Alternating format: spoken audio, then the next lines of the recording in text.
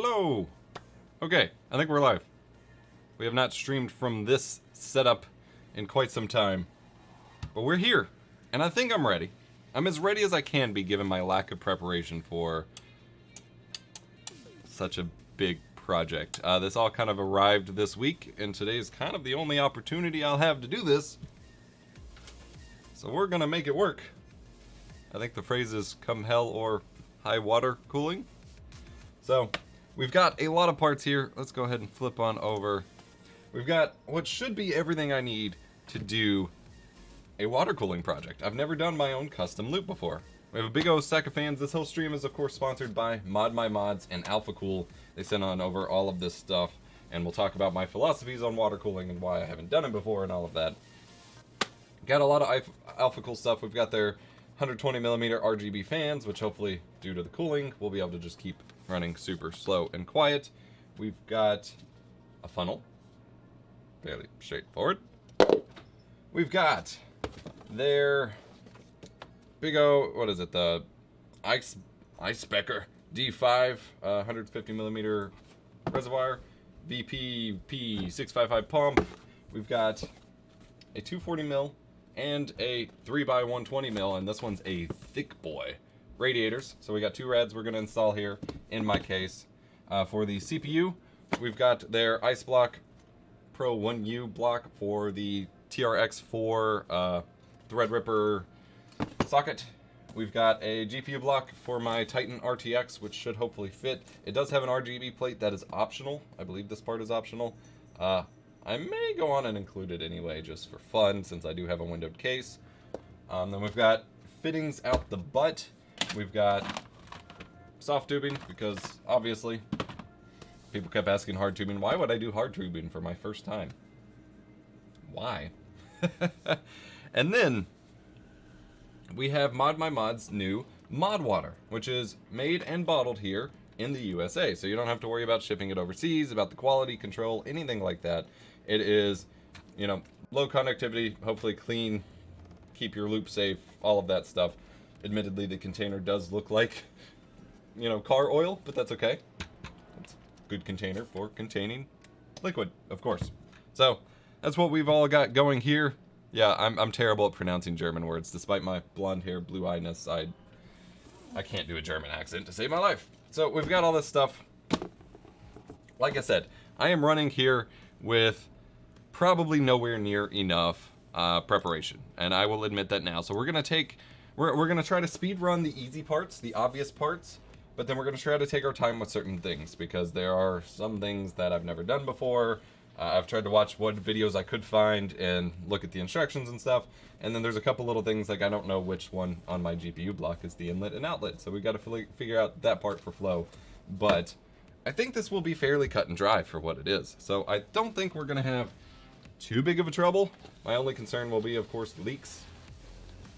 Haven't dealt with that. I've got some blue shop towels ready to go once we start testing that. Got PSU connectors, so we have a separate power supply for powering the pump. I think I'm ready.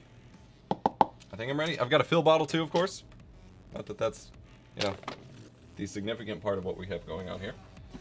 Set this out of the way. First and foremost, of course, we have to tear down my current rig and take out all of the existing components in it. So we will flip on over here to, I guess, this view.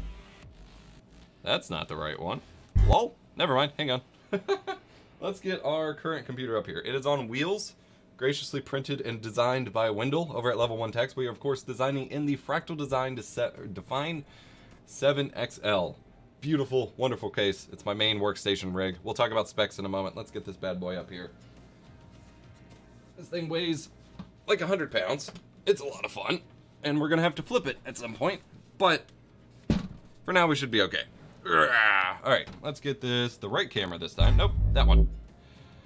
My Stream Deck is not cooperating today, and I really don't feel like screwing with it. All right, first and foremost, we are actually gonna take off our wheels here, just so we don't break them off again. I have broken them off before, and Wendell had to send me new prints, so we're gonna avoid having that happen, and I've gone on and in advance I've dusted out the air filters so we don't gotta worry about any of that garbage. Well, that piece just broke off. That's not a problem. It's not an important piece. All right. So here is my wonderful build. What's up, Levster? Let's get the window off here. Scoggles with the 5 tier 1 sub gifts. Thank you very much. So here we have my primary workstation. This is the Threadripper 3970X, 32 core, 64 thread, Threadripper beast of a processor. Been serving me very well for video editing and all that stuff. It's not terrible for gaming either.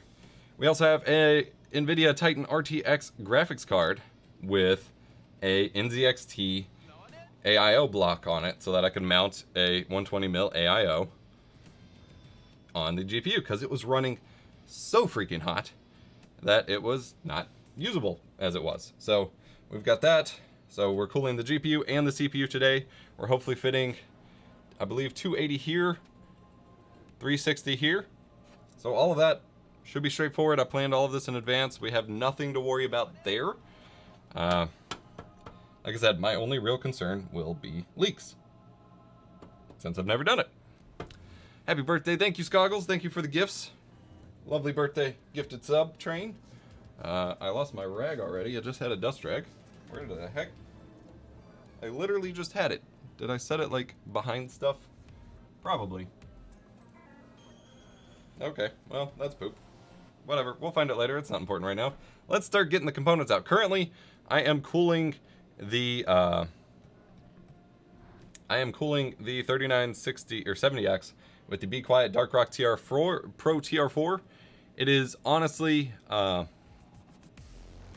doing an amazing job given my limited airflow here and all of this stuff, but for the most part it does well. And Clint over at LGR actually switched or built a 3970X rig with this cooler and said it was keeping his rig cool totally fine. So I think it's a mix of not having a ton of airflow because I got this front panel on, I run it very hot with a lot of stuff going on. I have a lot of components that are also generating heat, and I have it under my desk where it sits kind of in a heat bubble. So that's fine. It's fairly cool though, but the overall system still gets pretty loud, so I'm hoping I can keep it a lot more quieter with this water cooling rig or build, which was kind of the whole point of doing this. But then once the baby got here, I no longer really film videos or record that much downstairs, so quiet isn't the top priority anymore, but it's fine. Yes, I did add this optical fan in front here after the last stream where I added the GPU block, just because the capture cards and all this stuff build up so much heat that I just wanted a little bit of extra push given the air across, especially across the GPU, since some of it's exposed here and all of this. Yes, I do run dual Blu-ray drives. I use optical drives a lot in all of my systems. Always will, for the most part, as long as cases still support them, which I demanded Fractal still support optical drives, and they have. And I still have room with these optical drives. Both of these radiators should fit. And actually, we're going to go on and test fit just to confirm the order just before I start taking stuff apart, because this is a lot more fun than taking things apart. We already got a level 3 hype train. Holy cow, guys. Thank you. This means a lot. Like I said, this is my belated birthday stream. My birthday was yesterday. So, y'all are too kind. This will turn into a little video over on YouTube as well. Again, super shout out to the people over at Mod My Mods for making this happen, as well as AlphaCool for contributing their lovely parts, of course. So here we have the 280 mil. Oh, Nickba with the 5 gifted subs. Well, this is the 280 mil. Obviously, this will have no problem fitting in the front here whatsoever. That looks really tiny in comparison now. Okay, that's fine. Level 3 complete. Are we at a level 4 hype train? Holy cow, guys. I'll keep chucking the DVD burner I got 10 years ago from computer to computer. Heck yeah. I keep all of my optical drives, so I basically do the same thing. All right, and this one is the cool one. Pun intended. This is a 360 mil. But look how thick this beast is. Look how insane this is. This is the thickest freaking radiator I have ever seen. As someone who doesn't do custom loops, like, this is the thickest thing I have ever seen. But it should have no problem. I'll have to take out this panel. I may have to shift some hard drives, but overall it should have no problem fitting exactly right here. I mean, we might have a little problem, but generally speaking, it will fit right here. And we'll be fine. And that's sick. And actually, if we do run into trouble, it will just barely not fit with these optical drives here. And actually, once I get past the little like bump here, if I push it all the way against this side panel or back panel, I might be able to squeeze it in here if I push out my optical drives a tiny bit. Like, it is right up against it in terms of width. So if we do run into trouble, although I won't be able to fit fans that way, but we could maybe consider putting it in the top if we need to. I don't think that's going to be necessary though. I'm going to set this aside. So I'm looking at all the stuff we have. I don't know about all these little pieces. I really hope we have end caps for those radiators, because I'm assuming those plastic pieces can't stay, that they'll just like blow out. And I don't know that we have caps for them, so that will be a major problem. I believe it was on the parts list, so it's probably somewhere and I'm just not familiar with it, but I can't say that I know for certain. What are these? These are fittings, right? Yeah, these are just fittings, so those are standard. That's what I thought they were. We have another box of fittings somewhere that I think might have the caps, because it was a different style box. And then we have this little one here. I worked with the Mod My Mods people to make sure I had everything I needed, but that doesn't mean that we didn't forget something. We got fittings for days.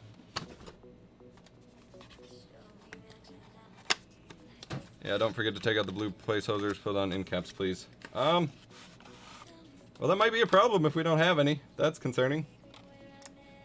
This might be a start before... Oh, I bet the radiators came with them, didn't they? Hang on, let me check.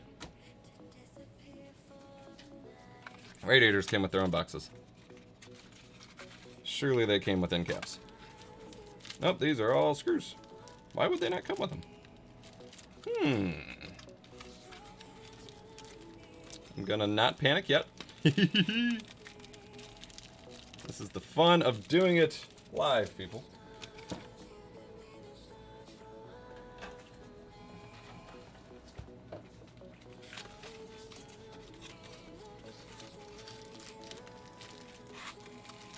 More screws.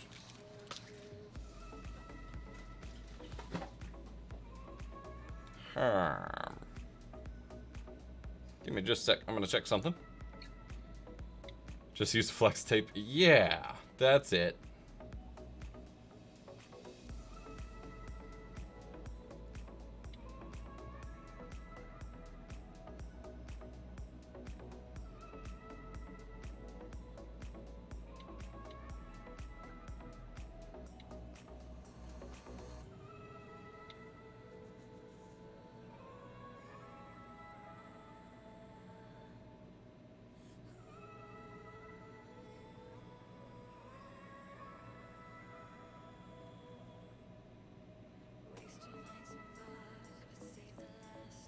You know, that's the one thing I don't know that we got.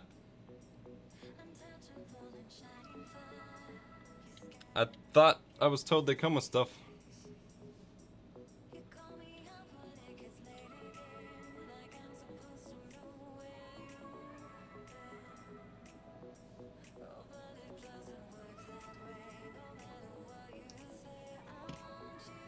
Ubisoft Animation has open sourced their custom add-on for Blizzard.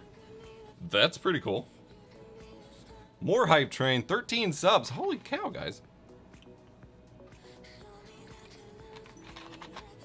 I think we completely broke the hype train. That's pretty crazy.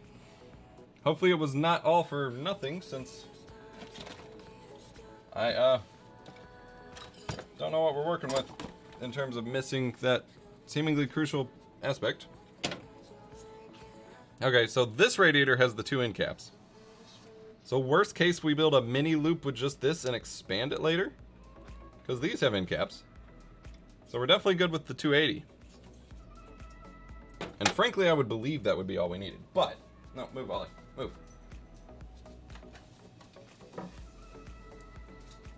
This one only has the blue placeholders. We do not want anything in the top, I don't believe. We just want the front. So we need at least 2 of these. 4 of these, okay. Oh, wow, I am completely blind. I literally dropped it when I pulled out the radiator. Alright, so no joke, I was legit panicking for a minute. They're here. I was starting to panic. I had already messaged the Mod My Mods guy.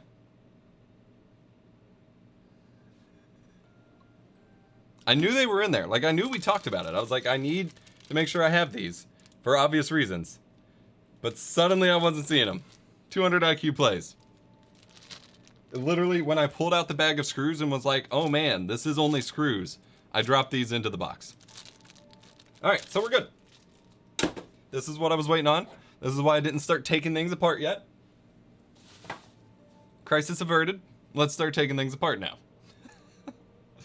Whew. That was about to be pretty scary. Not gonna lie. Alright. I'm gonna take out this fan here. Actually, I don't wanna, well, I don't wanna undo all my hard zip tie work because that was annoying to install, but it's fine.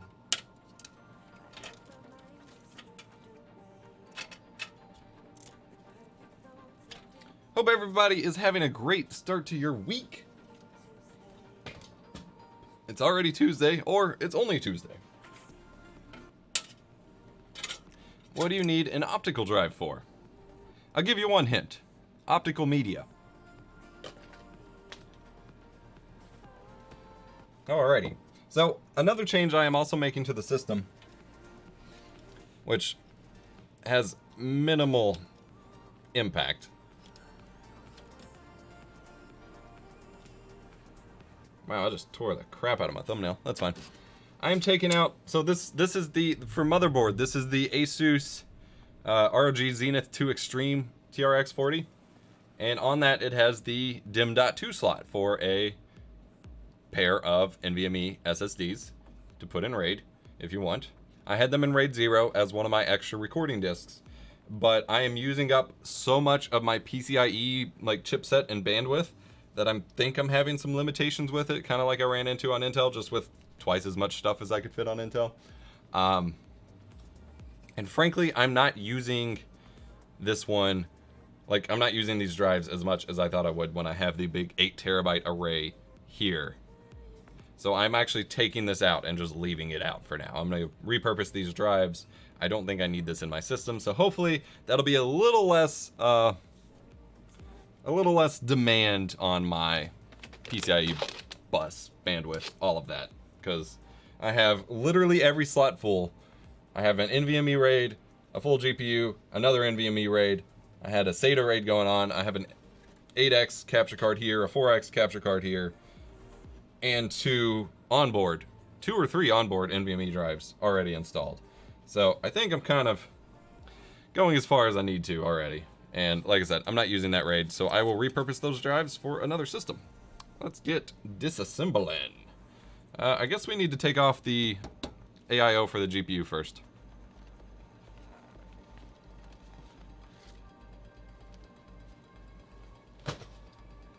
I still use optical media all the time.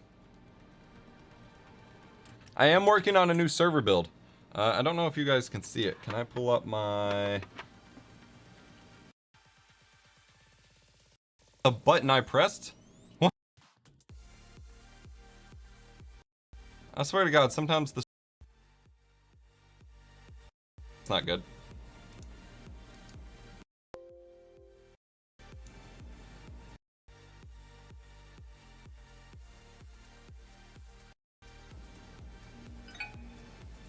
Okay. That was scary. So, for whatever reason, my Stream Deck got reassigned to a different OBS profile, so when I went to switch scenes, it switched profiles. Alright. Yeah, you guys can't see it. I have a big server project I'm working on over here that I've been teasing for a while, that those NVMe drives will probably go into. The stream's still up, right? I think you guys can still hear me. It's fine. Alright. Let's start getting the GPU out here.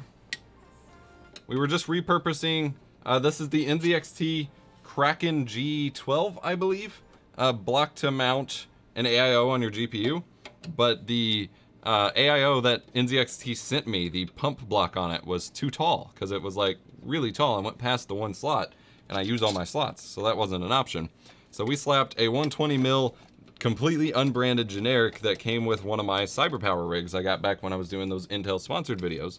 And that worked perfectly and kept my GPU completely cool. Like the hottest I ever saw my Titan RTX with this ancient 120 mil rad on it was, I believe, 65 degrees, and that was under intense load.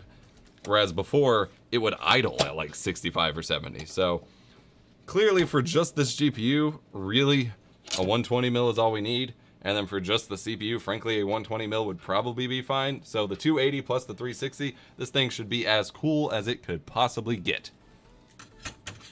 And that is the idea. Wow, I didn't even screw my GPU into the PCIe bracket. How did I forget that? Oh well. It happens. Alright, so we got this taken off. Move this fan out of the way for now. Take out our PSU connect. Oh, how am I supposed to get to those? Why would you do this to me? How did I even install them in the first place? Ow. Ow.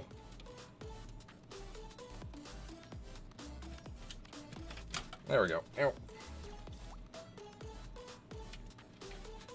There we go. All right.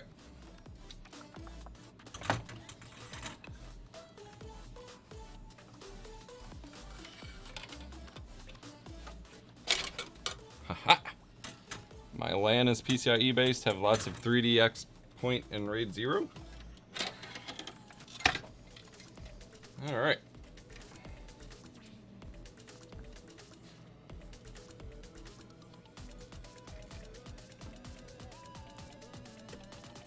Here is my Titan RTX, already disassembled. So this will definitely save us some time today. We do not have to take the GPU apart. It is already apart. So theoretically, we just slap on the thermal pads for the new block, and we're good to go. I'm hoping that's how it goes. All right, all of this is good.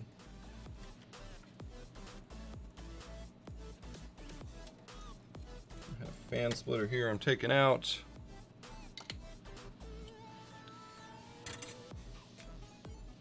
Oh, gotta take the fans off, goof. Dummy. Hope everybody's having a great Tuesday. Got any plans for this week? Doing any cool water cooling projects yourself? Let me know. Also join us on Discord. !Discord is the command, of course. We have a pretty nice server going on. If you need help with your stream, if you need tech help, if you want to chat about nerdy computer stuff, join us over there. Again, super shout out to ModMyMods and AlphaCool for sponsoring this build.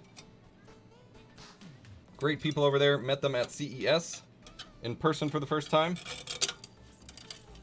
Pretty nice folks over there, if I do say so myself. Just got your Plex server moved to an Unraid VM. Oh boy. That's actually, Unraid is what I'm using for my server. And it's a bit more of a, like, I guess the right word is learning curve than I expected. Like, there's just some weird quirks to how everything works. And I have an NVIDIA GPU in it, so I'm not really sure I'll be able to do what I want with it.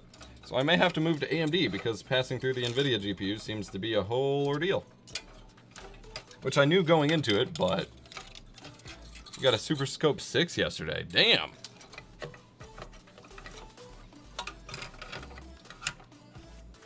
Oh yeah, this fan just like doesn't come out unless I take out the freaking SSD array. So I guess we're doing that next.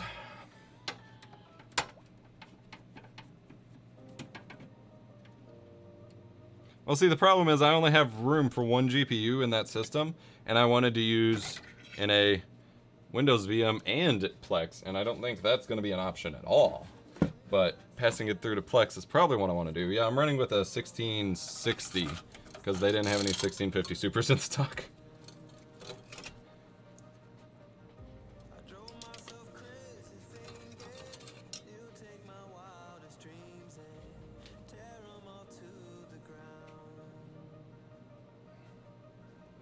I swear, this silly cat just loves pawing at boxes and plastic and will just sit there and do it forever. Doesn't even pull out his claws to like scratch it necessarily. Just sits there and paws at the same flap over and over, hoping it will eventually open. Spoiler, it doesn't. Alright, let's get this cooler off.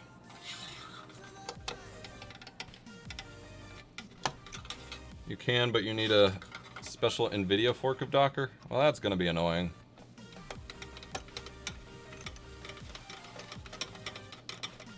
Your top 3 games of all time? Dear God. Heck if I know. Halo 3, Gauntlet Dark Legacy, and Pokemon either Gen 2 or Gen 3, maybe? Maybe add old school RuneScape in there somewhere? I don't know. I don't like picking favorites. I just like playing lots of stuff. But if I'm talking about the games I've probably put the most hours into and I guess arguably got the best, you know, enjoyment out of, those would be my 3 or 4. It's like he hasn't stopped playing Halo 3 since launch. I haven't. I've been playing Halo 3 for 13 years, and I was up way too late playing yesterday. Thanks, guys. That's why this stream was late. You can blame Hunter and Nick here. Red Warrior needs food badly. I guess Crash Bandicoot fits in there somewhere too. One of the, like, Crash 2 or 3. But those I haven't played quite as frequently since, you know, release, I guess. Has it been 13 years? It has. And only just this past year did I finally get the dang helmet that I wanted way back in 2007. And someone I went to high school with actually brought it into school and was showing it off, the jerk. Oh, that's a mess. Alright, I don't have a garbage bag. Hang on one sec.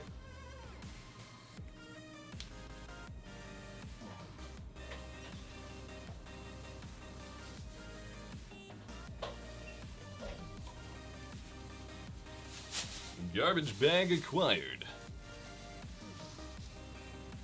What character in Dark Legacy? I don't know that I had a preference. Jester was a lot of fun. I love just playing like the default warrior and like picking people up and throwing them. Whenever we'd have like 4-player split screen with the little multi-tap, I'd always like pick up my cousins and throw them and piss them off. I liked unlocking all the weird ones. So there was like the like ox dude, I think, and then there was like a schoolgirl one, and then the like color variants.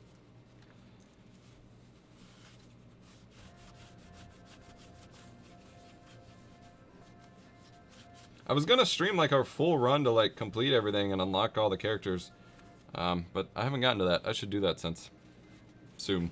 I don't know why I said since, because I read since in chat.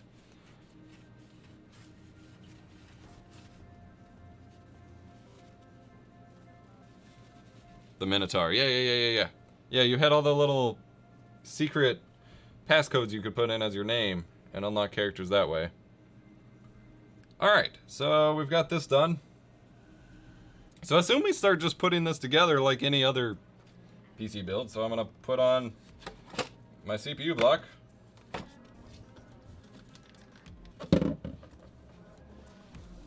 Figure blocks, then radiators, then install the GPU, then start using the tubes, and then filling it up with the pump and res combo thing I've got to put together. It's not a combo, but I'm building it as a combo, I think.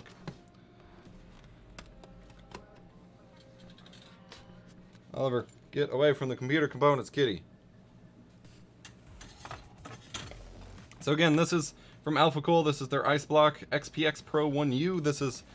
They actually have some cool server-based water cooling stuff that I wish I could have gone with for my new server build, because it's running pretty hot. But honestly, the whole point of the server is that it's pretty jank. Like, it's all old parts strung together and stuff like that. So I will wait. But Oliver, get out of the computer components. Go away. But for a future server build, it should be pretty cool. Alright, there is an instruction manual. Like I said, I will be checking them out just to make sure I'm doing the right stuff. This is all in German. There we go. Preparing the CPU cooler. Remove the protective film. Close all the inlets and outlets with the included plugs, obviously. Add your thermal compound, obviously.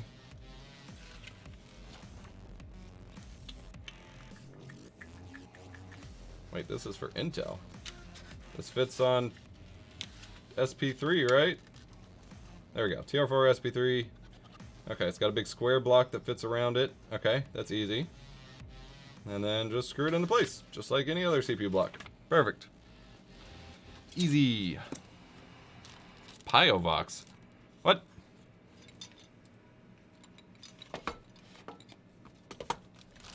Look how tiny this is. This is awesome.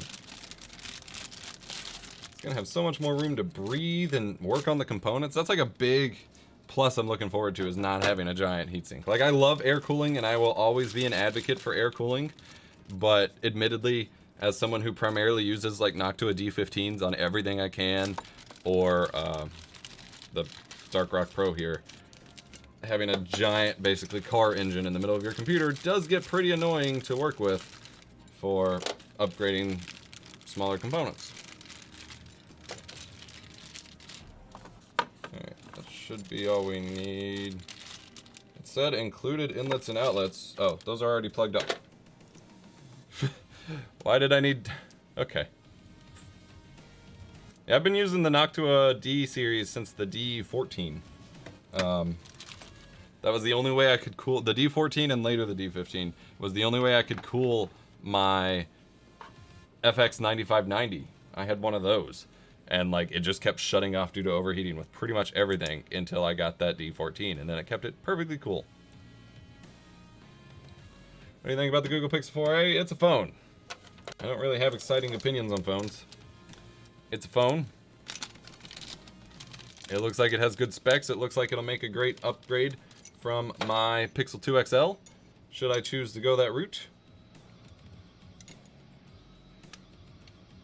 I don't understand everyone's obsession with phones and, like, stalking every new release and stuff. Like, it's a square, rectangle, rather, that fits in my pocket. It answers my calls. Anything will be better than the Android experience on this Red Magic I've been trying to switch to, so I'm excited to switch back to a more stock Android experience. Oh man, how am I supposed to fit that in there? I'm supposed to, like, slide it over here. Nope. Just gotta squeeze it hard enough, I guess. Huh.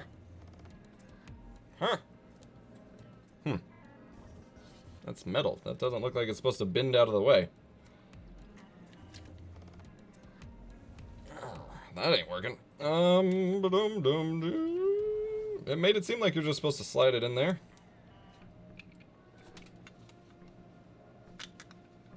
Yeah, it doesn't make sense for me to, like, fold it over.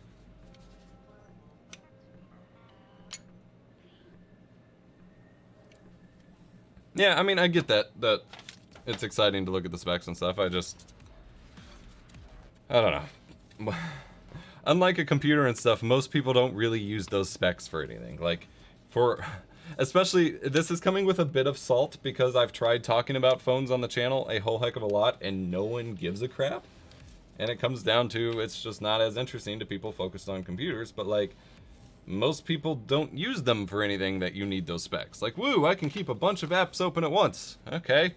Woo, I can run games. And then I'm like, hey, I like these mobile games. Everyone's like, nah, mobile games are bad. And I'm like, okay, so why do you need high specs on your phones if you're not doing anything with them? And then the software experience is still bad for things like streaming and recording. Maybe I have it upside down.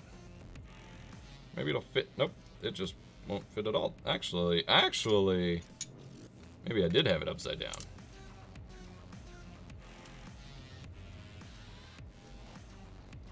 Nope. You all have phones?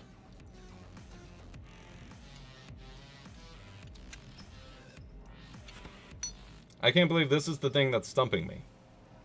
The stupidest piece of the puzzle. It's not even a puzzle. It's literally just squeezed together. But, like, that metal don't look like it's supposed to go over that metal. Like, there's no give there. There is no give. I'm gonna have to, like, smash it onto the table.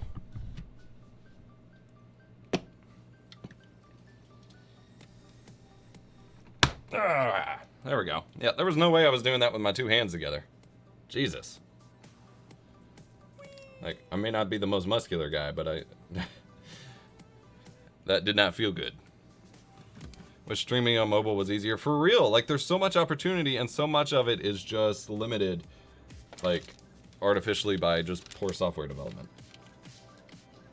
All right. So next up, I believe,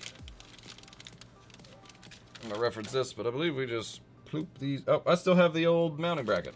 Duh. Trovo, where you at? I still need to make my video on Trovo. Since they added VODs and stuff, I keep feeling like every time I go to make a video, they're just gonna release a new feature that makes part of my video redundant, but I need to just go on and make it. Just hasn't been a top priority.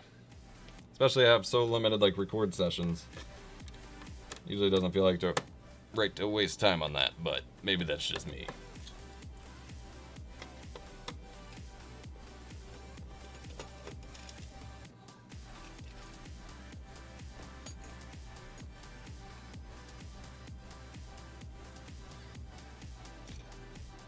I'm more angry that wireless audio for pro audio is huge, still expensive, but it works flawlessly for gaming headsets. I mean,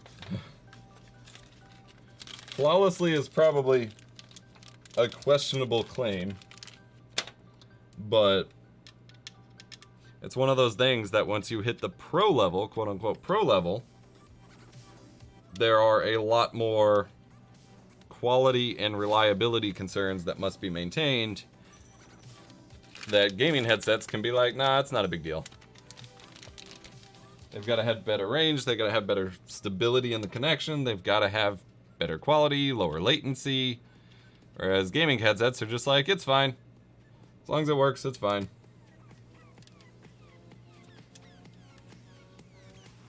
Alright. And so that will just sit right on here-ish, sort of. That's a tight fit. There we go. I mean, it's like with any pro audio thing. Like, you can get a cheap gaming mic that costs $5, but it's going to be crap, whereas you get a professional microphone, and it's going to last you 70 years and sound amazing. And resist signal, interference and water damage and all of that. Alright. It's thermal paste time.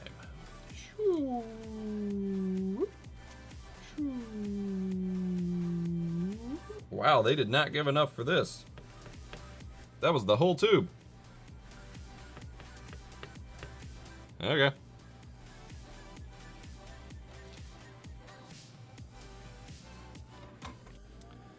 You see nothing.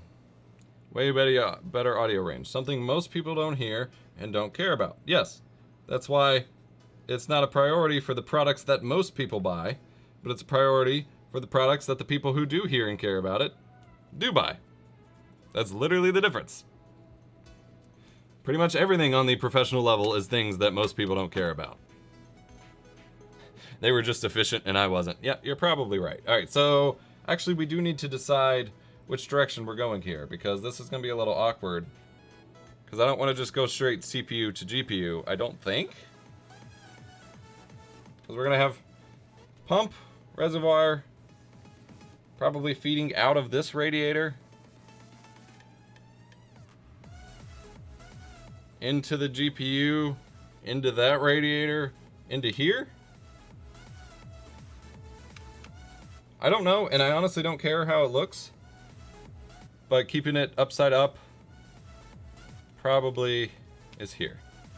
It doesn't matter. Okay. Yeah, everything I looked up said flow direction truly doesn't matter. But why do I care about everything even though I don't do it professionally? Same.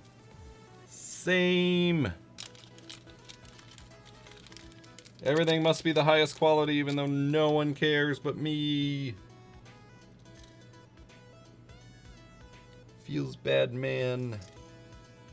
Actually, those washers were probably supposed to go on the spring part? I'm not sure. Doesn't matter.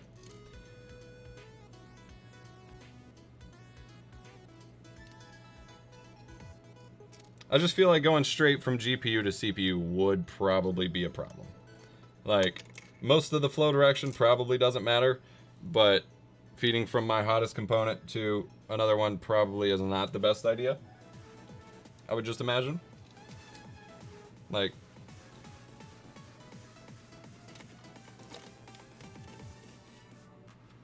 you make a joke about the Verge PC build, but ironically, this would be a situation where those quote-unquote tweezers would actually be the right idea here to get these out of here. You want to get a Go XLR Mini and a pod mic for Discord? Heck yeah, honestly, and it's funny because wow, these are like stuck together.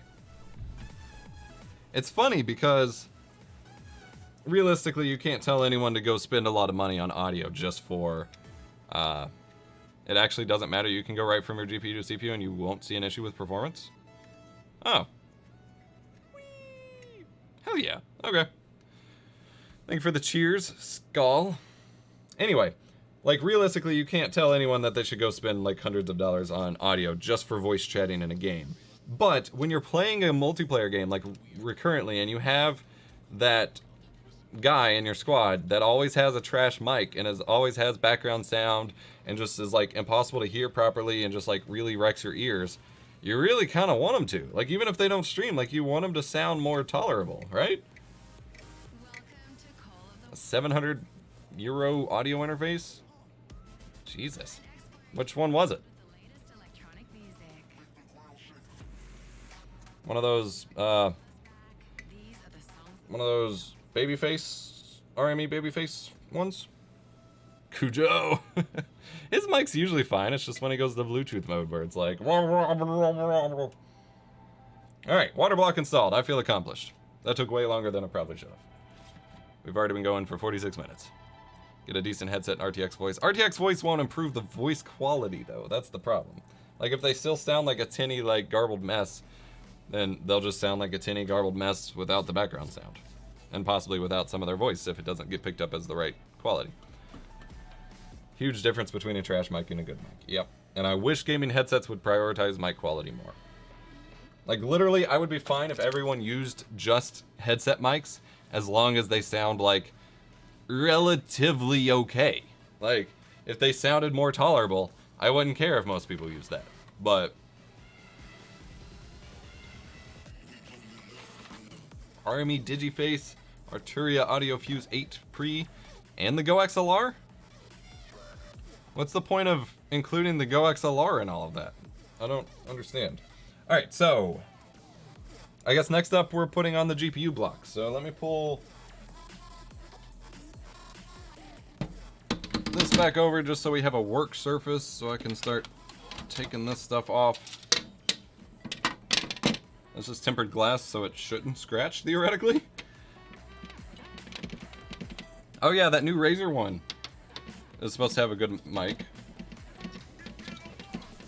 It's one of those things, like, I have no use for gaming headsets these days, and reviewing them started to bore me, so I have no reason to look at it, but the fact that it has a good mic is appealing. I really like their video about sticking with 1080p. I hope people don't just, like, backlash against that and they actually listen to it, because it's, realistically, they had a lot of good points and a reason, like, I believe that a lot of streamers should probably stick with 1080p. Like, you look at, like, esports streams and things like that, and, you know, their priority is on smoothness and consistency in the format. Professionally, you're looking at sticking with, you know, broadcast formats when you're streaming on a professional level. Like, you're not adding in all these oddball 1440p's or, you know, 144 hertz or things like that on, like, a non-esports broadcast level. Poor glass panel. It's fine.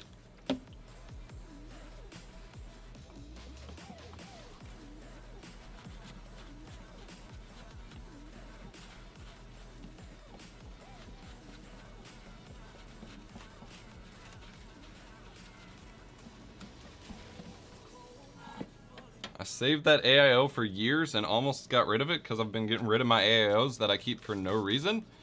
And then I ended up having a use for it right as I was about to throw it away. Shiny Titan RTX GPU die.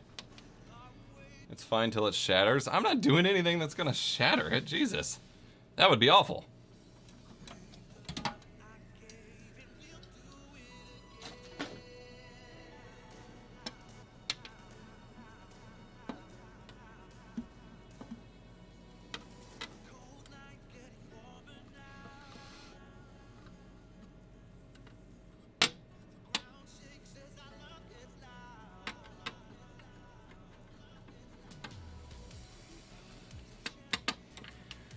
And it's already getting toasty here. I try to keep the AC off when I stream over here because I'm streaming literally right next to our AC.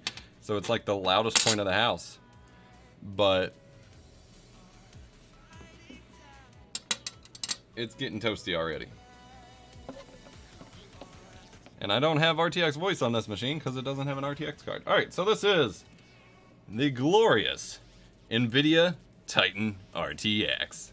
24 gigs of VRAM. Incredible processing power, has done a lot of good for my video production, live streaming, my learning 3D rendering, After Effects, Resolve, Premiere, all of that.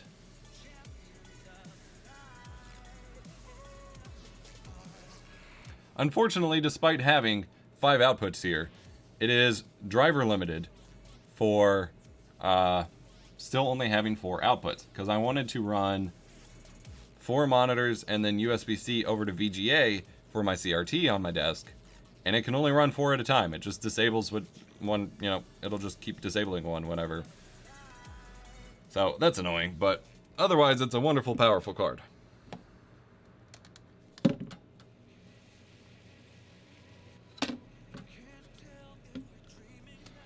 RTX voice can work on GTX if you modify it, but it doesn't work as well, and it's not something worth messing with for this stream rig.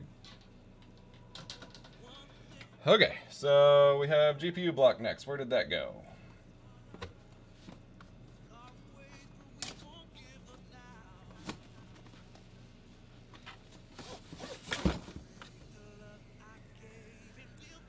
Tore the box already. All right.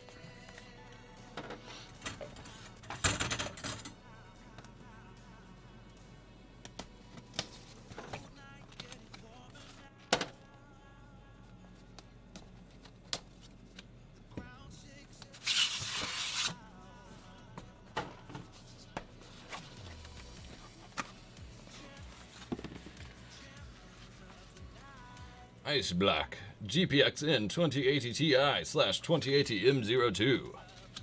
And yes, I confirmed that it will still work with my Titan RTX. So we've got some thermal pads, connector thing, RGB cable, screw plugs, thermal grease, screw tool. We should be good to go. I do have to blow my nose really fast, so I'm gonna mute my mic super quick. Yeah, I mean, RTX voice is in beta, so it still has issues even on RTX cards. I need to run to the restroom real quick. I'm really sorry. I will be right back.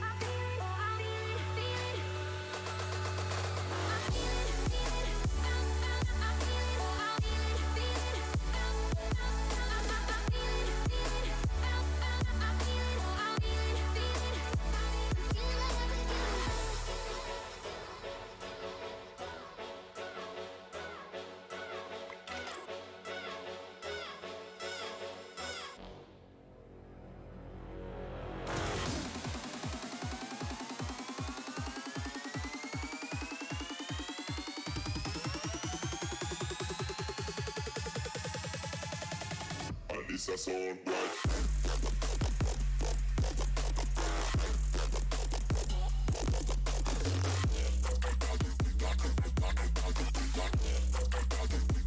This a sound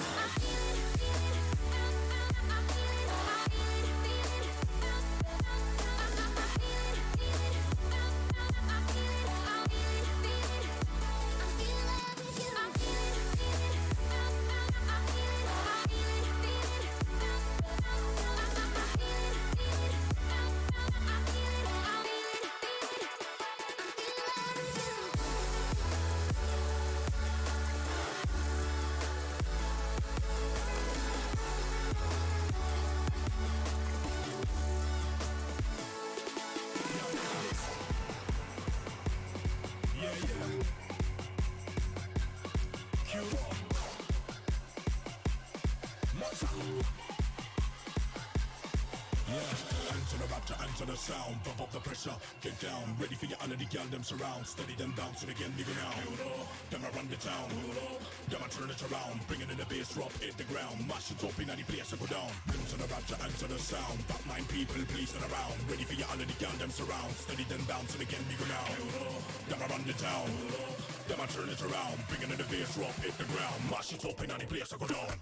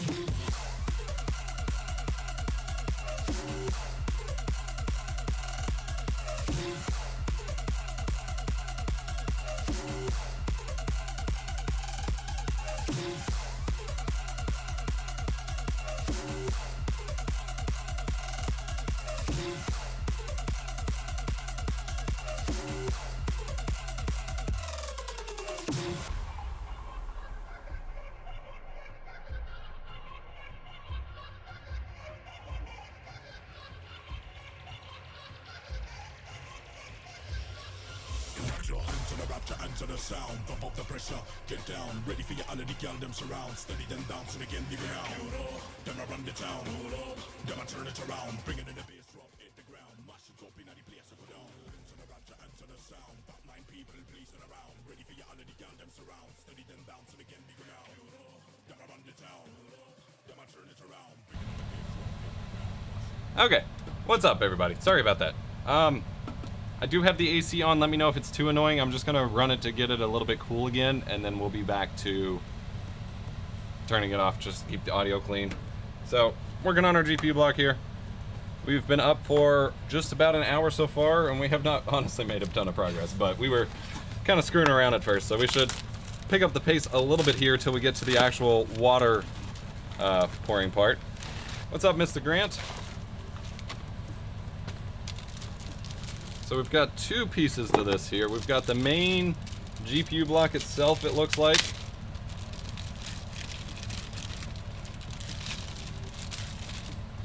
Nice and shiny. Got RGB in it, of course. Nice little fin stack there. This is the, what's it called? The Ice Block GPX Aurora for the 2080 Ti, 2080, and will fit the Titan RTX as well. So this is the front side, and then there is a backplate as well.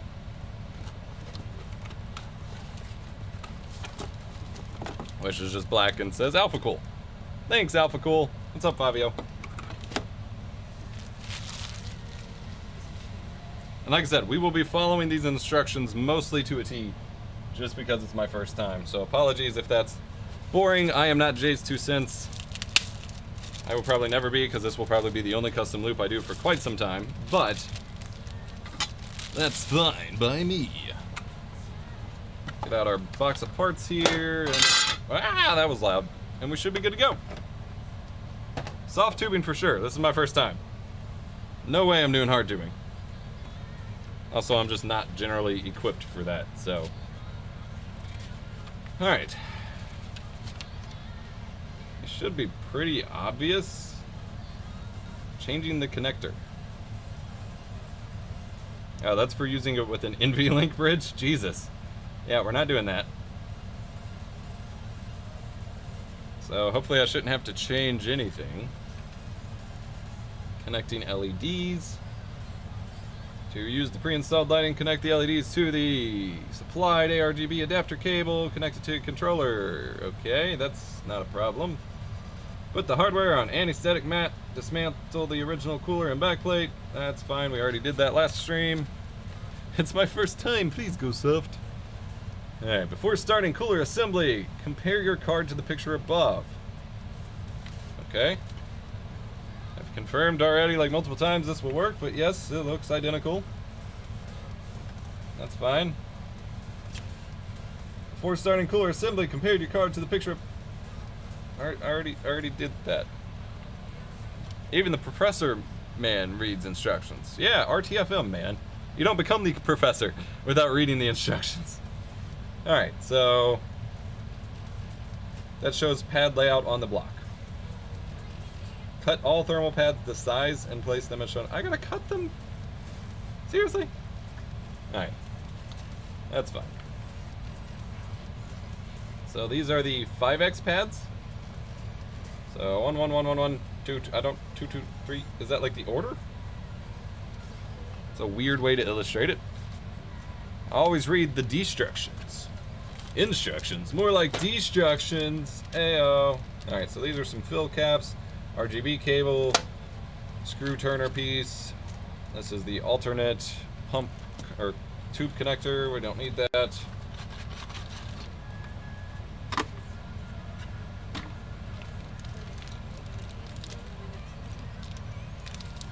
We've got, these are pads, thinner pads, thermal paste, Allen key screws. Are they different sizes based on number? You would think, but there's only 2 sizes, not 3 sizes. And it says specifically I need this set, which I believe is the bigger one.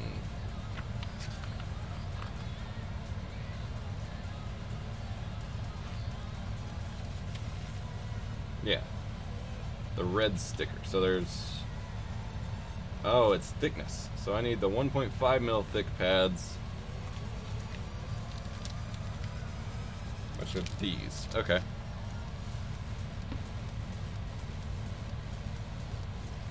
I mean, ultimately, I think what it's having me cover is just, you know, the obvious components that need covered here. I've just never quite done it this way. My Sony a6400 has autofocus while streaming via HDMI. So does mine, just not, it's not detecting my face for some reason.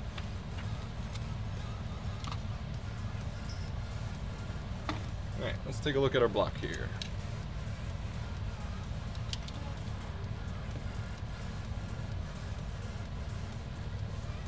Yeah, I mean, we were just covering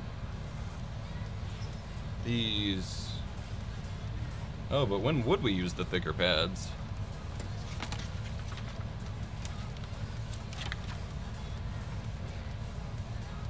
Wait.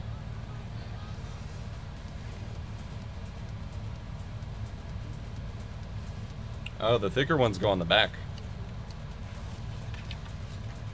Okay. That makes sense.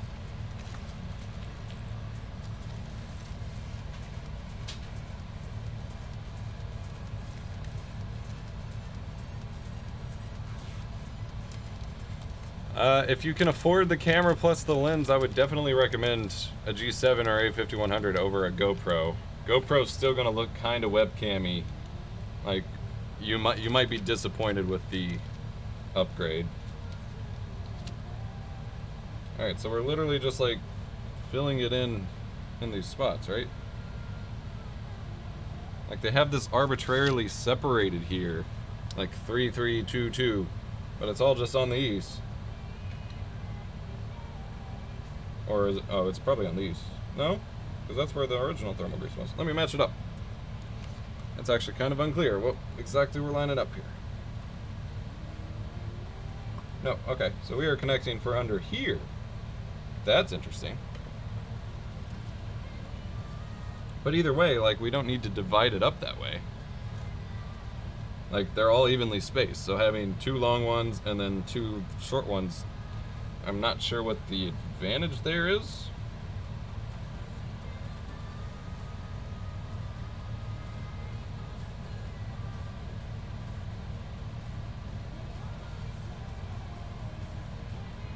I need scissors. Here we go. So again, confirming we are touching this part that sticks up here, which does touch these lower sitting pieces. So frankly, I'm just gonna cut to size. I think that will sit there.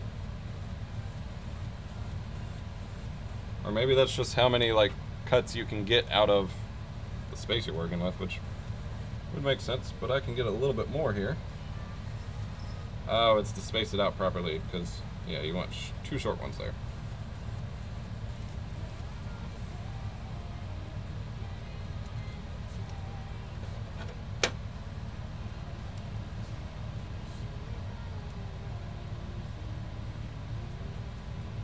There we go. That'll do a good enough job. All right. So then we want this piece, which will be touching, yeah, those lower ones here.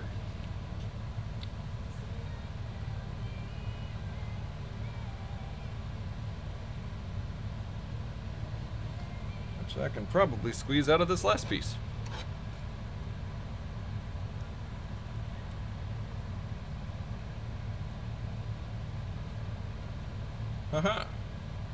All right.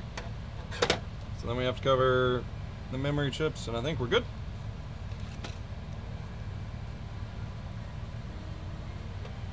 I need to do a custom loop for my 3970X. Not happy with your temps. Yep, I feel you. What are you cooling it with?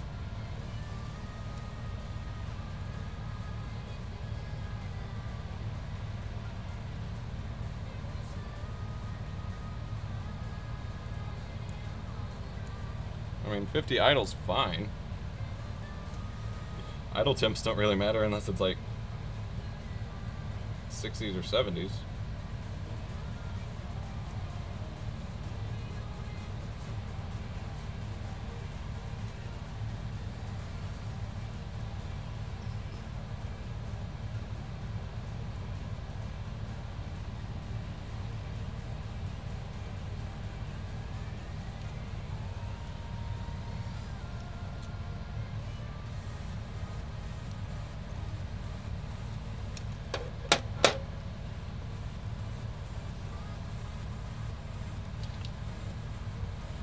Okay, so that is everything it calls for this main piece, right? Looks like it.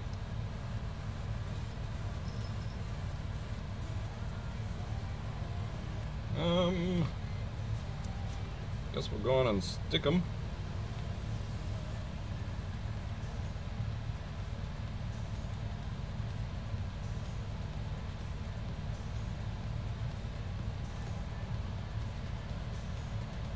We will leave one side of the protective film until we're ready to actually install it, so don't let me forget that.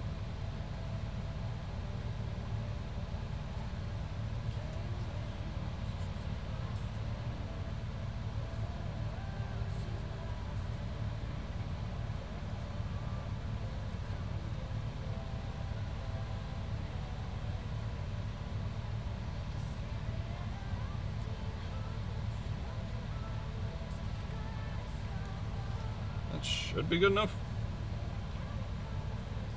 I realized I was placing it specifically for the chips instead of the cold plate, or, you know, plate here, but I guess I could have just stuck them to the chips anyway. Maybe I should take them off and put them on the chips. Leave them on the chips. Actually, yeah, that would be smarter. Why would I not just stick them on here? Why would I put them on the block itself?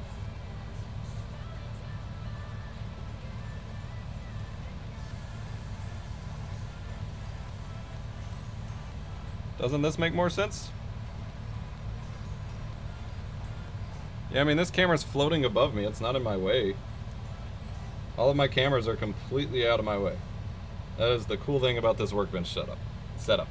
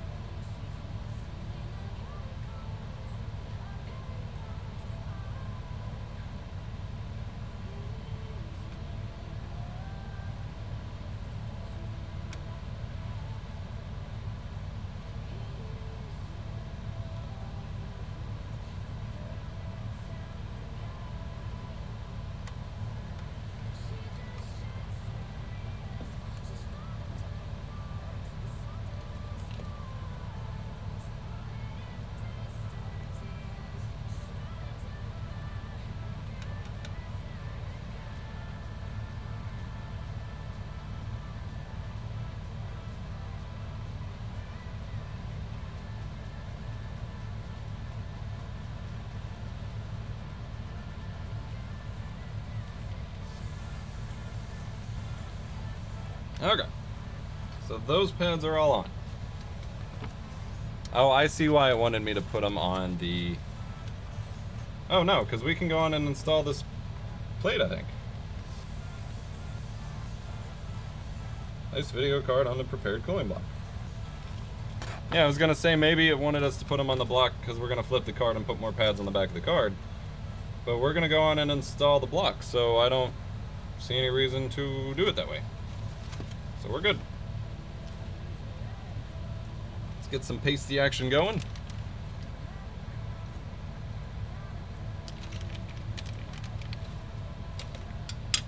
Let's go ahead and peel off these protective film pieces.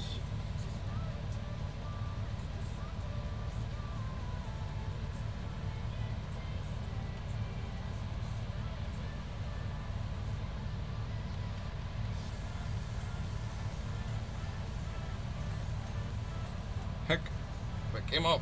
No. There we go.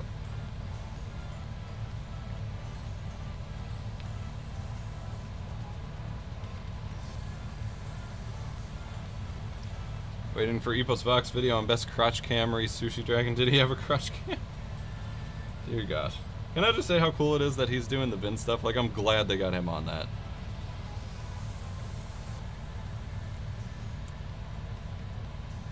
It's not what I would expect for what seems like an otherwise, like, traditionally formatted TV show, but I think it's going to be pretty cool. I'm excited to see what he does.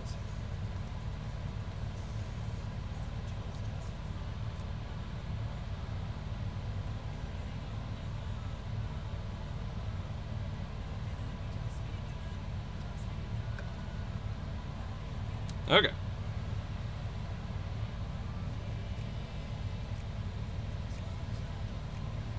Oh, it actually wants me to spread the thermal paste. I've never done that before.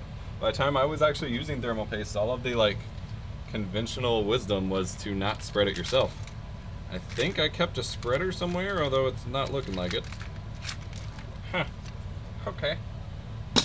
We'll have something to use.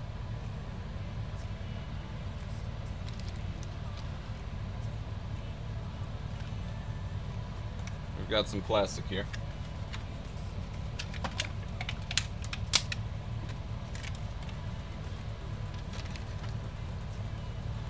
Alrighty.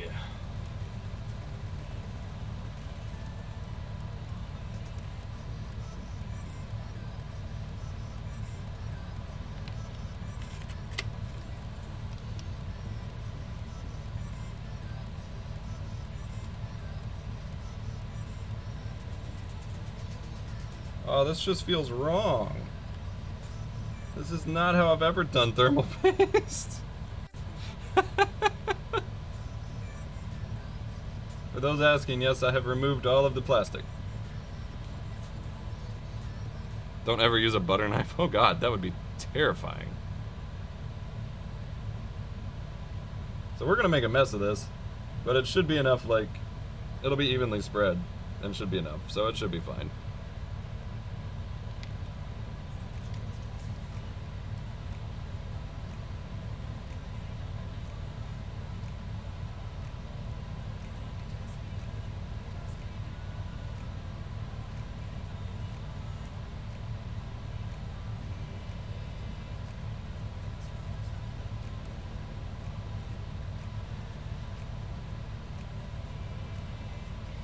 Okay.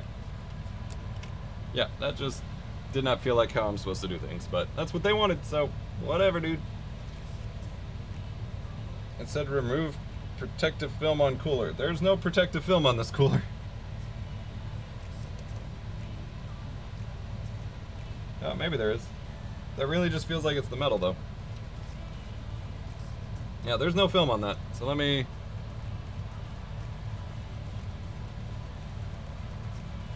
Clean surfaces. I guess I should wipe it down with alcohol first. I was being lazy, but I should do a good job if I'm gonna do this.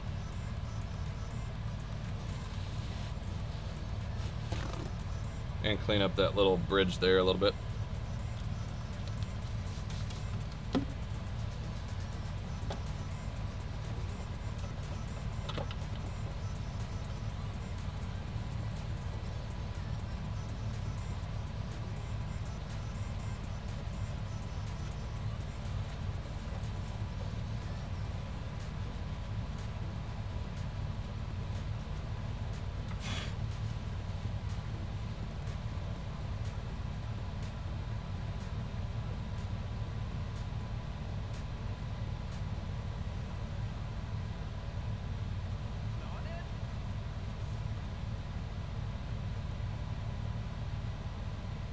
Okay.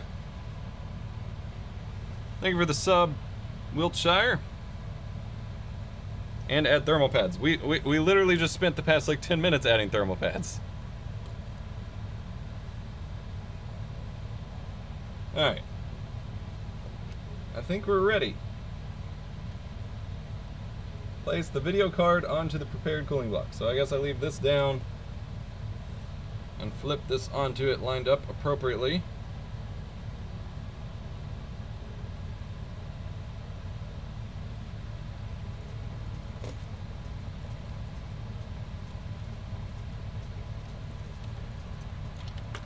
I don't have enough working surface for this.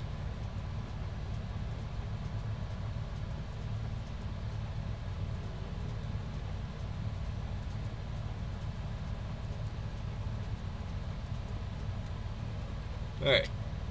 That is lined up.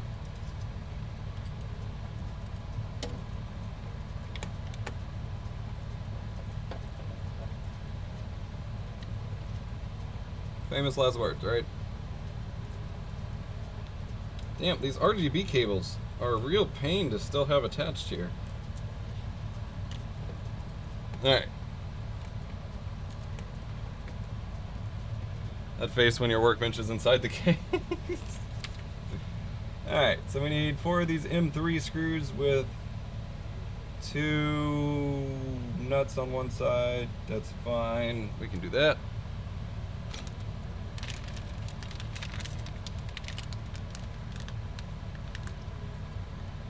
These are the shorter ones, right? Yeah. So, one here, and then 2 over here. Seems to be what they want. Just cut the RGB cables. The scissors are right there. Yeah, no. Nice try. Tempting, but I think I'm gonna try to avoid doing that.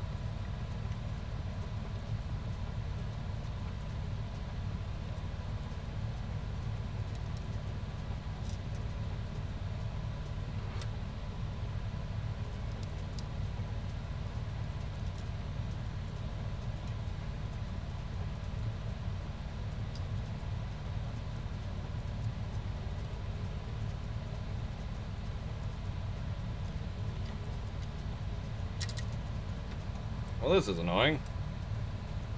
Tiny little screw, Allen screw. I would much rather have had Phillips head for this.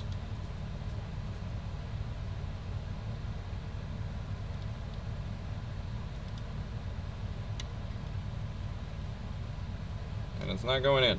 Hello?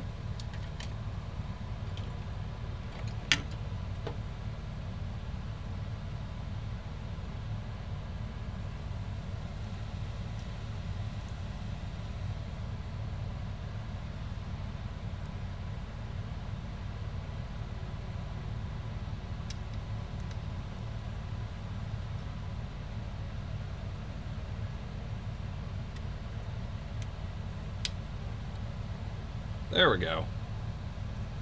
Now it's working. And then one more over here. Surprised it doesn't want any on the top yet, but that's fine.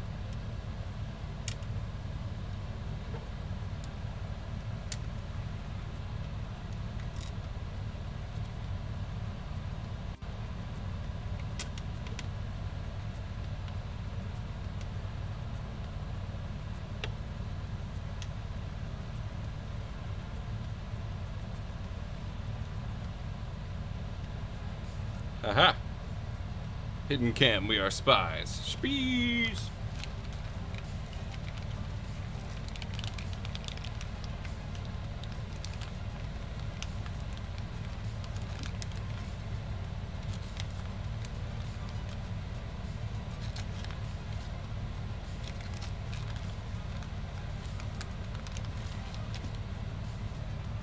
Alright, and then I believe we're connecting through the, I thought we were connecting through the PCIe bracket here. I don't know where these are supposed to go. Do these literally just go through the PCIe bracket for no reason? It looks like it. That's weird.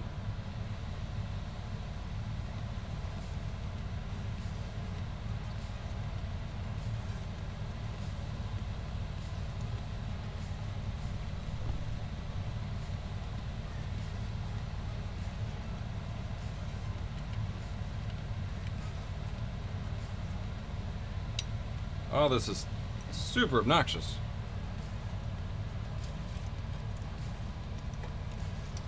I wish I would have done these before I even put the block on if they don't actually connect to the block. I'm gonna awkwardly prop this up here. I don't have enough hands for this, but even more hands would just get in the way. Like, I can't fit the Allen wrench through that. There we go. Get through the hole. There we are. Alright, now for the nut here.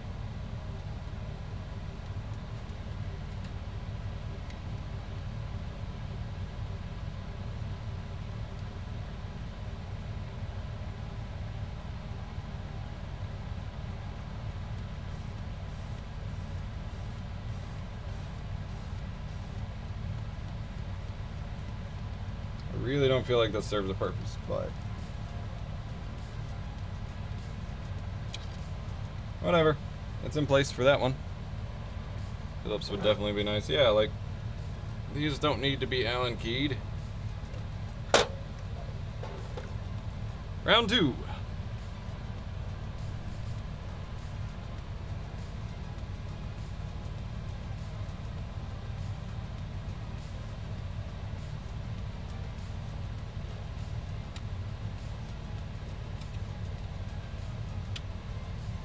Oh, that one fit right through. So clearly, that first one was just being difficult.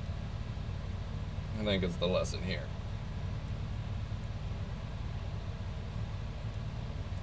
There we go. Did I do this backwards? No. I did not. That just seems like it sticks out too far, but it's fine. Round 2, electric screw balloon. Most watercooling stuff from Alpha Cool is Torx Allen key. I mean, I get it.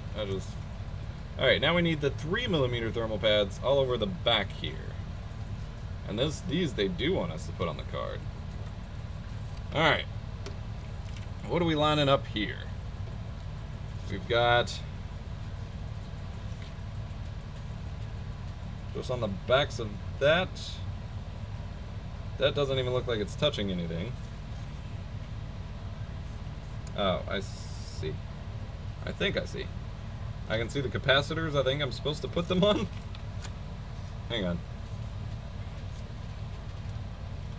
It said see page 22. They did make a backplate. There's a backplate here. Page 22.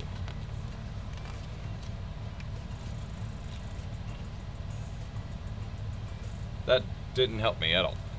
This is not what I wanted. There is a backplate. How else are we putting a thermal pad on here for there not to be a backplate?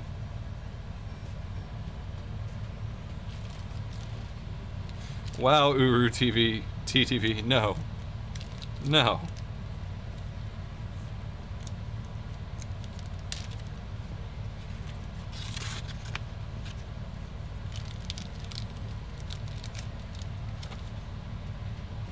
Alright, so we're just kind of generally covering the backs of the memory chips. That's easy enough.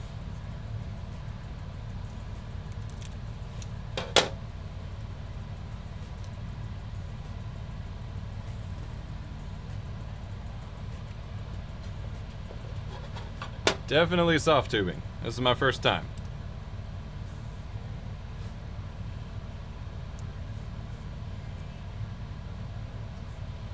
Alright, that one's done.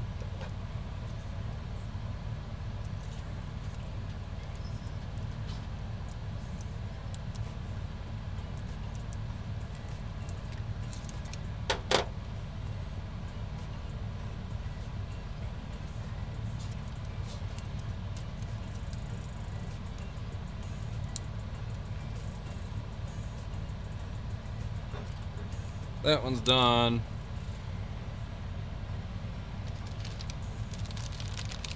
I have zero interest in hard tubing whatsoever. Visually, functionally, none of it. Alright, and then covering the backs of these memory chips. These are the easy ones.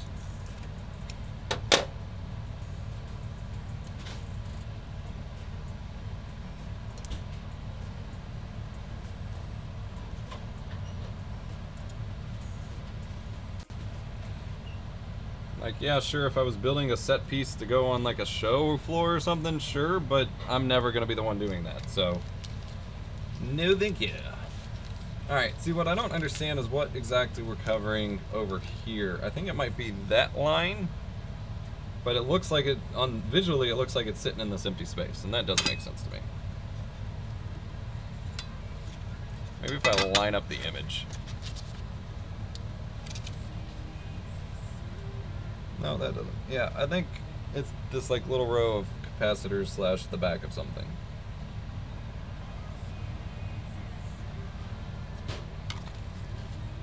So I should get 3 of these out of one thermal pad here.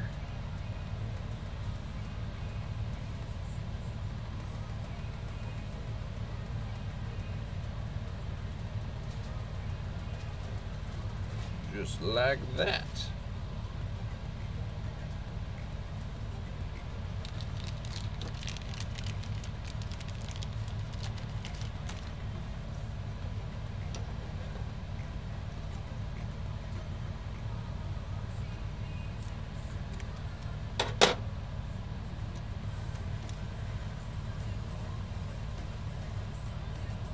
It would definitely be nice to have pre-cut thermal pads. I think Corsair's kit has something like that, but since this GPU block is for like 2/3 different GPUs, I get the feeling it wasn't possible because they have different diagrams for the 2080 and the 2080 Ti, and the block itself fits both.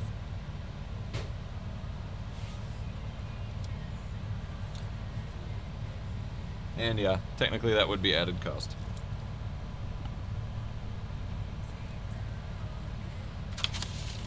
Like, this is where they go on the 2080 Ti / Titan RTX, and then that's where they go on the 2080, so it is different. Alright, now we have the longer screws we put in the back plate, and we're done with this step. Only took another half an hour. Radiator install will be fairly straightforward, so I think the only other slow part we will have will be the actual filling process, which I'm terrified of. So that will be fun.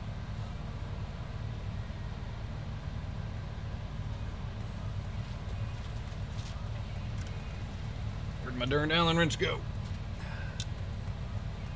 Oh, those are Phillips head. What? Hello? Why make it confusing? Paper towel, lots and lots of paper towel. Yeah.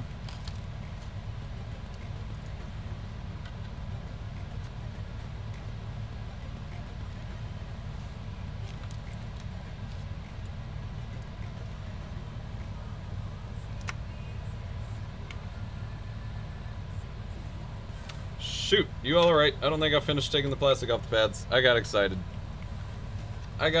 Thank you for calling that out before I got too far. Just accept there will be leaks. I'd rather not have leaks all over my expensive components. Honestly, overall, pragmatically, custom loops are not what I would see as the right option for most people, especially for like long-term reliability workstations, but I do need the extra cooling performance in this case, like use case, not computer case. And oh no! And it's content, and I wanted an excuse to learn water cooling.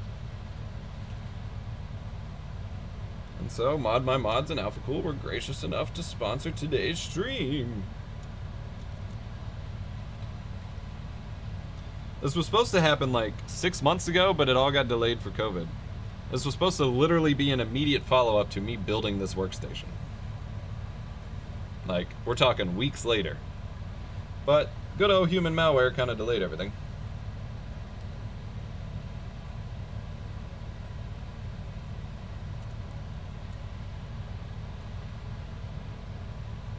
I was actually supposed to be doing 2 water cooling projects, one on my retro room streaming rig as well. I think that one was with Corsair, but that, I don't know if that's ever happening now. But it also got delayed due to COVID 2019. That's not in the hole. There we go. This the Divine XL you reviewed? Yes, it is.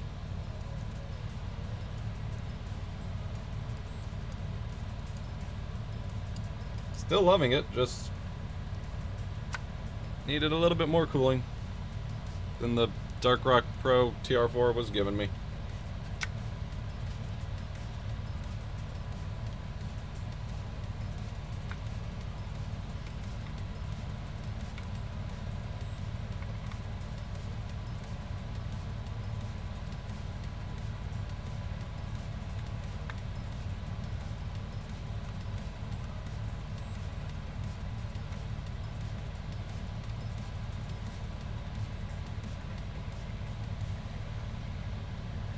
Yeah, I mean, I'd love to get to the point where I have, like, I have enough casual feeling approach to water cooling that if I have, like, a random test rig bench or, you know, an extra computer that I just want to water cool to keep it going,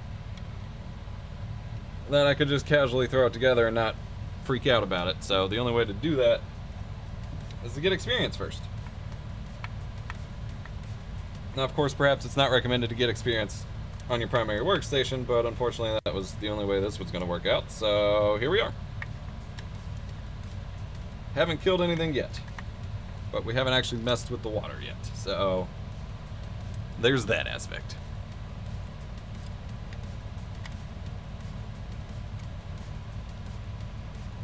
Really, Dark Rock Pro is a beast of a cooler. It's okay. I mean, it's good. It gets louder than I would like. And it wasn't really optimized for 3rd gen Ryzen. Threadripper. I guess Threadripper's technically Ryzen, but I like keeping the naming separate.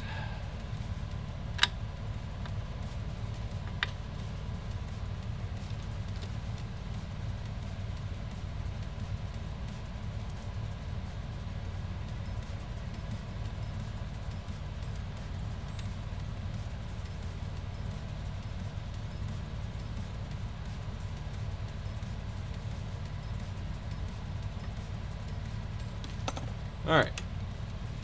So we've got RGB cable we'll have to adapt at some point. If it installs like this, which takes up so much less space, I'm gonna have tubes coming out the top to go into here because radiator's here, nothing down here. So we can put the end caps in the bottom here.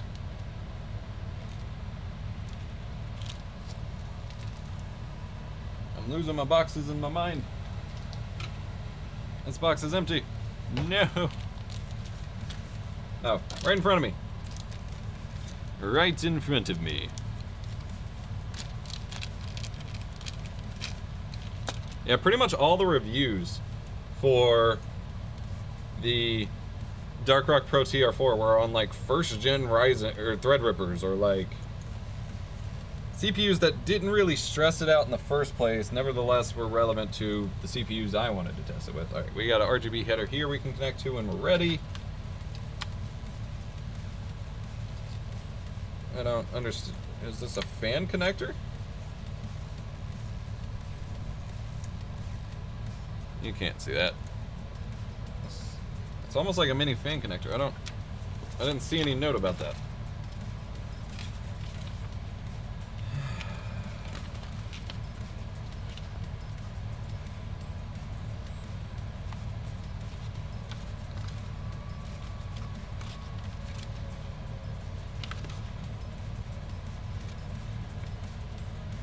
Third gen Threadripper is 280 watts. Oh, that's just to connect additional RGB. Not a problem. Oh, I bet it works great on a 9900K. 9900K is a lot easier to cool than a Threadripper. Third gen Threadripper.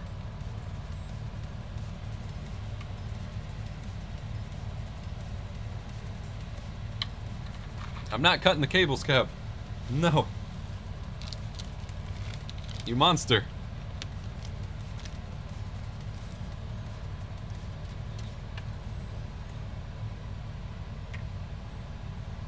Alright, it says in and out on this side, so I assume that matches up down here. So that would be in, that would be out. We need to remember that, because I'm going to forget that.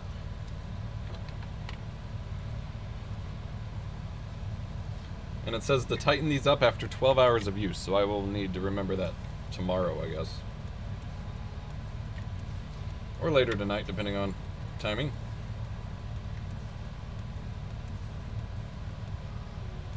Man, I'm gonna be so anxious about this until it's set for like a day or two and I know it's not like gonna explode.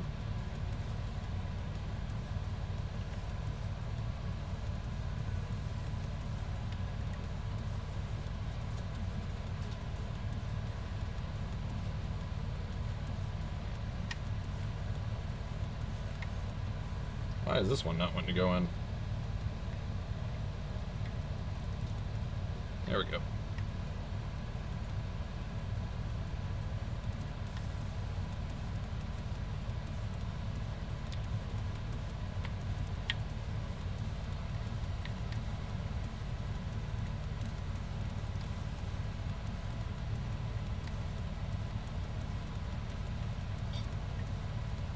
Okay.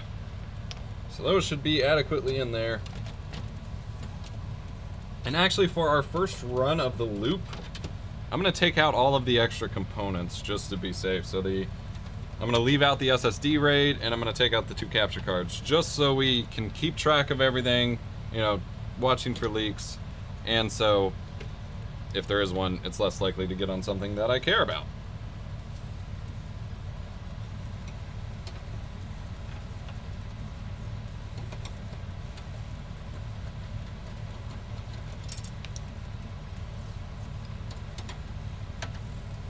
Oh, y'all can't see this, sorry.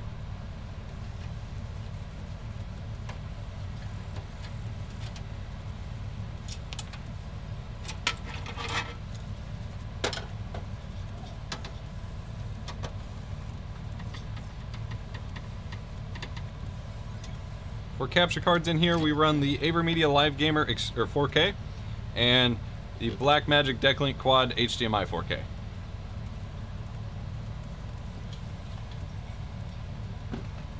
Alrighty. I guess I'll put one screw in the GPU holder here. Yeah, I'm actually running a separate power supply entirely, so I don't have to unplug everything, just for the pump.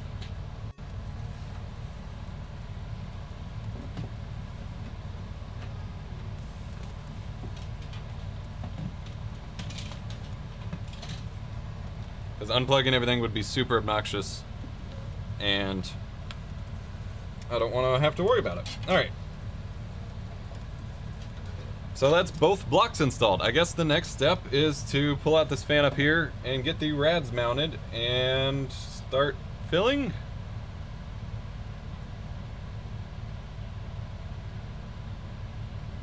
Make sure to cap off the top of the import of the GPU block. What? I'll be using the... Huh? What do you mean? It'll be getting used. This looks crooked. I don't know that this cap is in right. This is on the outside, or out port. I think it's just the way the plastic's molded, but that makes me nervous. I'm gonna put that in one more time. What do you mean cap off the top of the in port? I'll be using it.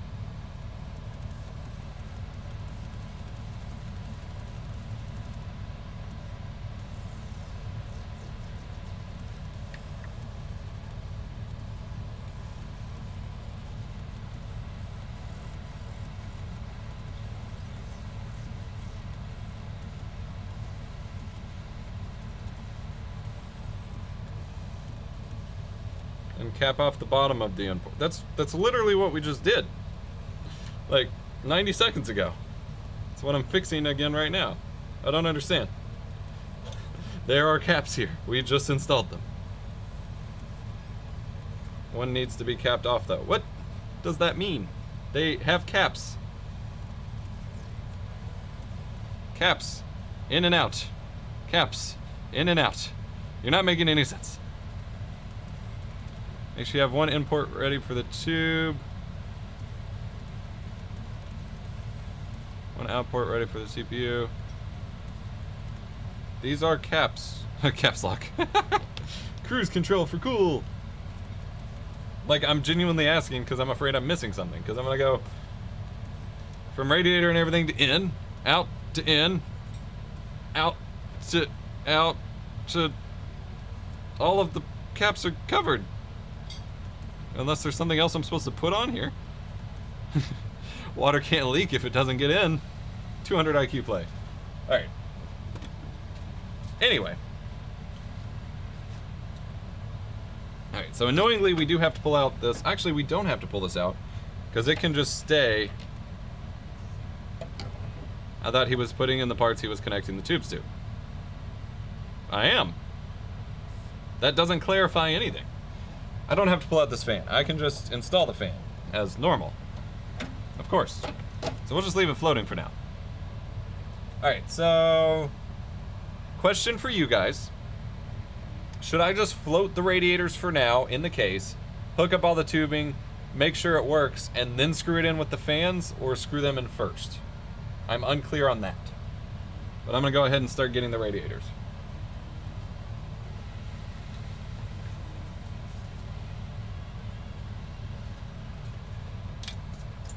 The 280 already comes pre-capped on one side, so we're good there.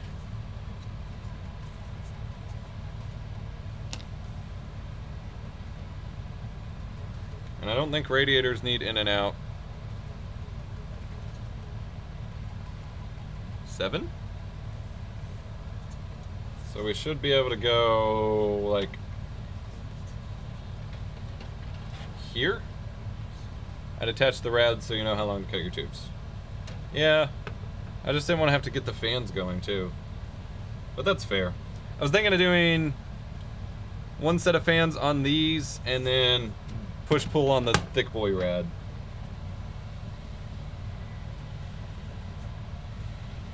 Which again, should hopefully go here. Oh, I'm glad I saw that. That's an extra port to keep in mind. I guess that would be a good drain port, but I don't have a drain, like, hole on my case. Unless we drilled one, which I guess we could do. So, we gotta get the fans out first. Do you have 6 of the same fans for push-pull?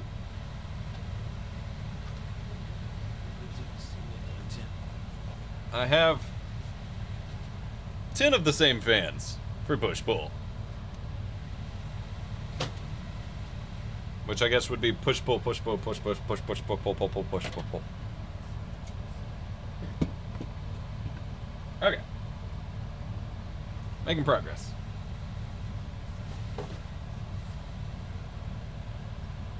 Thick boy. Whoa! Alright. So I guess I need to pull off the front here so we can get these fans out. We need to pull off this top. We have a vented top that came with the case that I'll have to dig out of storage. Swap in here and start installing some fans.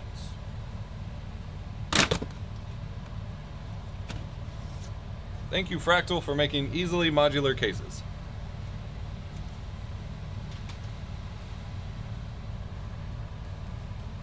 Alright, that's gonna be tedious, but hopefully won't take too long. What mic do you use for moving around for this type of thing? I use a Rode NTG2 shotgun mic mounted above me, generally pointed at this area. So far it has been working very well for this setup. Normally I'd prefer to run like a lavalier mic, but then I'd have to deal with batteries, and for this I can just leave it set up and forget it. You can see it right here. And so far it works amazing. And this is even with the AC running, like I said. Alright, where did my rag go? I wonder if my cat's still... Oh, no, I found it.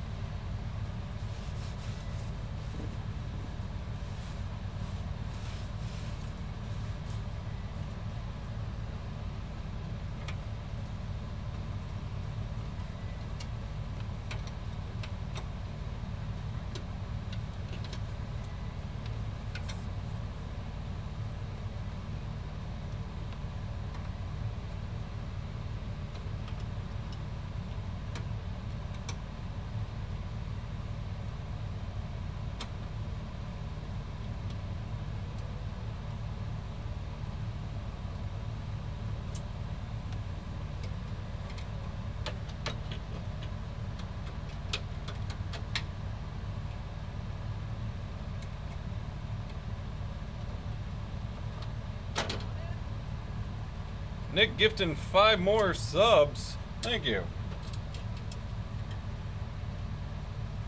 Those of you who do have sub roles on Twitch here, whether it was gifted or not, if you join our Discord server, which you can use !Discord to get the link to, for your duration of your Twitch sub, you will get early access to videos, behind the scenes content, all of that, and that's synced up through Discord. And so just let our moderators know if you have any trouble with that.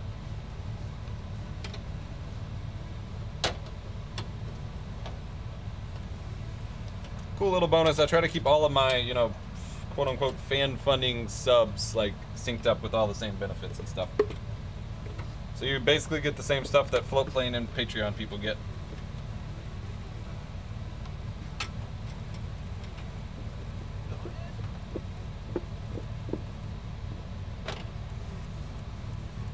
You do behind the scenes stuff on Floatplane? I do when I have time. I haven't had time recently, especially with having just had a baby and stuff. Like, I haven't done a whole lot recently, but generally speaking, yes. Alright, now we need to get this side panel off. I'm actually gonna flip this upside down to do that. I hope I don't regret this.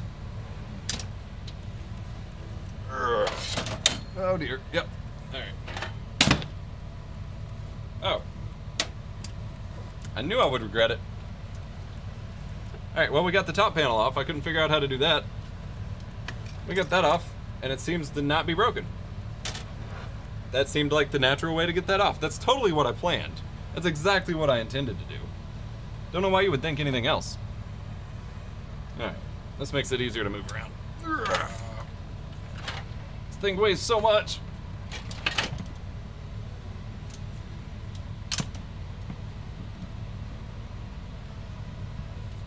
Define 7XL, yes. With so much hardware in it. Alright, now we can get these fans out of here.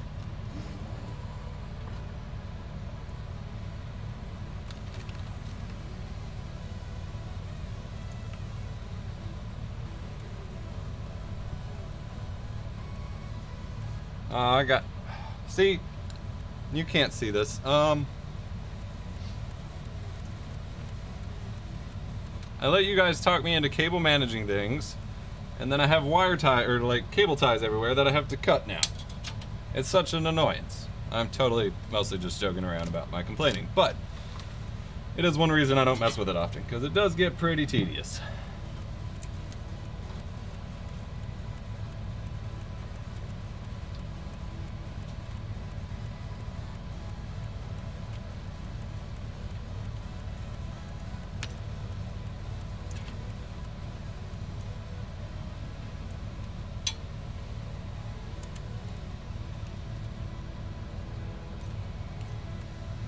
I'm annoyed that you're annoyed about telling you blah blah blah.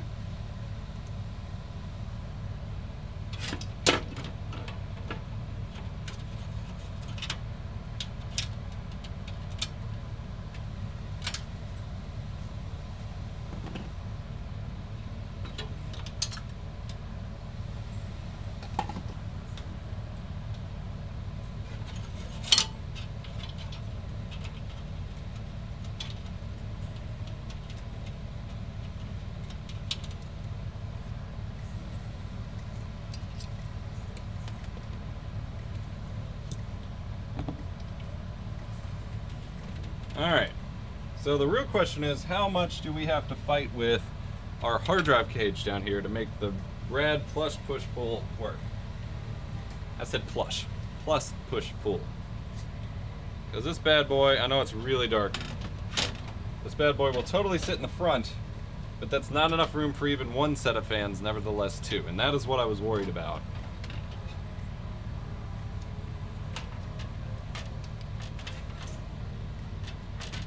If I remove the top optical bay, which I would consider doing, we can fit this in here, but again, there's only room for one set of fans before we hit the motherboard. Oh man. Unless we pulled it like out to the edge, which I think we can do. No, we can't pull it out that far. So yeah, so it's gotta go on the front. So we've gotta move our our hard drive bay here. And that has both an 8 terabyte WD red. I feel like something just fell. Paperwork. It has an 8 terabyte WD red and then a 4 terabyte Intel NVMe, one of those enterprise drives that's in the like 3.5 inch form factor in it. So I can't really like get rid of it, but we do need to scoot it over a significant amount. That's gonna be a little challenging.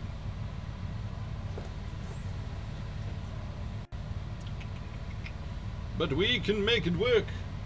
I believe in us. Ugh.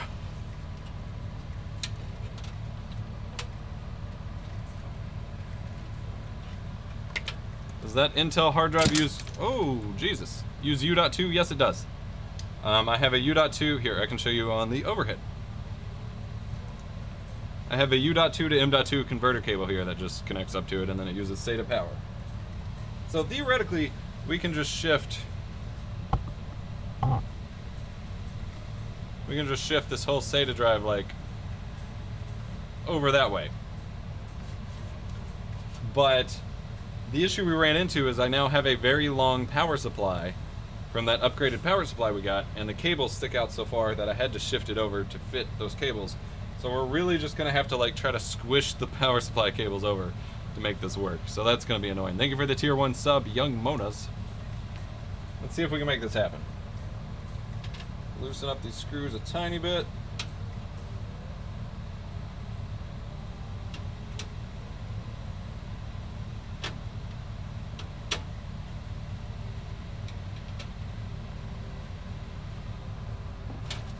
Oh, heck yeah, we can do that. Urgh. Squish them power supply cables. Actually, we can go further. We're at the edge of the rails here. Hang on. I got this. We can totally make this work. This was a much bigger problem last stream.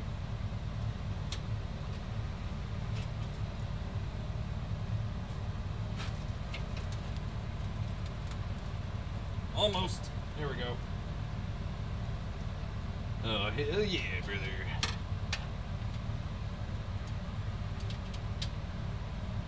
Sorry, I don't really have a back camera angle for you to see this kind of stuff.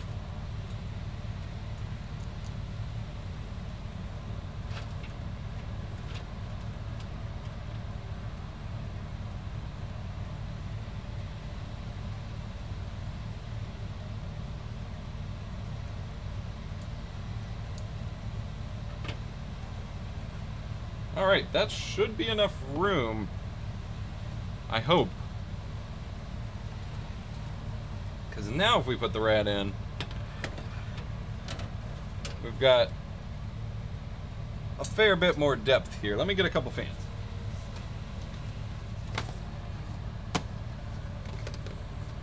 Sucks that U.2 wasn't a port on the Zenith 2 Extreme 2. I think it was dropped because it isn't really used like on the consumer boards much. All of my Intel boards had it and stuff like that, but I get the feeling that it was just like, why do we keep adding this? There's no point, like no one's using it, because I used it on my my Intel boards, but I just converted it to M.2 with a couple sleds, and so I finally have a use for U.2, and now I don't have U.2 ports. Funny enough.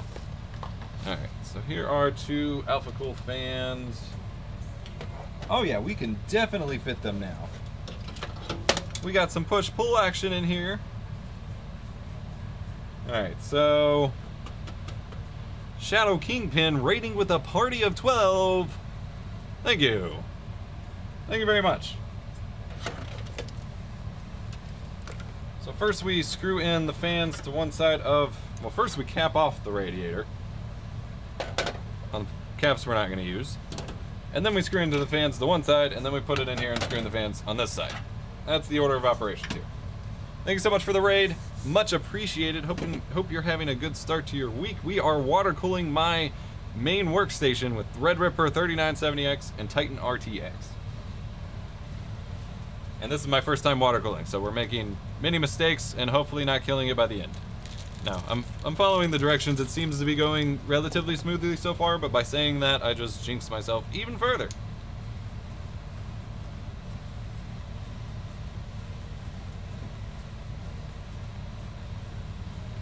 So I'm gonna do a little this while we screw in this cap. Don't drop the rubber caps into the rad. They're a pain to get out. Oh, I'm sure. I can't even imagine. That would really suck.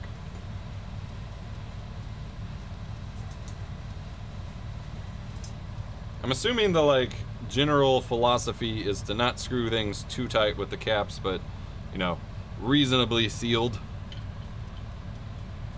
Good luck and go. I'm going as fast as I can.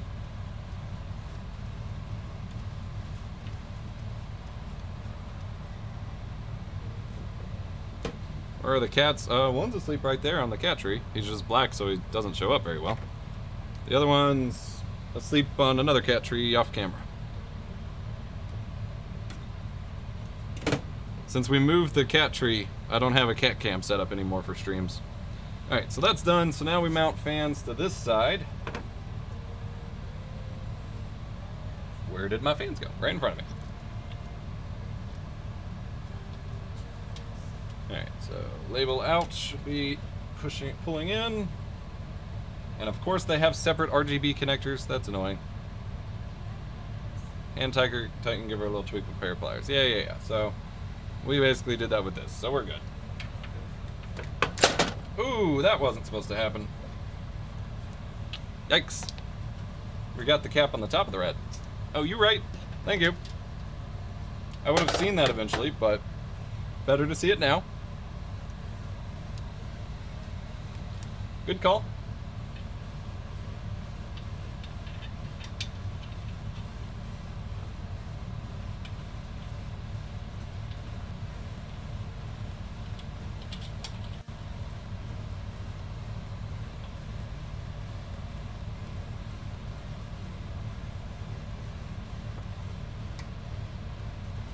Man, this screw tool tears up quick.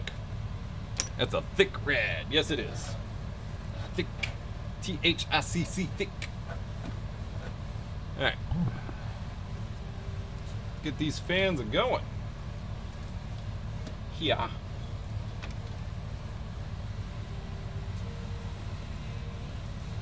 Got some long boy screws for this.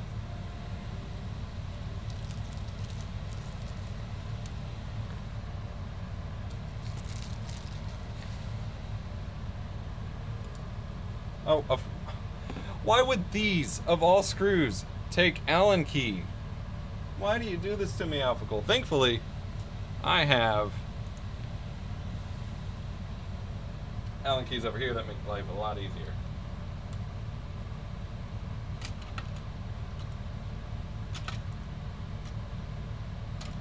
Just gotta figure out which one they use. YouTuber EposVox arrested after Fractal Design sent him a case so large he was able to keep several of his fans in.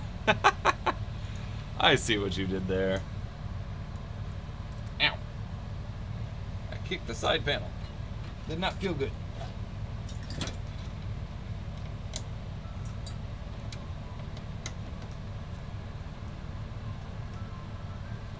They're just trying to punish us Americans. That's what it feels like. What do you mean you want an American screw hole? No, you will use Allen key. In metric sizes even. Thankfully I come prepared for that aspect of this water cooling build. That might be the only aspect that I'm fully prepared for.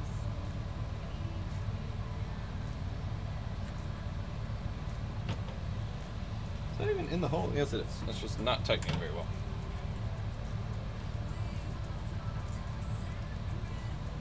Now this isn't even spinning the screw. Did I not get the right size? Or is this already wearing down on me? There we go. Yep, I had the wrong measurement system. I think I grabbed Imperial when I was supposed to grab metric. I don't know. Yeah, I grabbed a fraction instead of a millimeter count. CPU is the Threadripper 3970X. GPU is Titan RTX. We already got blocks on both of those in the first half of the stream here, so now we're just getting the rest of the loop ready to go.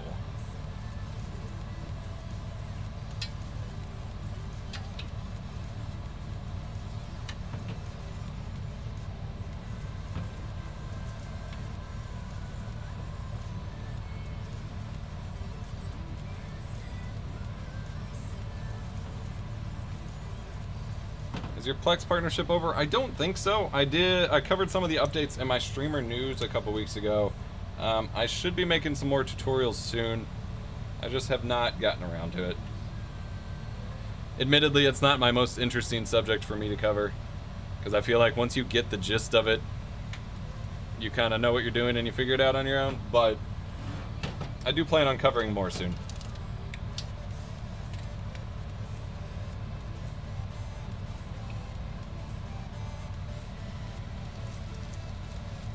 Yeah, these are all specifically set out screws for the right length, so I don't gotta worry about that, thankfully.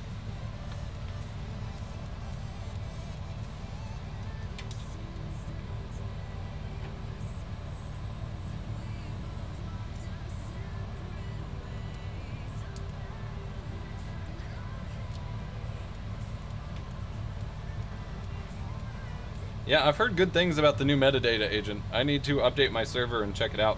That might be what my next video is on, because I've heard some pretty cool things about that new metadata stuff.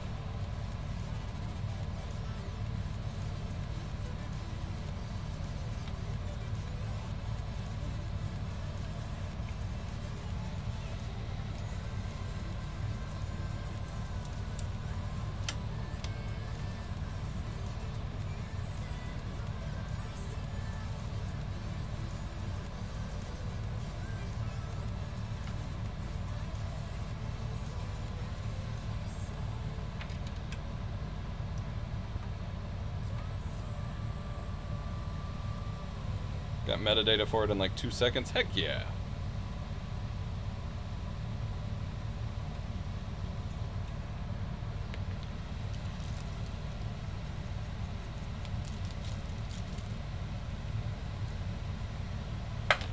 Oh no, I dropped one of the screws. Wasn't too hard to find. Okay. Gotta open up another fan.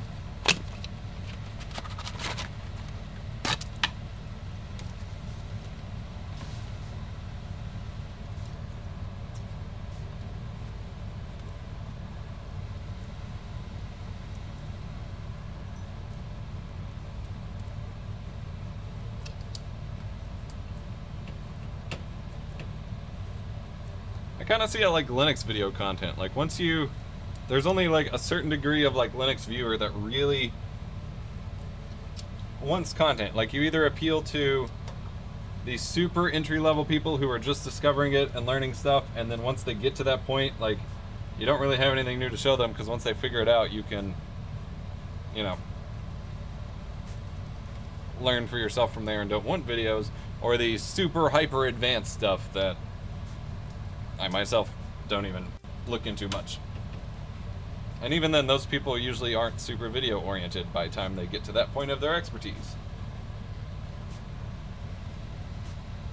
Just redid my whole library of 800 movies, and it did it in maybe like 5 to 10 minutes. Holy cow!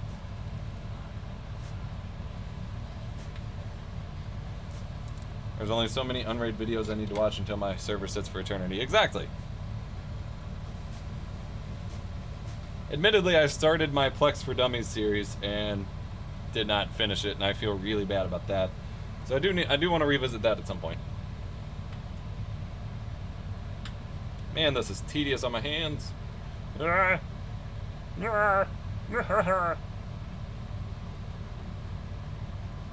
Okay, this part's done.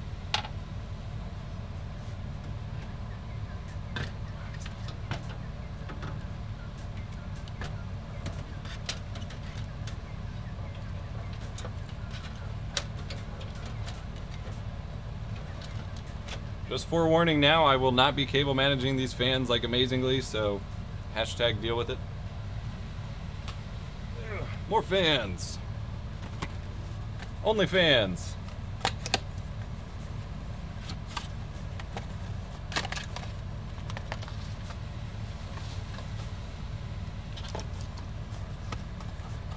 Just started ripping CDs with exact audio copy.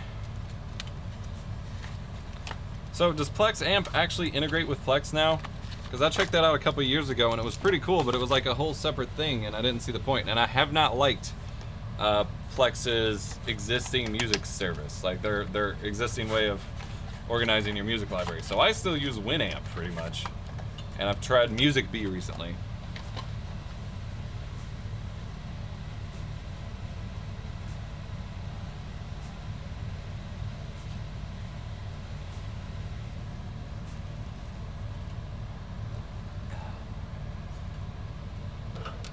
Alright, this is going to be a pain in the ass. I can tell you right now.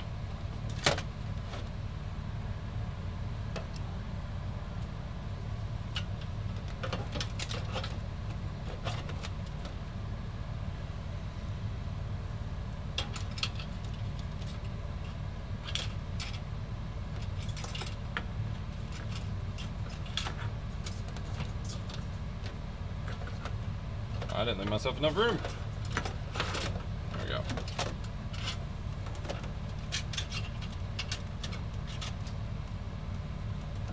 Yeah, this part of the installation is going to be incredibly obnoxious.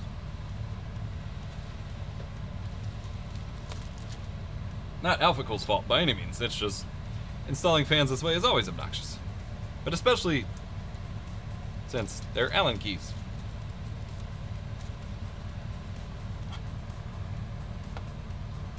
I guess I'll switch to, can you see the side angle here? Will that work? You can sort of see it.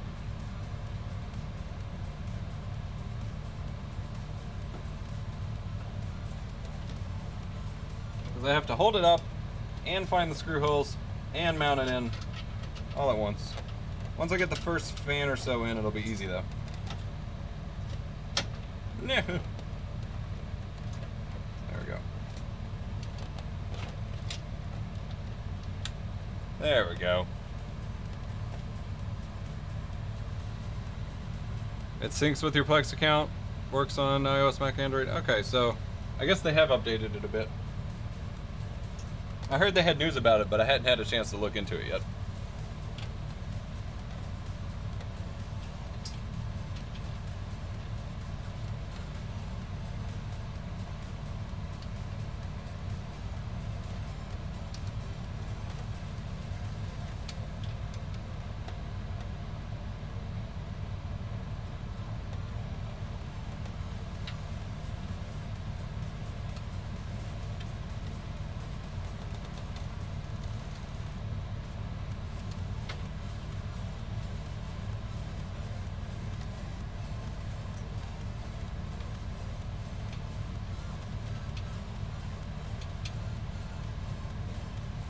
There we go.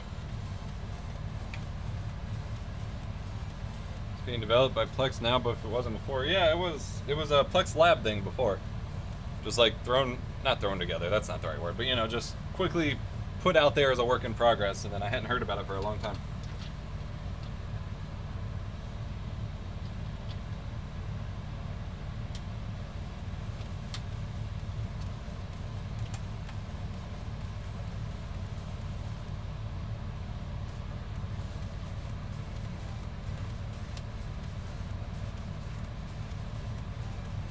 Mining rig? Dear God, no. What year is this?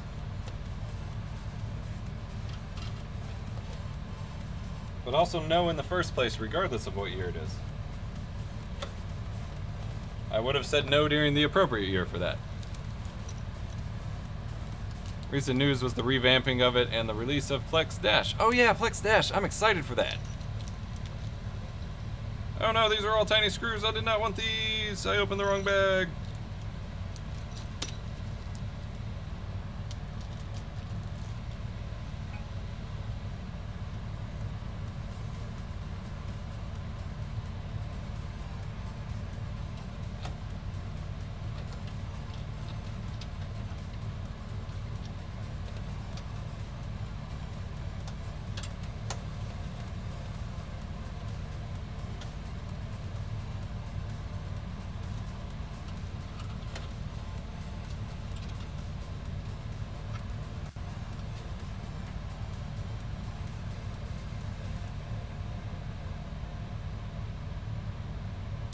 I should not be doing this part yet, because there's no way in hell I'm getting to those fan cables this way.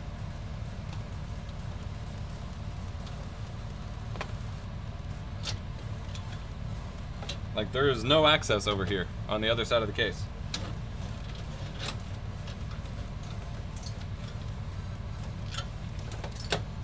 So I'm gonna have to flip them on the outside and just do it that way. I know it's gonna like really trigger some people, but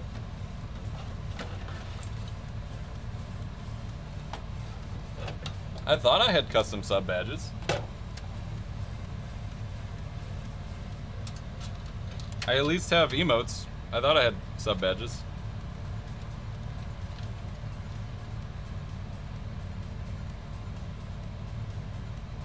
I mean, it does have a panel that could be removed, but I would have to take everything out that I've already put in here, including my optical drives, in order to remove it, and I specifically wanted it there, so.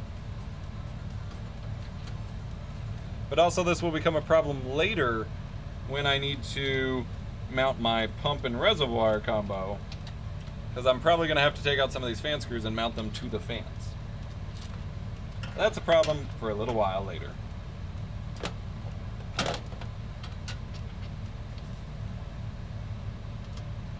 For now, I'd like to just feel like I'm doing the right thing and know what I'm doing. Just for a little bit. How much heat is generated in that room? More than I would like to admit. Because what you don't see here is behind all of this is also my server rack with all of my NASs and servers and stuff.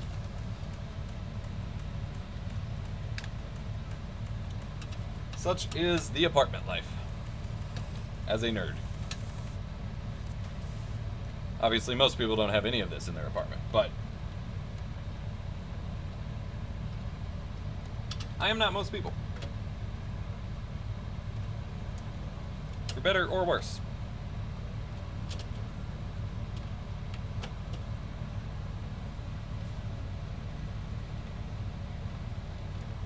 Oh, I can't see to get the screw in the hole, dang it. I'll do this one first.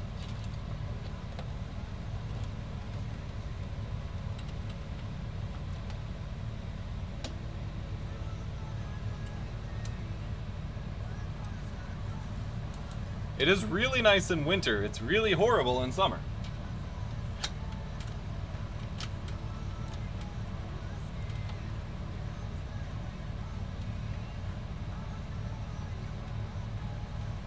Because in winter we can just like open the windows or the back door or something and let a bunch of cold air in and it's nice. But in the summer, that has the opposite effect. Just makes it hotter.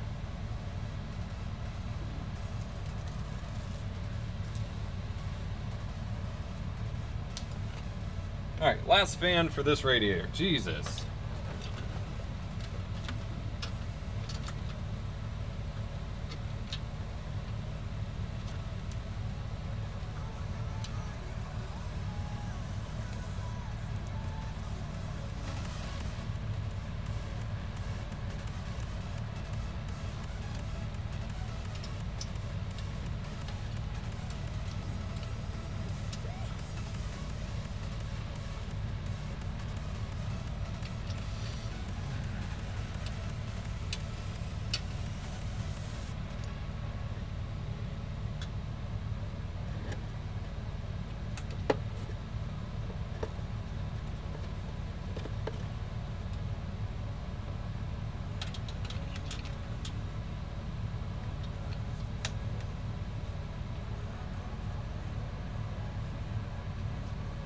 How many servers you have in there? Most of them are Synology NAS from my partnership with Synology. I have a custom dual Xeon server that I used for Plex for a while and just used for like random projects. And then I have the new one for Unraid that I'm building.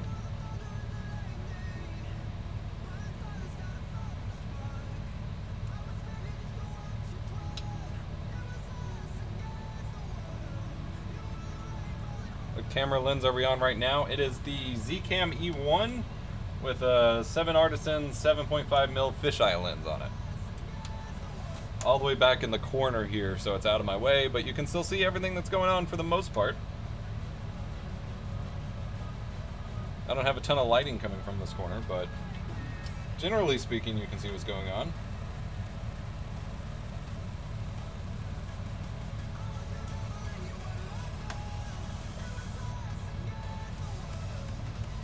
Yep, this is my first custom loop ever.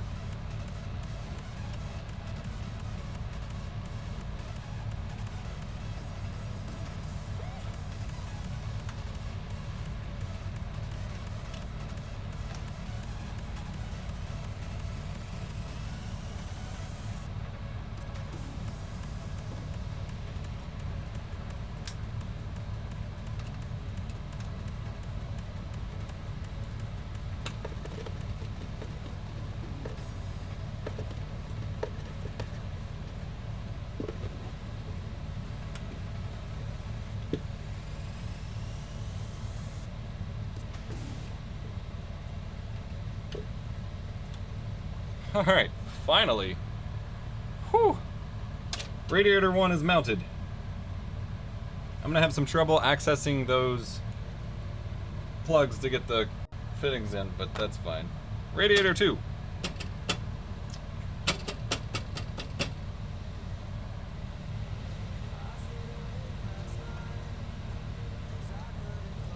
I'm missing some screws somewhere that I already pulled out and need to find, but that's fine.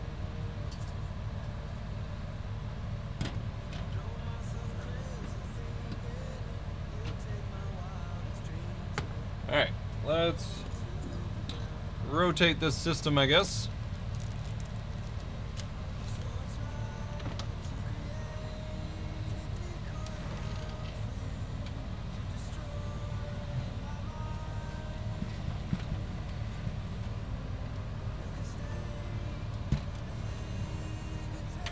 Ow, squished my finger.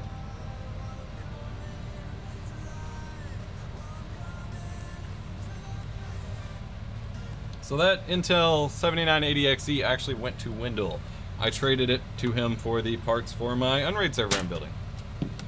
So a 2990WX. And some other parts. Alright.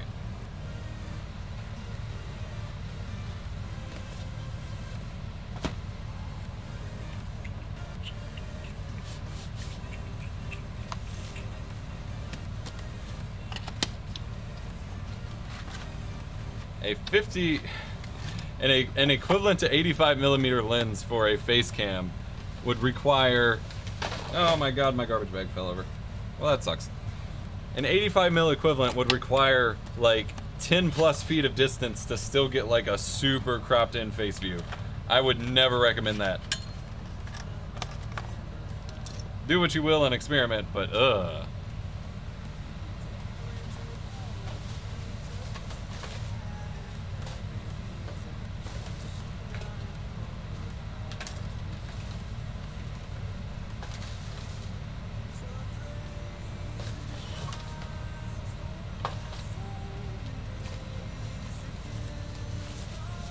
Sorry, I had to recover my garbage bag. Yeah, Wendell ended up using the 7980XE to learn water cooling for himself. He's the one who helped me plan all of this. And so that was his guinea pig for test loops and things like that. And despite everyone saying that my only problem with the 7980XE was my refusal to water cool it, he still had to manually per core, like underclock like half the cores to get a reasonable temperature on that thing with overclocks, even with a full custom loop. So I'm vindicated as far as I'm concerned.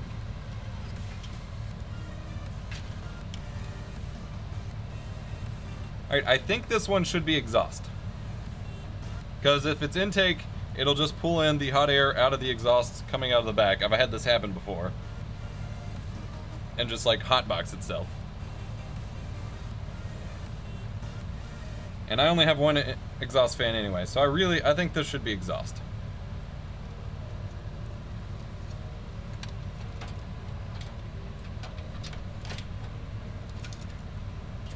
Alright.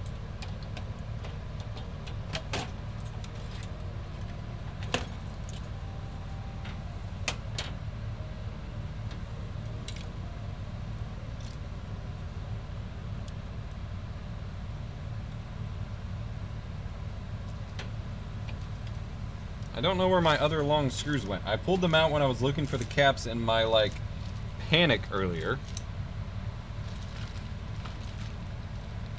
I don't know where I set them. Oh, wait. Here they are.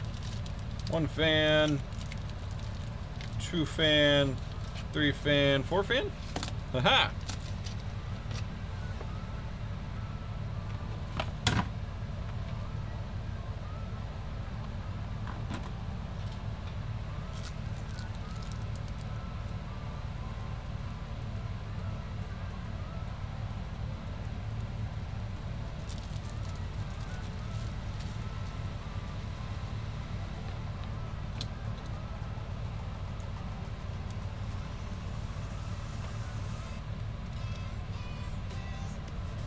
When I announced that the stream was happening, I had some people ask about why I changed my stance on water cooling. And for the most part, I haven't. I still think that for the vast majority of people, including enthusiasts that aren't looking to do crazy custom stuff, air cooling and even AIOs are still the most pragmatic or practical for most rigs, especially if you want long-term reliability, you don't want a ton of maintenance and all of that.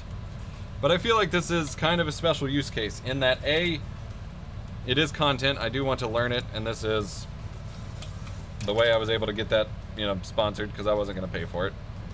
I mean, if I wanted it, like, for sure, like, I knew it was going to fix my issues, and I knew that I would be able to do it right, and I had experience, then of course I would pay for it. But for my main rig, like, I was set in my ways of not doing it. But in this particular situation, air cooling was not keeping it cool enough, and pretty much the only worthwhile AIO for the CPU basically kills itself every so often because of the bad fluid in it from Intermax. So it wasn't really like, I didn't have too much of an option if I wanted to keep my performance and keep it cool and quiet. Thanks for the bits. Snug the plug, rather.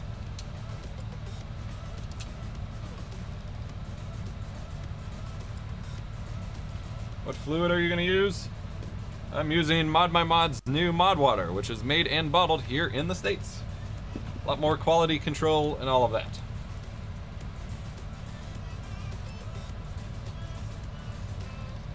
It's just clear. I'm not doing colors, I'm not doing crazy effects.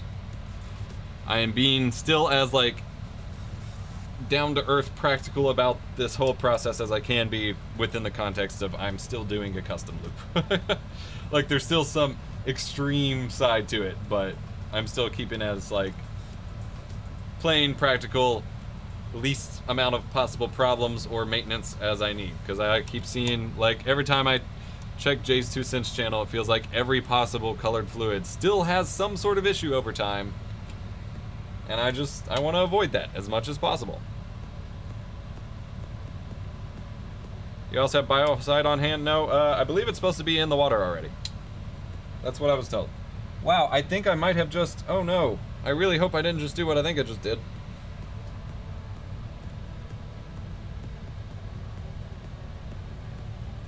Wait, there's no way. It wouldn't have lined up with everything else. Yeah, no, okay. I thought I just screwed that screw through the fins. It just like didn't go in all the way for some reason. I'm pretty sure these are all the same length. Oh wait, nope, some are 35. They were all the same length on the other one. These are still 30 though. These are the shorter ones.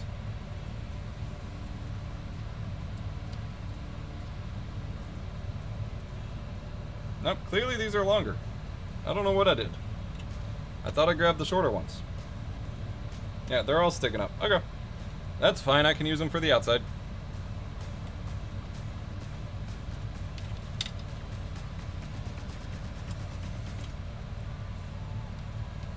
My hands are really getting sore from this though, so I'm glad we're almost done with this part, because, oh boy, this is rough. My hands do not like this kind of work. I got baby hands. Baby hands. Alright. So I guess those were actually 35 mil. We want 30 mil.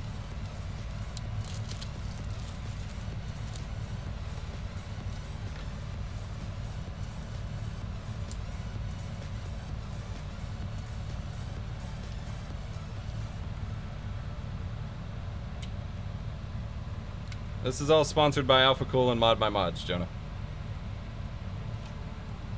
They provided all of it.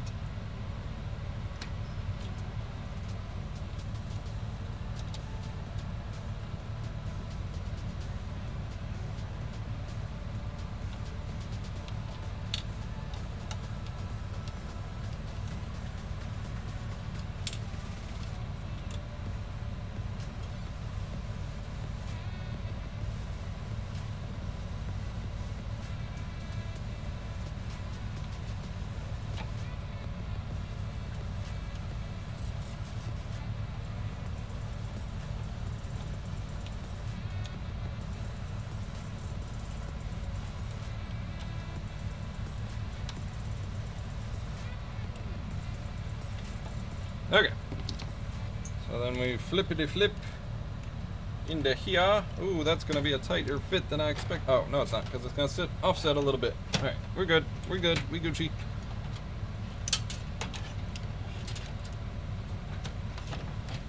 It's just gonna be super obnoxious to try to mount this crap.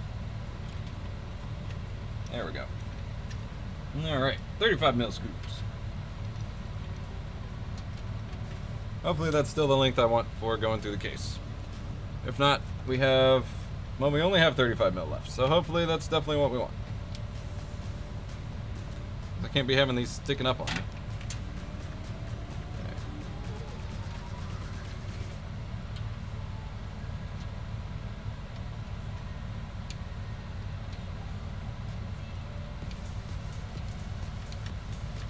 It's not lining up right. Why?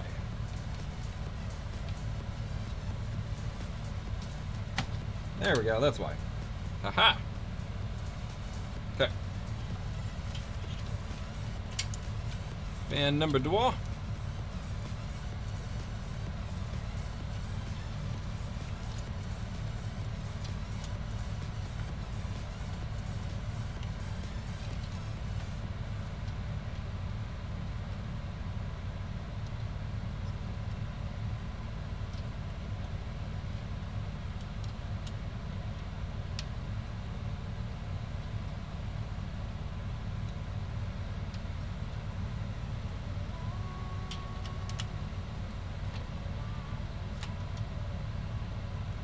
Cool, we're doing it. We're doing it.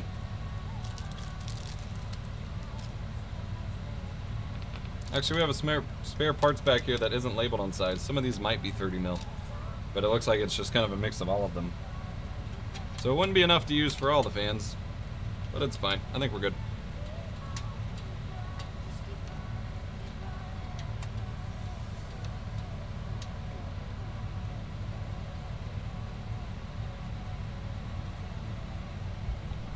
Actually, I can move the camera. That's the whole point of this crazy rig I have here. And I never really take advantage of it, mainly because it's hard to reach. Technically, I can loosen this clamp. And we can slide the camera on over here. Ugh, there we go. Haha, see? And now you can actually see what I'm doing.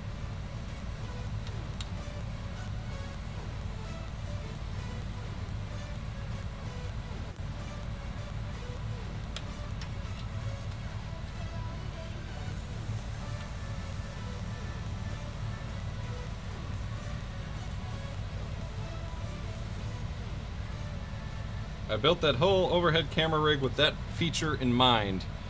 And I think that's the first time I've ever really like used it for its intended purpose, for video shooting at least. It's funny how that works out. But it did come in handy. This is exactly, you know, what I wanted it for, so it works out.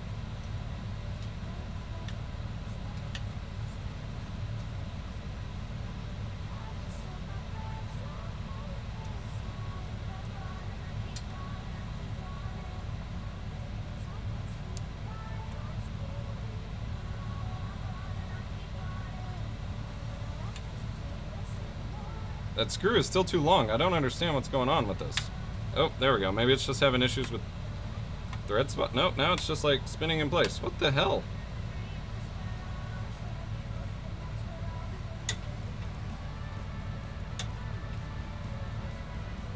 That's really bizarre.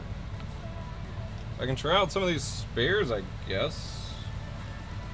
Oh no, I'm gonna tighten the rest first and see how many I run into trouble with.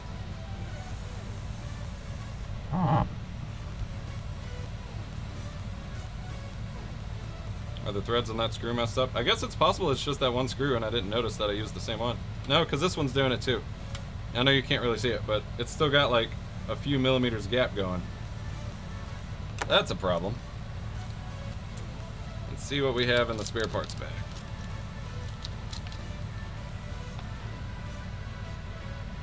Yeah, we have two short ones.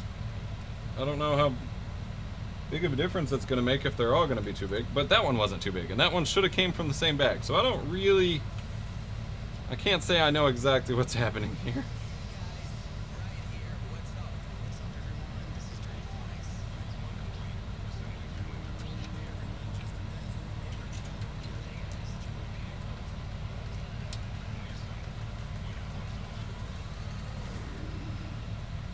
That seemed to work fine.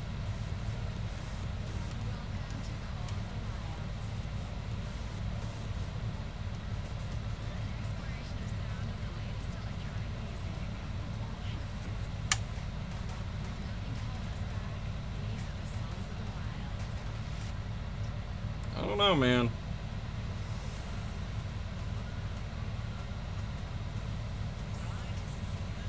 I have other radiator screws in my screw holder. I'm gonna see if I have other ones that fit. What's up, BBK?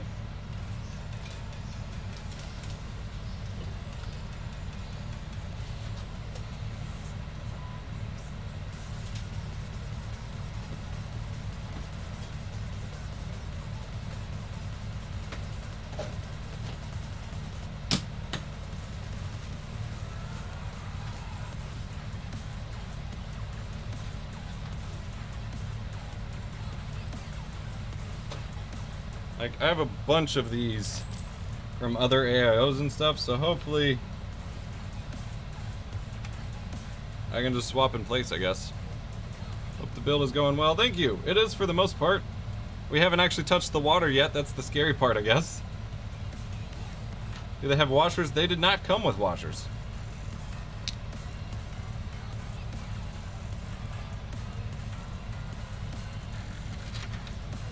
Oh, that one's a Phillips head. Mishmash of screws.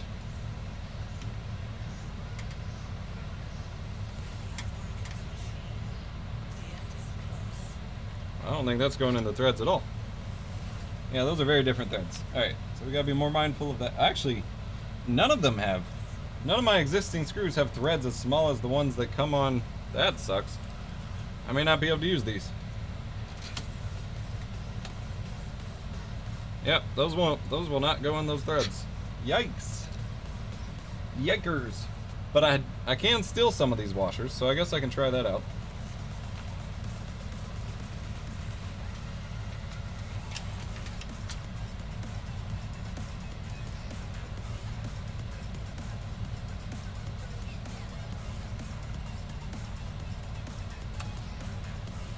No, I'm not going to be able to do a drain port, I don't think. I don't really have a place for it.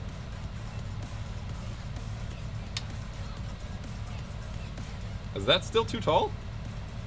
What in the world?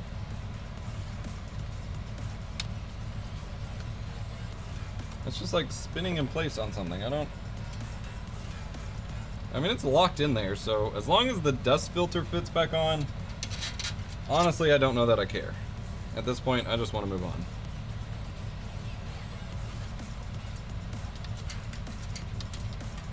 Like, it's tight enough, it should not rattle or anything.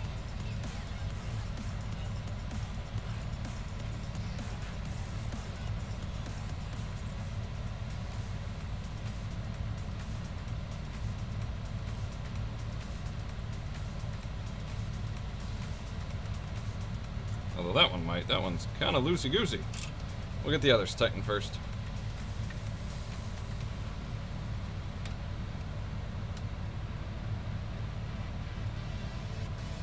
It's almost like they're not screwing into the radiator properly. Because this one's just like spinning around too. I don't understand.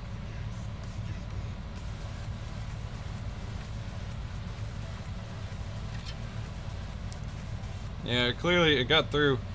You probably won't be able to see this. Like it's like rubbing against the base of the screw there. Frankly, I think they should have just made the screw parts longer and I probably would have been fine.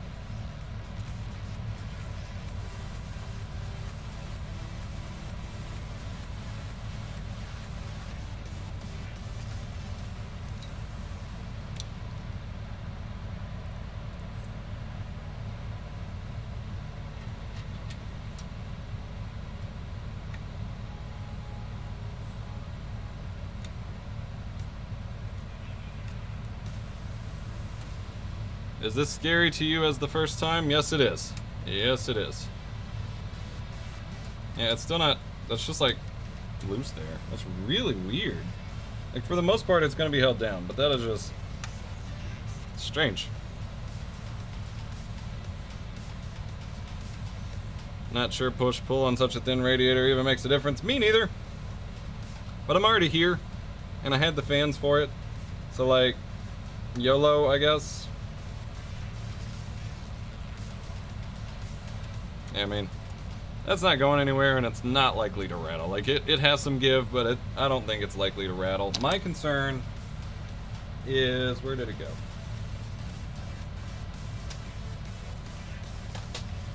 My concern is fitting this piece back on. And it just clamps in here. And it still goes on. The dust filter still goes on, so...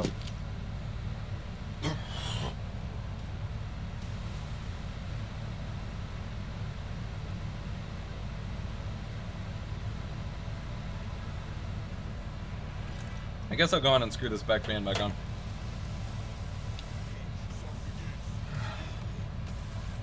Alright, we are 2.5 hours in and we're just now getting to the water. Just for reference of like how long it takes for your first time, or might take for your first time. But theoretically, I'm gonna go slow on it just to make 1,000,000% sure before I move this thing that there's no leaks. But theoretically, that part honestly won't take very long. I haven't messed with fittings yet. I'm kind of nervous about that, just because I've never done it, but it's not like I can mess it up, really. It's just a matter of getting the fittings pointed the right way that I want. Which is why we have both right angle and normal ones. I've just never done them, so I don't want to risk, like, not having the right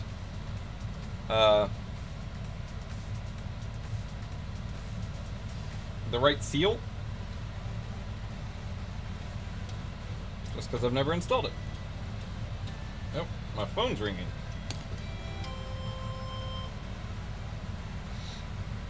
No, thank you. I do not want your spam call today. Alright. Now it's fitting time. Whee! Alright, so we have, as I mentioned, we have right angle fittings, which are nice and black, and then we have these standard fittings with O-rings, and different colored O-rings. I believe these are compression fittings, but I don't quite understand how they work necessarily. So I guess the first step is really just to play with them a little bit. So we've got Alpha Tube from Watercooling, of course. It's just their standard soft tube to go with all of this.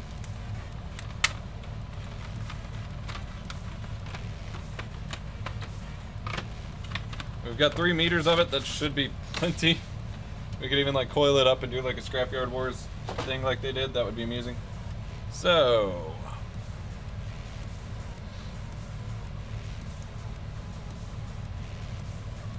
oh, this camera's not updating anymore. Hello? What happened? What happened? Hang on 1 second. This is weird. It's frozen.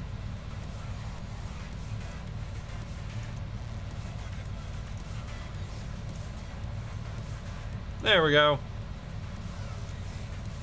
Silly camera. Tricks are for kids. Alright, so I'm dropping it. I shouldn't do that. I believe this end that has the O-ring pre-applied goes into, obviously, the ports on whatever. And then this, I put the O-ring in, and then this goes over top. And then I think I can tighten it back onto the tube. I think that's the general process here. Or do I need the O-rings at all? Yeah, I had to deactivate and activate it. I think I knocked the HDMI cable loose when I was moving the camera. So I've got the different colored O-rings. Do these go inside the fitting for the tube, or are they purely to replace... I can't imagine there's a use to replacing them here. Okay, you got it. So I guess we'll go with green. Kind of teal greenish. Just to do a test fit. Not that I expect it to not fit so much as just to have done it. Unscrew that cap part and slide it on the tube. Ah, that makes more sense. That makes way more sense. Yeah. That's what I was thinking. That's just not what I said. Slide this on the tube. Slide the tube over this frickety sprock. Over the, yep. And then that compressed the O-ring and is being held on by the little prongy bit, and we screw it in. Engineering, folks. And we'll just chop off this little extra bit that I'm screwing with in case there's like integrity concerns or something. And we're good. Water flows through. Yippity-yoo. Alright, cool. We got it. We got it. Yeah.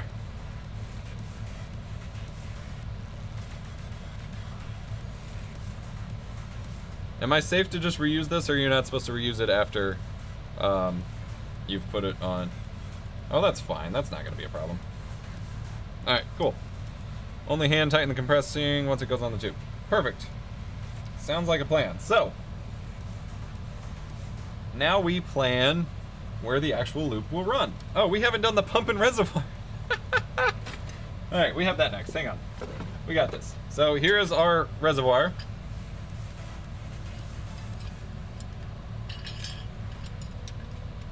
And the pump screws into the bottom of it, I believe.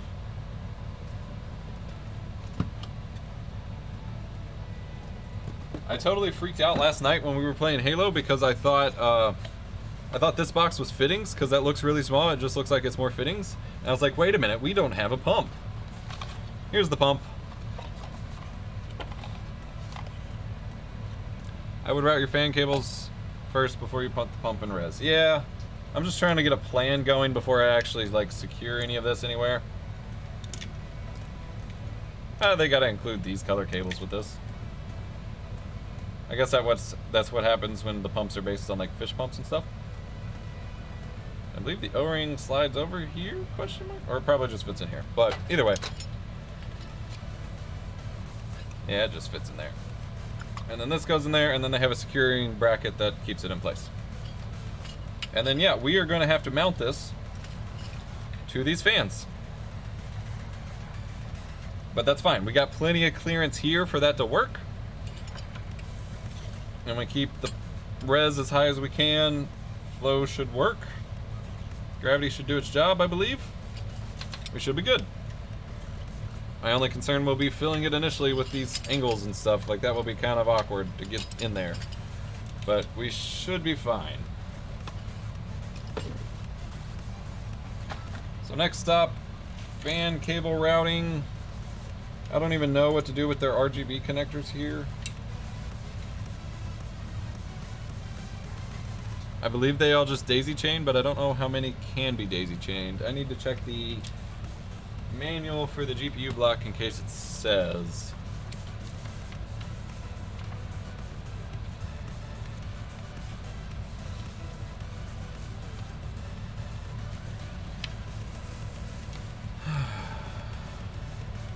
It just says you can connect additional ones, so we'll see if they all daisy chain.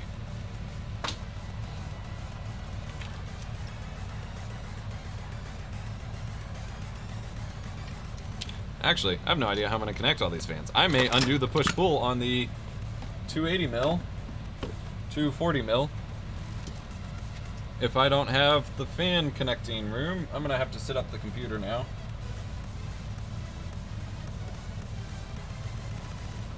Oh, this thing's going to be so heavy once it's full of water. I'm terrified. I'm so grateful it has wheels, but just getting it onto the ground with the wheels without breaking them is going to be really scary.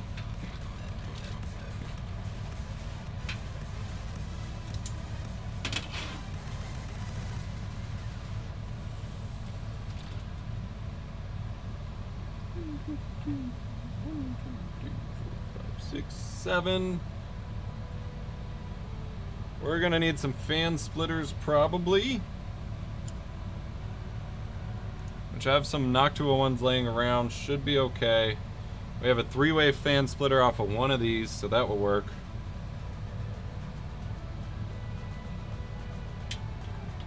Because there's a fan controller here in the Define 7XL.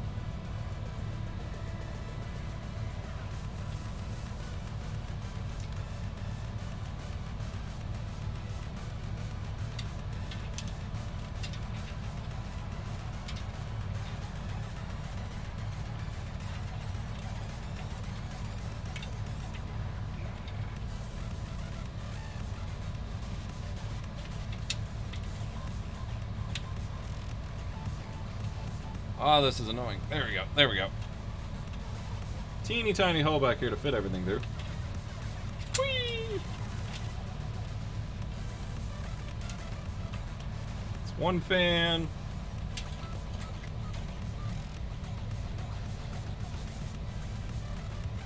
Two fan. Thank you, Ozzy. Hope you're doing well.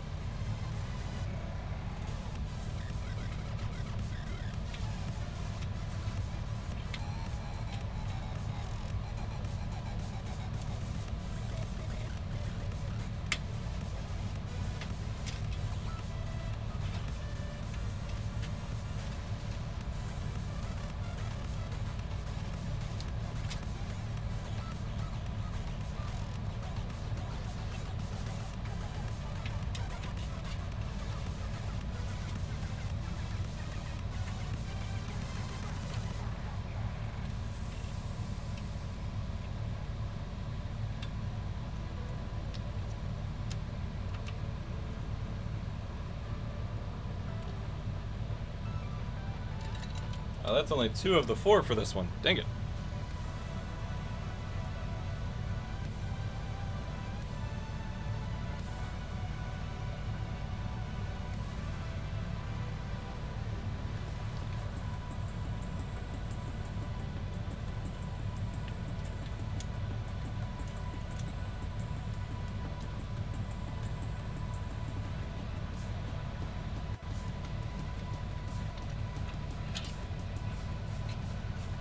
And see, routing this ahead of time would have been slightly advantageous, but I didn't want to. That's basically all I have to answer for that. but I said nah.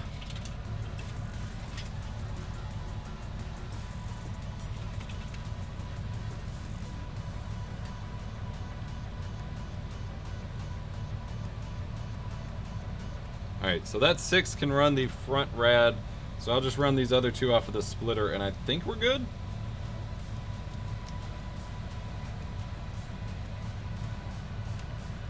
Yeah, that should be good.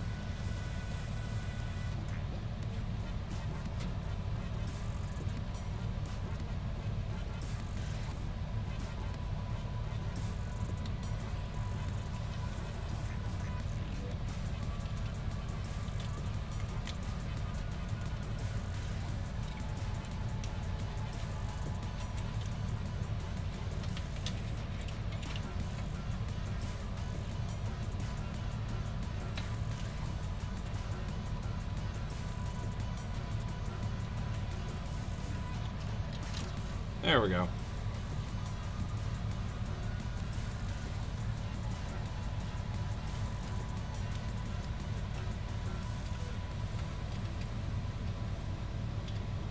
Alright, now we need to get to the front fans, which is going to be a royal pain in the arse.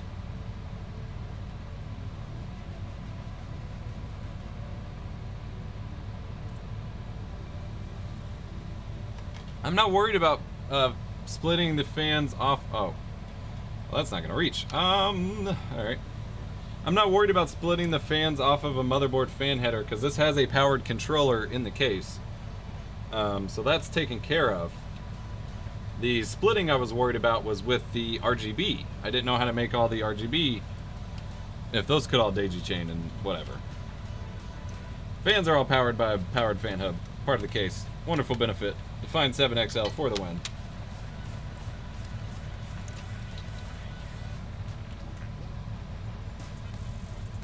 Alright, that should be fine. Need the other 5 fans. I regret this.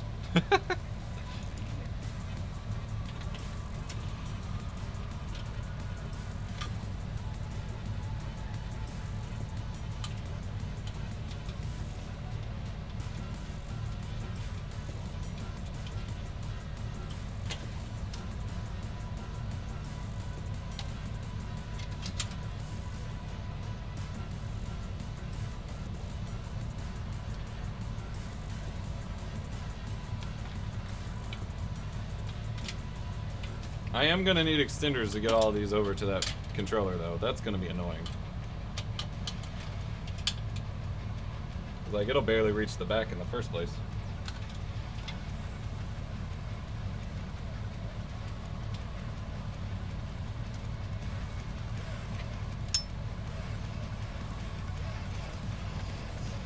Hey, what's up, Mono Memory?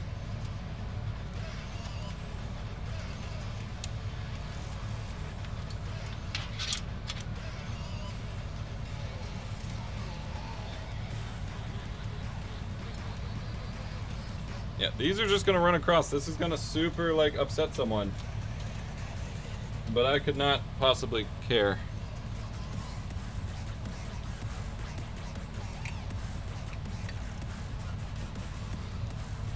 Like, that's not even gonna reach. God dang it. How do we want to do this?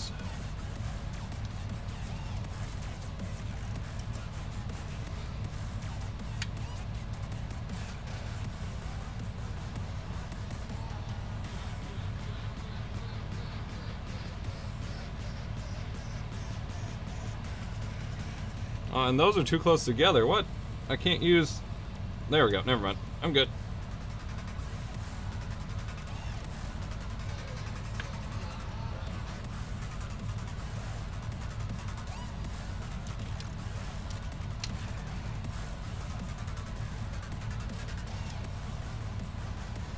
First custom loop. I believe that's what it says. I thought I made the stream say that, but yes it is. Alright. That's actually routed more neatly than I anticipated, so that's good. Now we have 3 of the pull fans. That's 1. That's not 1. This is 2.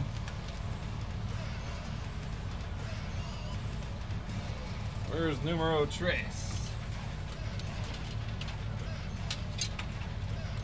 Here it is.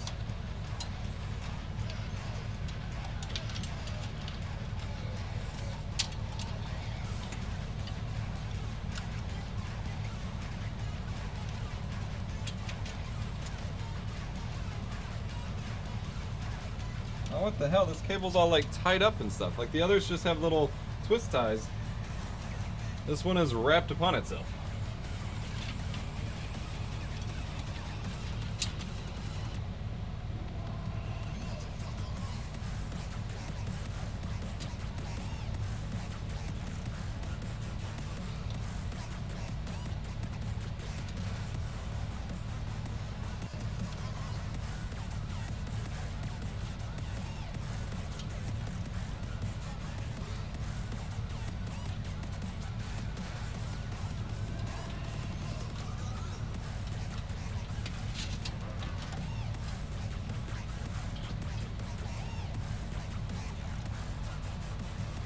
One, two, three, potato.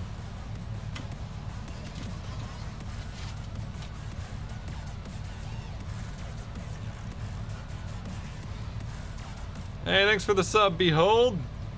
What's up, dude? Thank you.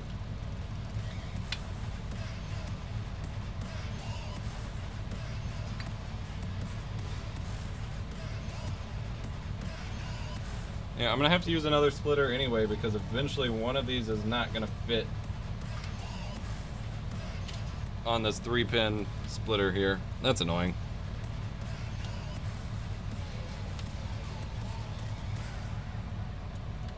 Hope you're having a great day. Always up to something on your computers. Yeah, that's what they're for, right? Yeah, so I can't use that middle. I have a middle fan header there I can't use, but that's fine. So I just need one more splitter somewhere, and I'm good.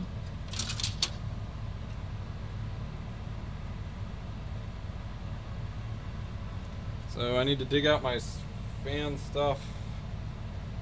Actually, aha, I have a splitter right here. We're good to go.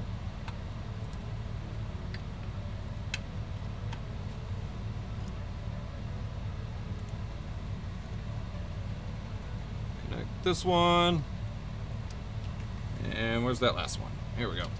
Connect this one.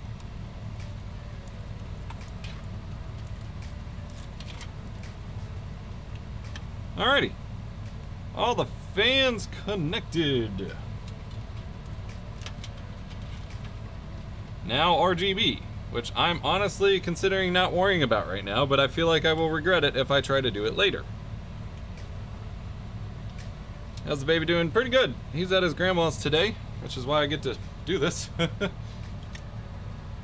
Alright. Bum.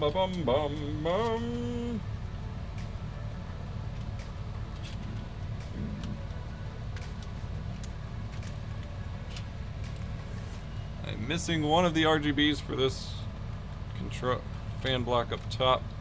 Here we go.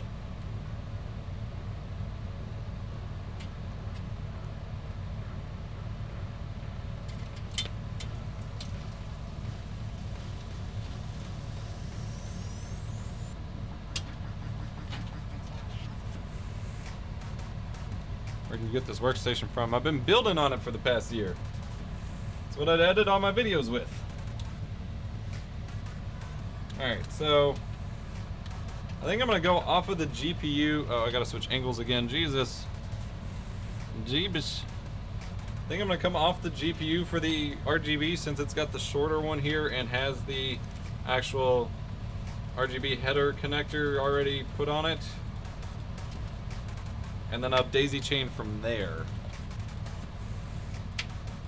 So I've got this onto fan number 1, onto fan number 2,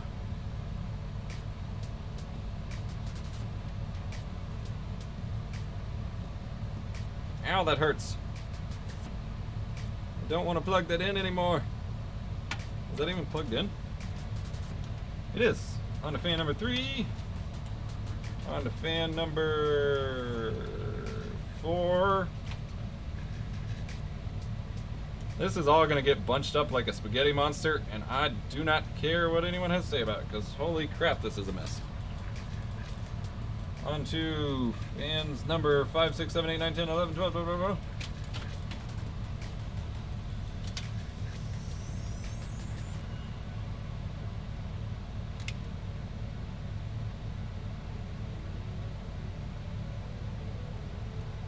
This is crazy.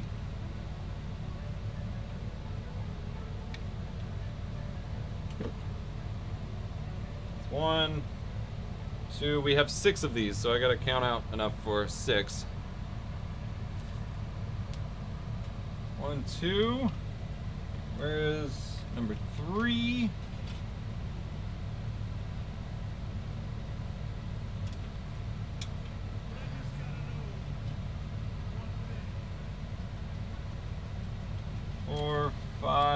I think number 6 is around the other side. That's annoying. Oh no, I did it again. I think it's caught between the fan and the radiator like I did on the last time we built this. How did I do that twice?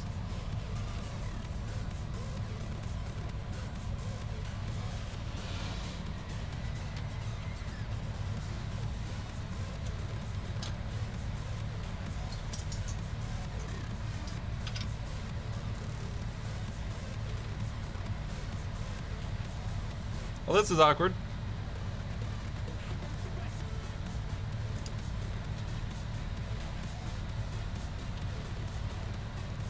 Got a fan, or cable caught between one of our front fans and the radiator. Again, which is something we've done before on this computer building stream. I don't even have an angle to show you this, really.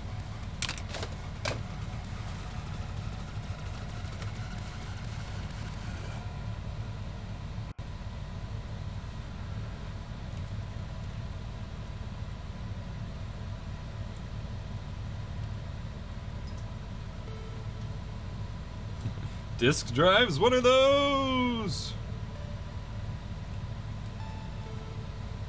I love that everyone reacts to that.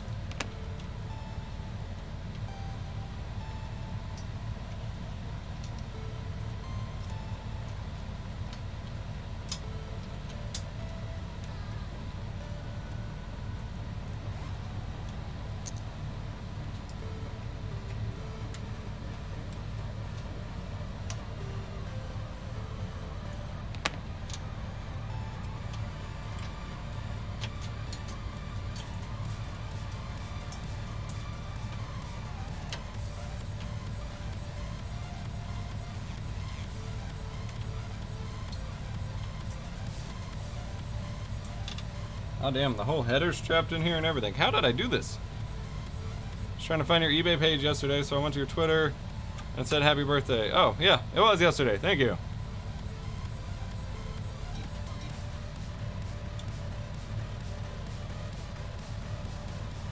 These are completely backwards, you are right. That's how I did it. Because I was putting them in when I couldn't see them. These are in completely backwards. I'm glad we noticed that now. Happy late birthday, thank you. Yeah, these are completely bass-ackwards. So we gotta take them out anyway.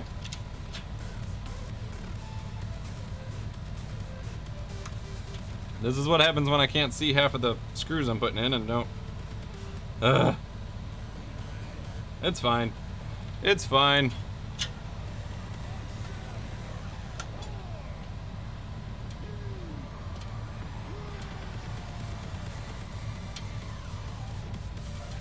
It's the new airflow style called like whirlpool airflow, where you have exhaust and intake on the same radiator. Push, push. Fans pushing against each other. Totally legit.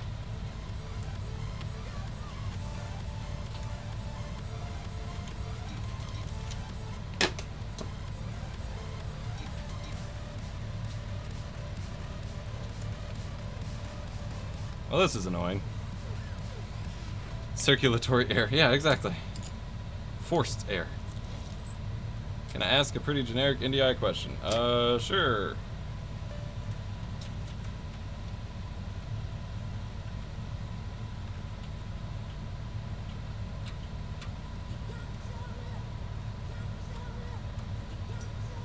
Might have to lean on chat for it, but... Although chat didn't catch my mismatched fans, so you know.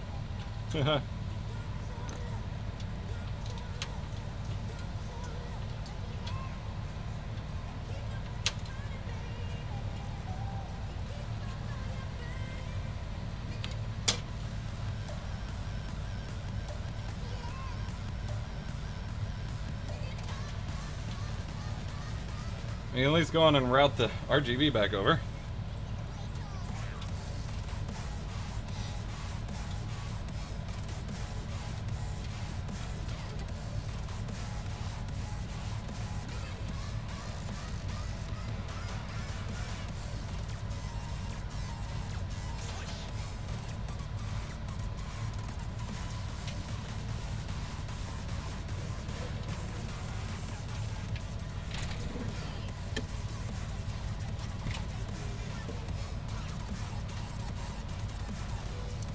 Those are all pointed the right way.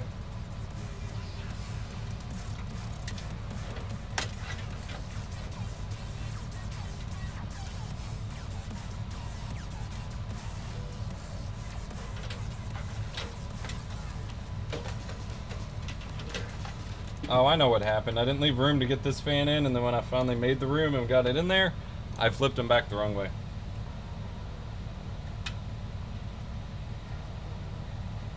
This is not the 1000D. This is the Fractal Design Define 7XL.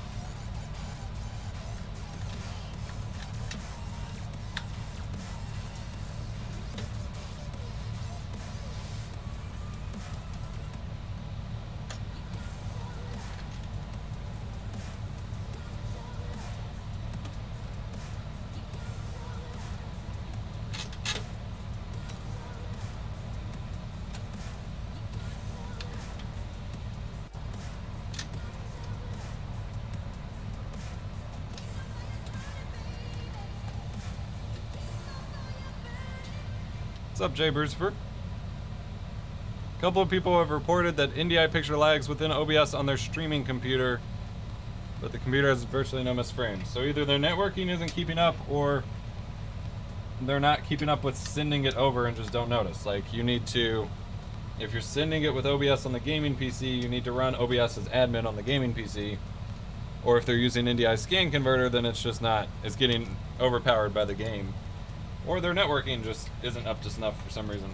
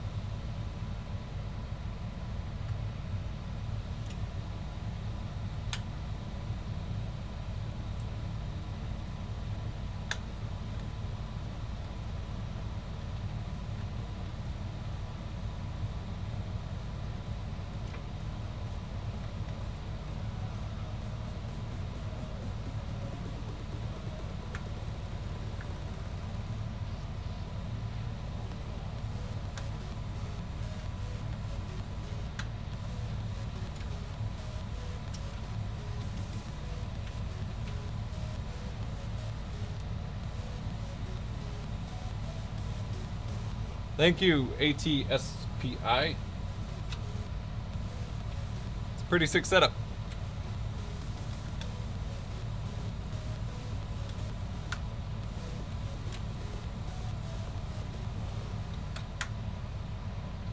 Alright, so some of these definitely need washers.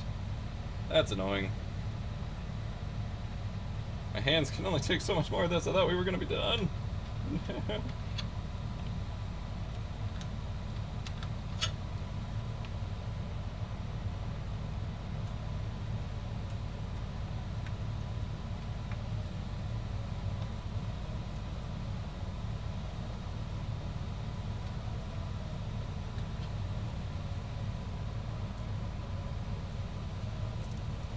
Honestly, most of the people responding to the idea of bridging the gap with VODs and live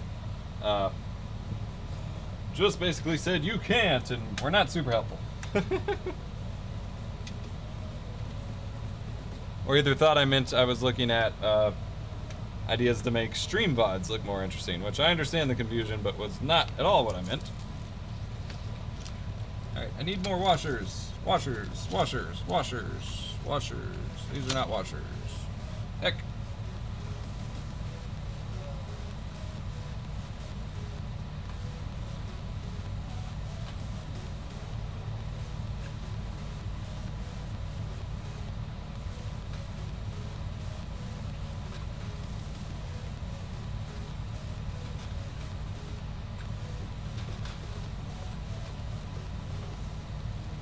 Alright, got some more washers.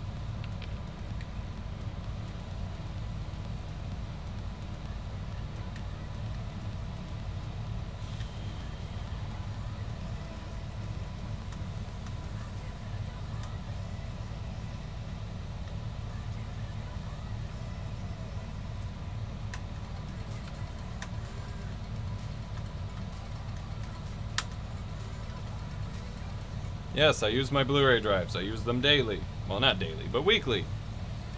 I rip a lot of media. I burn a lot of media.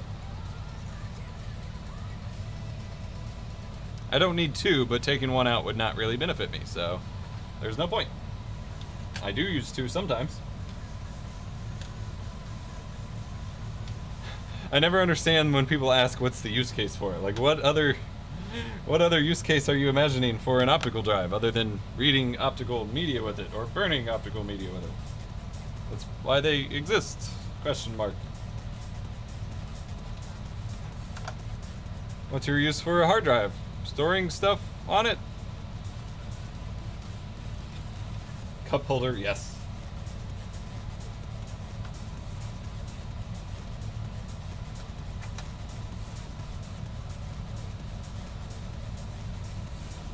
Make MKV, Andy Ennis. I have a lot of tutorials on it. It is the best option if you just want the uncompressed rip, which is what I want.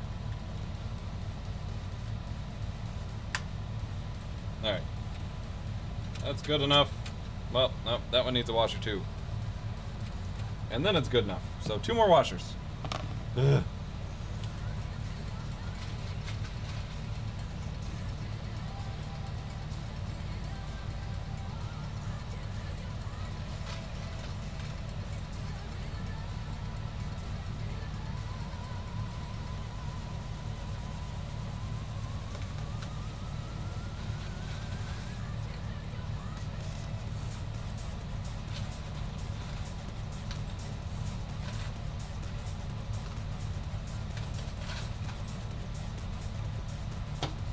Alright.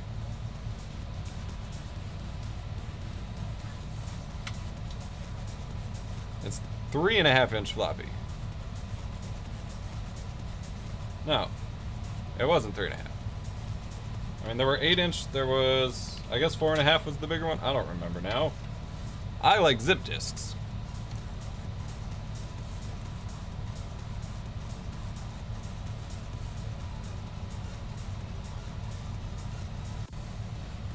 Five and a quarter. Duh. 5 1/4.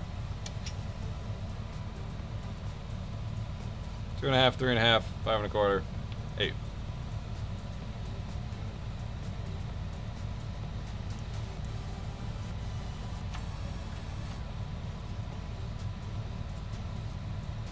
I have floppy drives in other computers.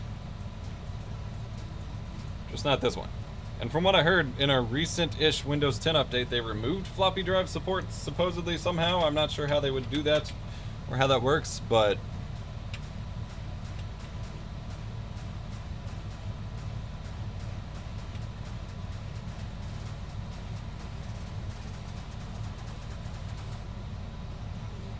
I mean, if you mostly want to watch movies or play like PS2, Xbox, GameCube era games, you know, mostly 480i or 480p stuff, and HDCRT is still great if you can deal with like 1 to 2 frames of input lag. But if you want to do like 240p stuff and want accuracy, HDCRT is still kind of stink for that. All right, fans are wired. Let's finish wiring the RGB again.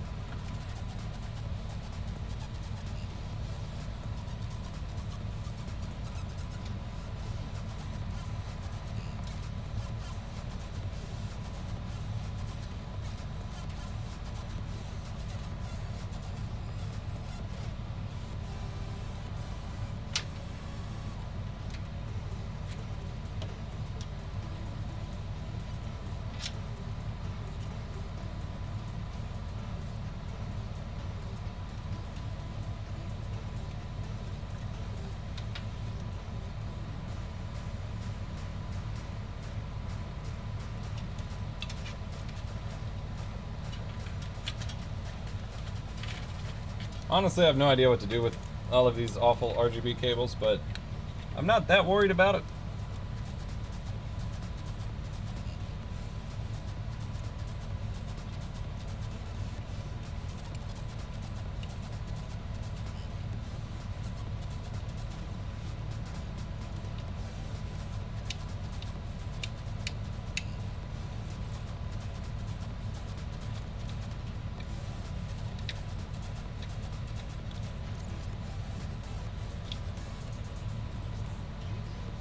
I'm not even going to be able to plug them in right now. I'll do that later.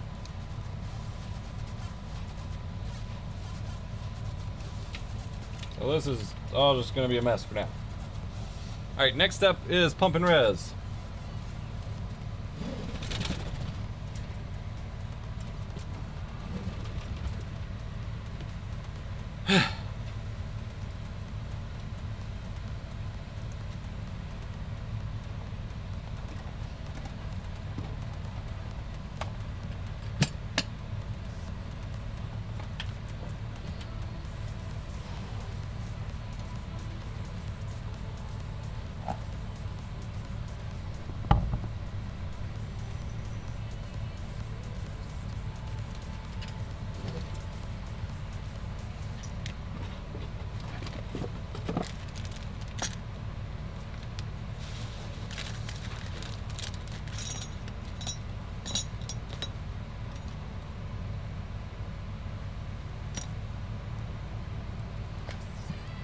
I need to get a starter shotgun mic to run through my DBX. Was wondering if you had any suggestions. I mean, it depends on what break the bank is for you. I really like the Deity S-Mic 2 and the S-Mic 2S. I don't know. And then there's the Synchro shotgun mic that's really good too. How much does Gamer Nexus pay you to use your mod mat? Unfortunately, nothing. They owe me some advertising revenue at this point, I guess. Somebody contact Steve. Tell him he owes me money. I'm sure that'll go over well. Okay.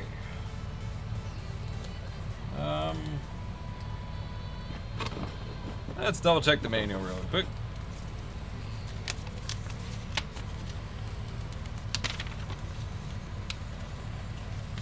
That's not helpful.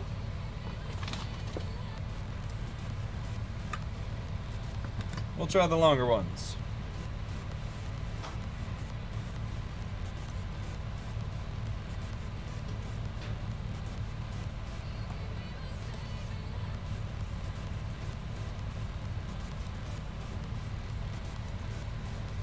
I know Mike over at Booth Junkies has reviewed quite a few like cheaper shotgun mics and compared them to the big Sennheiser one. They're mostly ones I've tried as well, but I'm not sure on pricing right now, so he might have some more budget options that he's reviewed.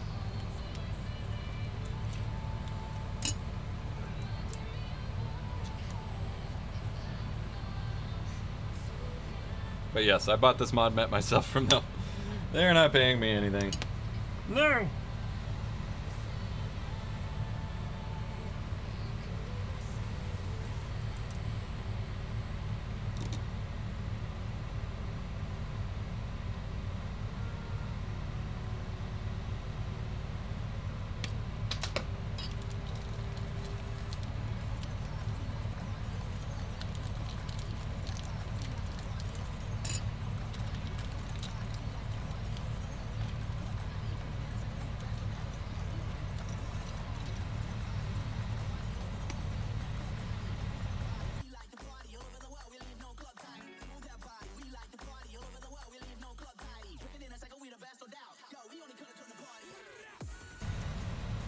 Yeah, it'll definitely be better than your old 240p LCD for 240p.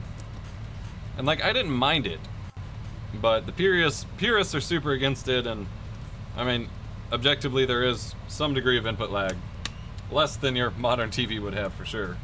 And frankly, most people can't actually tell the difference, but it's there.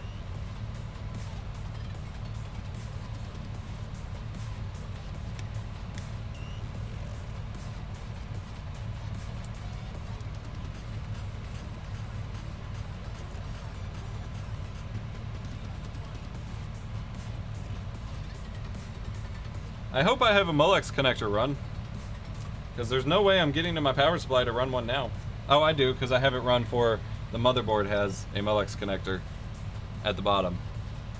So surely I have another header back there that I can access somehow, some way. Darn water gear using Molex yabber yabber. I've never seen, like, obviously I'm not super educated in the water cooling field, but I've never seen a pump that doesn't use Molex. Like in all the videos I've watched.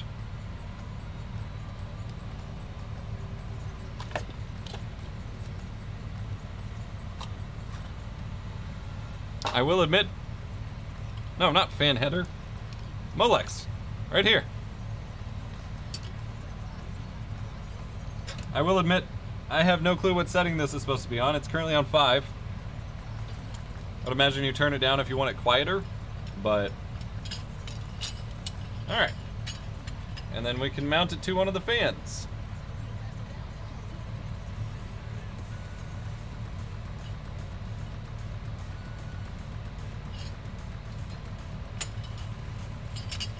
Which is also going to be a problem, because that's not going to fit. Unless we do it up here and block, awkwardly get in the way of our water. So we're gonna do that secondarily, I think. I don't think we're gonna mount this yet. We're just gonna kind of float it here, question mark.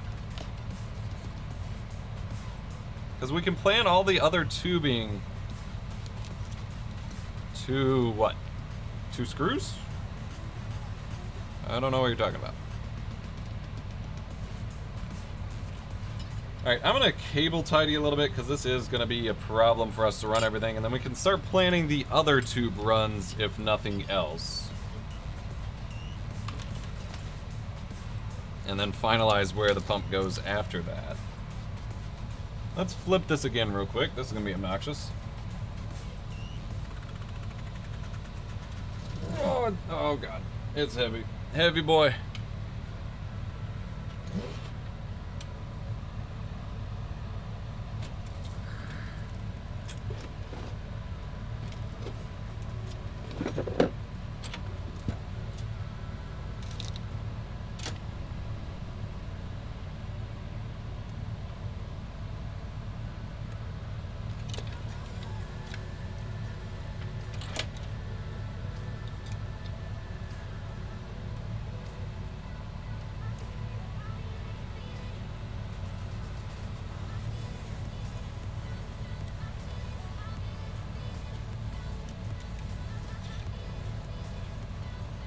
Honestly,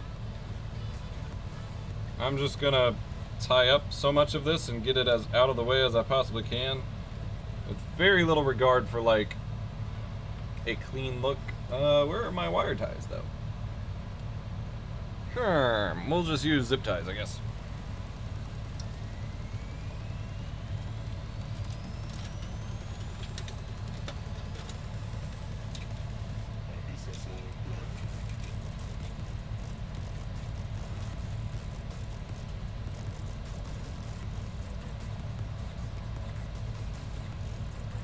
Still building the mega badass PC? Yes, we are.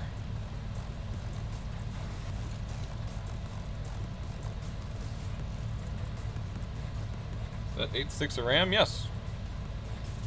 Threadripper has quad channel memory. So 128 gigs here. I could use more, but don't need it. Alright, that's much better already. I don't think the rest of it will be a major problem right now.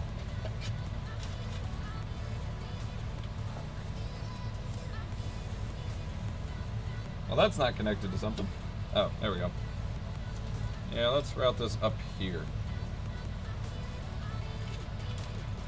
I don't really... Well, I do kind of have an anchor point I can use here. Hang on. I route all this over on the side, up, over...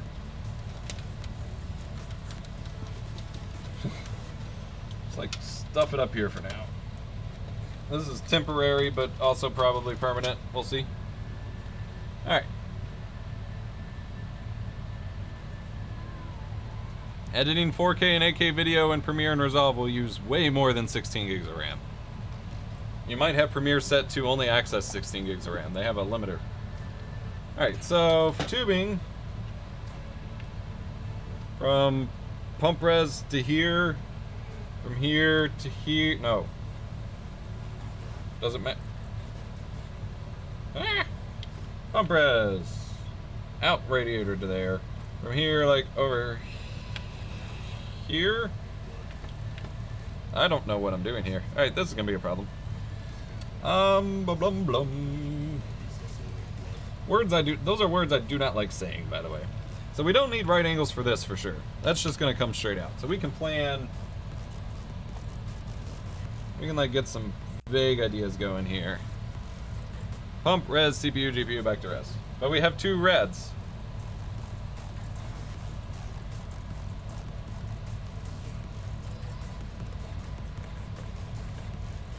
Yeah, I'd include the radiators in the loop too. Yeah. Yeah, there's no way I'm doing hard tubing. Probably ever in my entire life, but especially not for my first build, and we're already 3.5 hours in, and I'd like to be finished soon.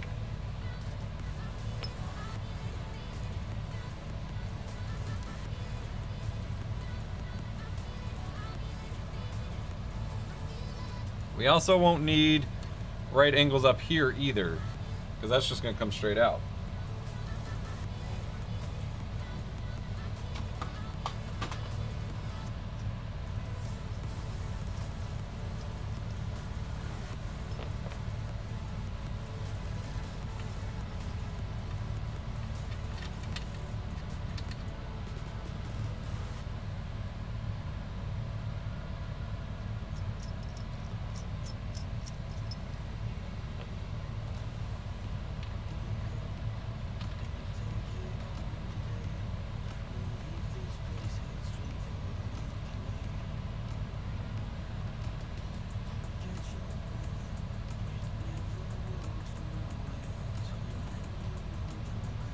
And then we definitely don't want right angles here. So I think that will be our last two standard.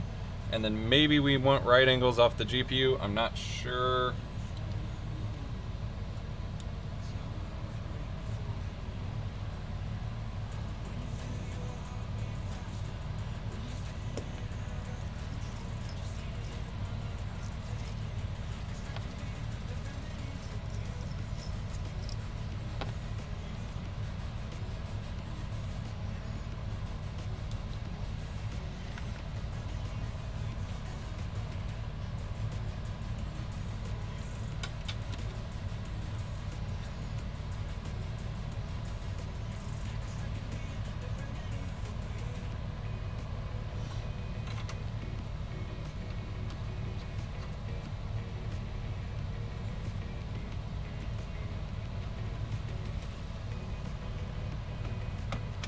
Did you get any 45s or just straight and 90? That's a good question.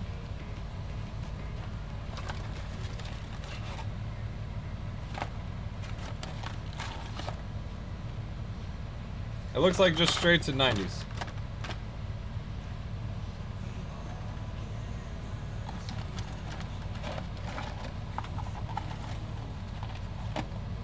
But I'm thinking like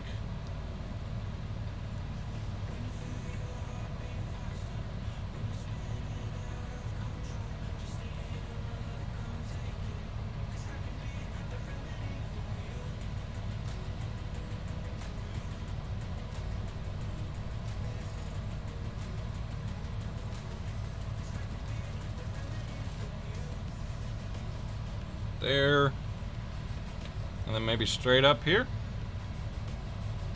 Oh, that's an outport. Shit.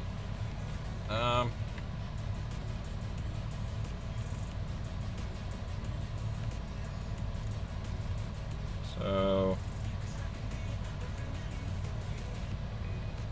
facing out like that, and then straight up and down to this one.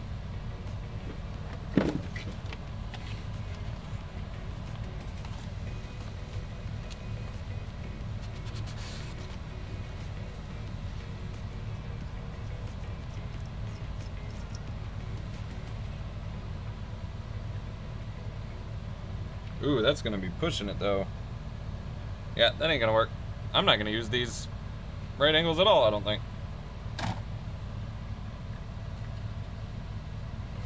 Again, want to thank everybody for hanging out in today's stream. Hope you're having a great start to your week. Thank you to Mod My Mods and Alpha Cool for sponsoring this insane first-time water cooling adventure that we can only hope does not develop any leaks as we're testing it out here.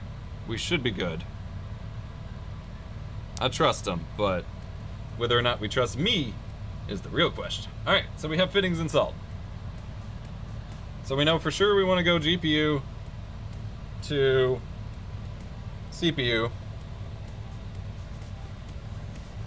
which I can go on and cut.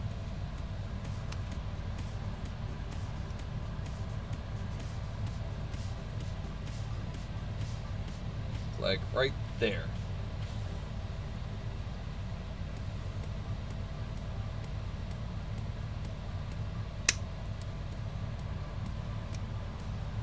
Thank you for the new follows, by the way. I don't know if I shouted. Oh, that was too long. That one is too long. Needed a little shorter. I hope I don't run out of tube.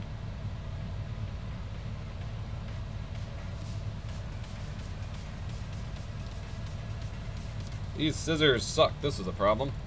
I have to go get my other ones.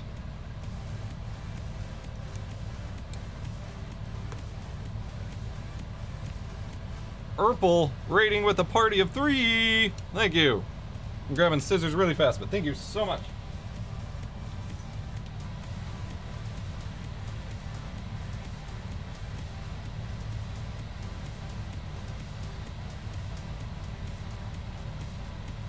We are doing first time custom water cooling loop in today's stream. So this is out of the GPU into the CPU. I think is the plan that we were working with. Wow, that's still too long. How did I measure that wrong? Actually, that works. That's a little awkward. Could be a tiny bit shorter. And then we're good.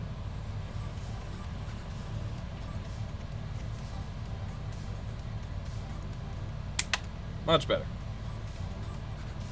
Alright, so here and here. It's just an awkward angle because it's so close and the CPU block is so big. Out GPU, in CPU. At least I'm hoping it's still out. That's what it says on the other side. I would imagine they're even. So out, out, in. Gotta say, I'm surprised you haven't done a custom loop till now. Yeah, it just hasn't been practical. And I just haven't had the right opportunity. That might still be too long. I'm having trouble getting this fitting screwed on here.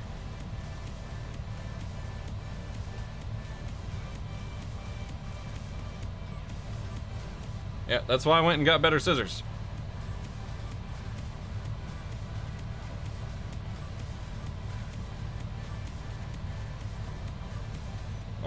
we have our first tube installed. That feels surprisingly, like, good. Like, I feel like I accomplished something with this one tube run. I can do anything now. All right. And then we go from CPU block to this radiator. These do not have labeled outs and imports.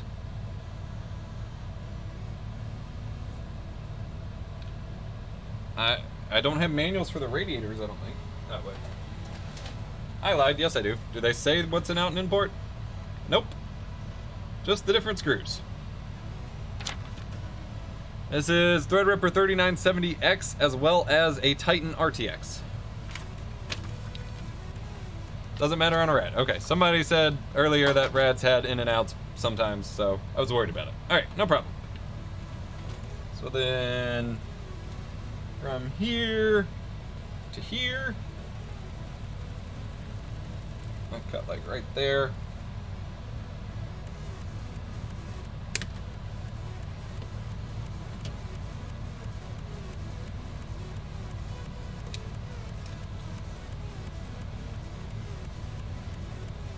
That works.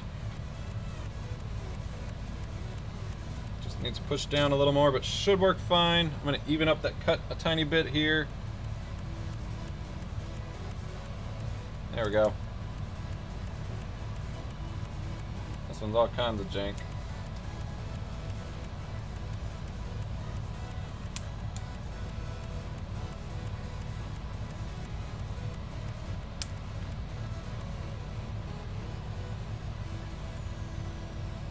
Hopefully that's fine.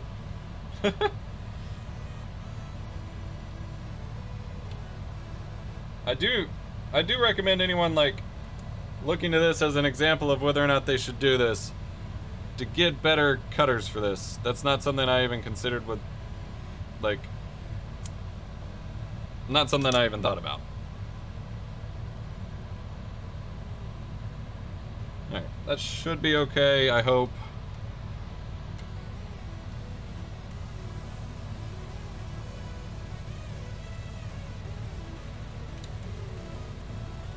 Ultimately, the O-rings are there to absorb a little bit of, like, unevenness.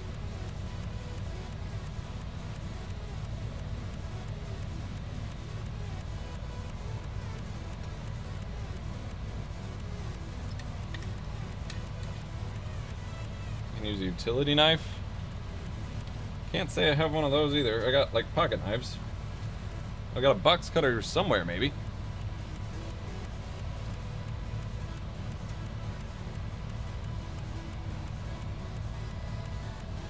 Alright.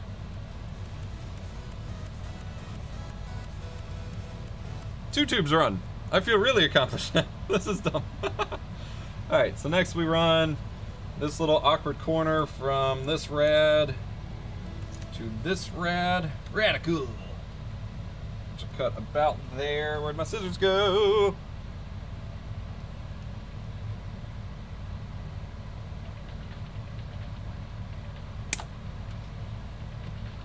As long as I have the right grip, the cut's easy. It's when it slips, like as I'm cutting, it becomes a problem. Oof.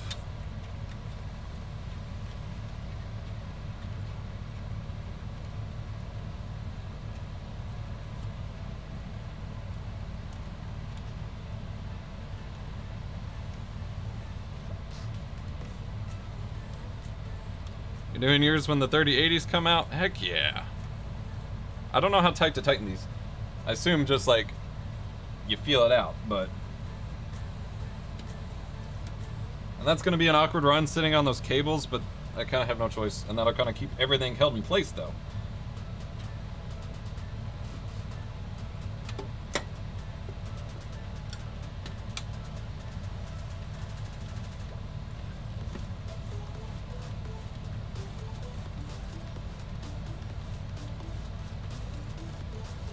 Why not the back port on the front rad? That's what I'm doing.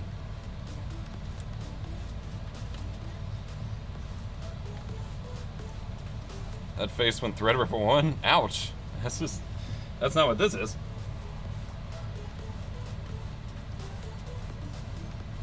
Yeah, I skipped out on all the first gen Ryzen and Threadripper. Like, I understood the hype, but there were a lot of kinks to work out, even on the second gen. Third gen stuff is really pretty locked down. Alright, all of that's feeling pretty, like, nice and tight and firm. I feel mostly confident in all of this. So next up, we have to figure out the pump and res.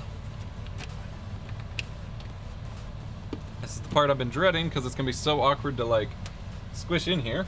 But we can do it.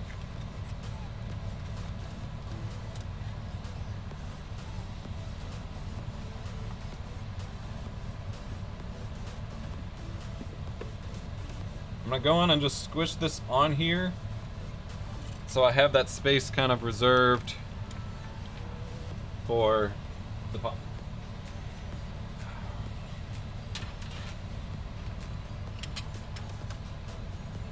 Because these brackets are in a really awkward place.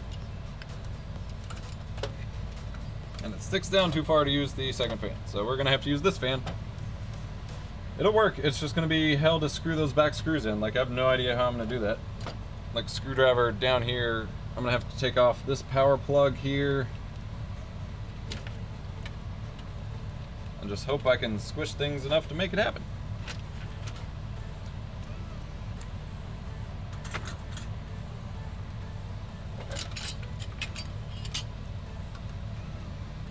These are Allen wrench. Darn it, Alan, I don't know who you are, but you make my life miserable sometimes. No. Joking.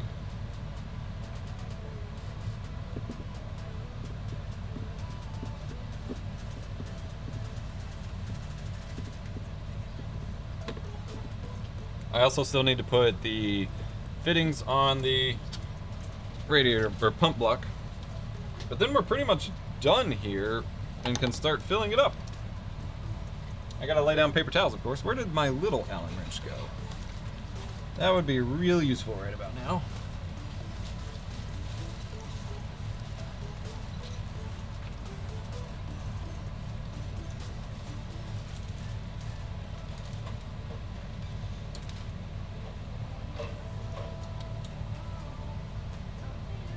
Wow, this is not useful right about now. This is awkward. I'm gonna have to take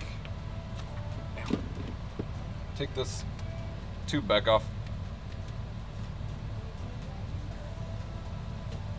If it'll let me. Jesus.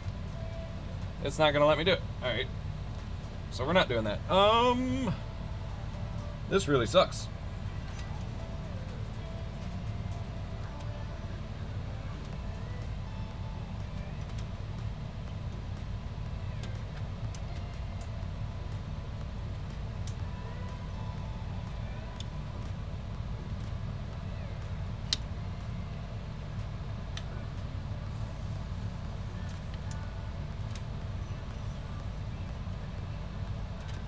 Assume the pump doesn't have a mount for the basement. That's a good question.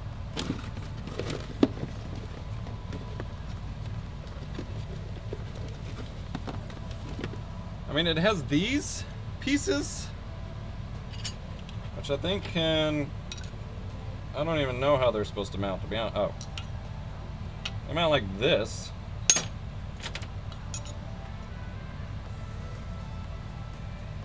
But that's not going to mount the pump on anything. Like, that's not very helpful.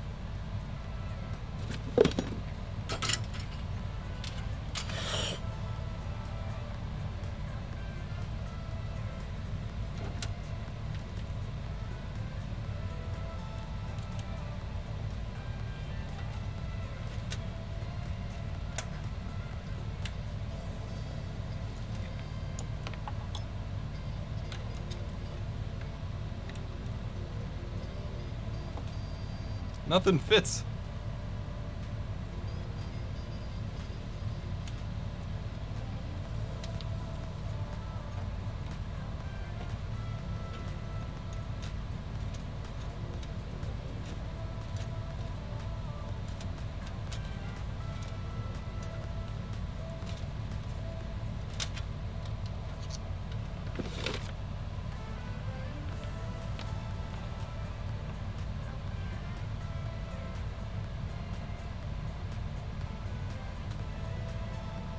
Oh, I see how the feet go on.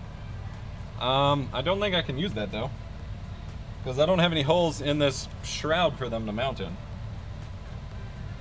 And they're not going to mount on the hard drive cage here, so yeah, I don't think I can use those at all.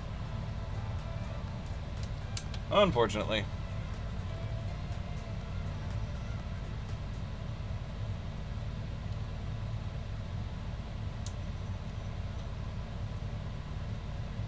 Yeah, I knew going into it, due to how much crap I have in here, it was going to be a kind of awkward pump install, but I figured we'd be able to rig it up somehow.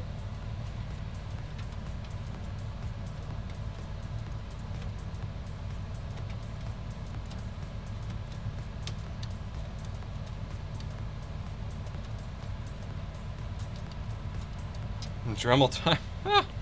No. Especially since I'd pretty much have to take all the parts out to keep the metal shavings from going everywhere. I would sooner zip tie it. Alright.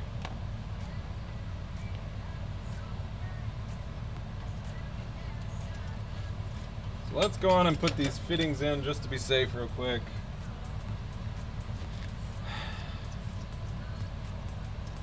So help me remember, in is in the top, out is at the bottom. In top, out bottom. In top, out bottom.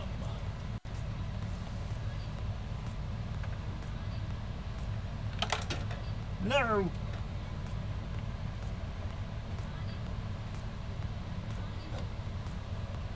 Oh, this is actually a use case for that bottom plug, because I could go out to that maybe, depending on height. Because otherwise that's going to be an awkward fit. Nick, don't try to mess me up. You jick. You jillick.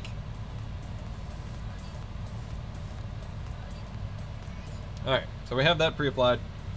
Now we gotta try to mount this crap all at once.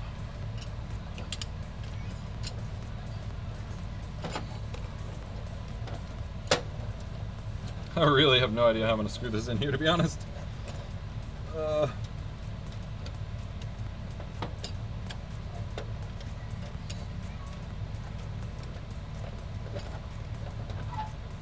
This is just my punishment for choosing this overly thick rad when I really didn't need to.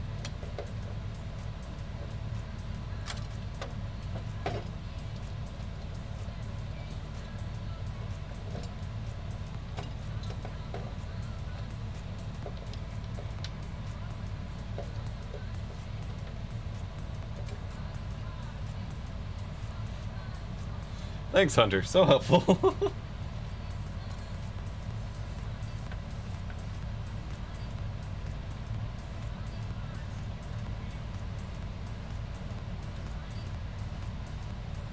Would have been easier to mount the res fans radiator all at once. Yeah, I'm seeing that now. And honestly, I thought about it. I can't remember why I decided not to, but it definitely seems like the call I should have made.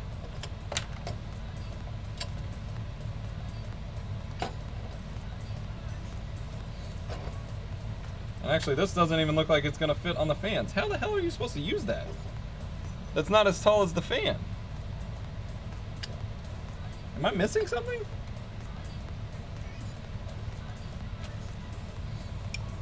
Can this unscrew?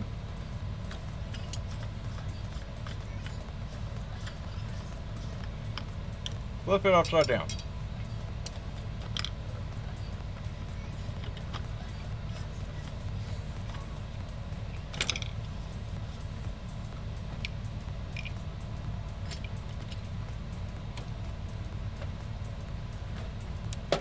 There we go. It was upside down.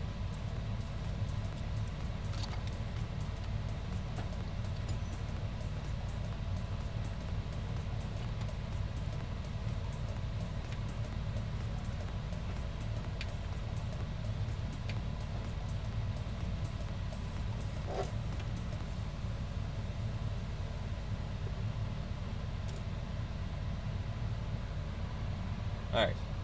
I need to actually unscrew these and shift them a little bit.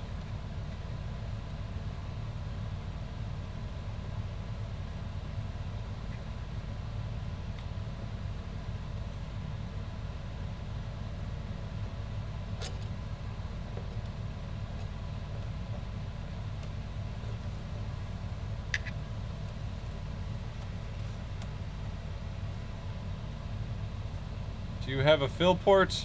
No. All the videos I watch just put it in. Oh, Oliver, no, no, no, no, no. No. All the videos I watch just put it in the top of the pump here.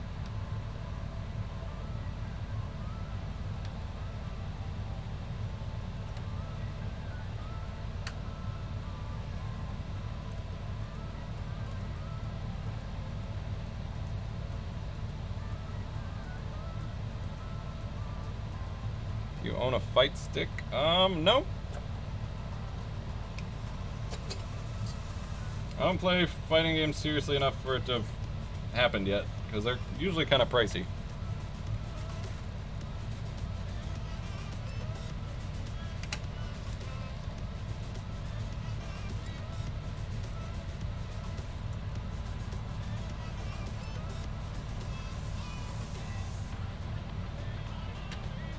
I mean, technically this radiator in the front has a drain port if I just like cut a hole in the bottom of my case, but the case itself isn't even built for that.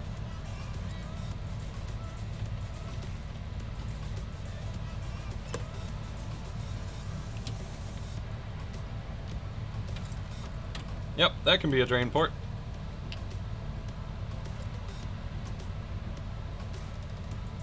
Yeah, I don't know that we're getting these other screws installed here.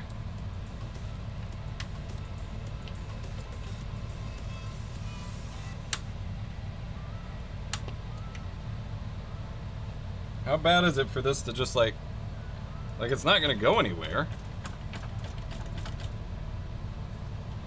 I can zip tie it all to the front if I need to.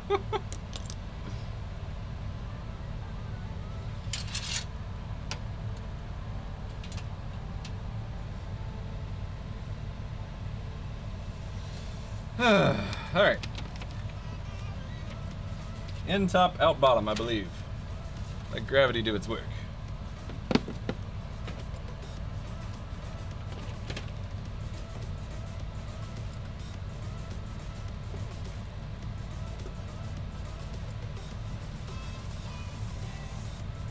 Ooh, this is where a right angle connector would actually work.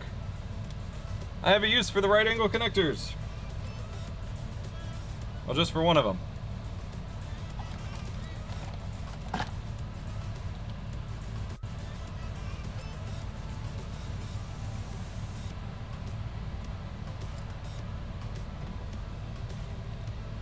Oh, I shouldn't have installed that yet. Damn it.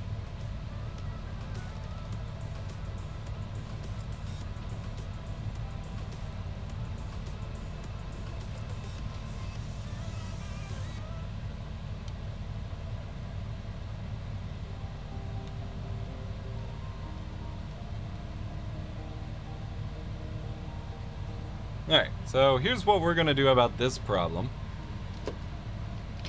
And no one's gonna support it whatsoever. But this is just how we do things. Sometimes.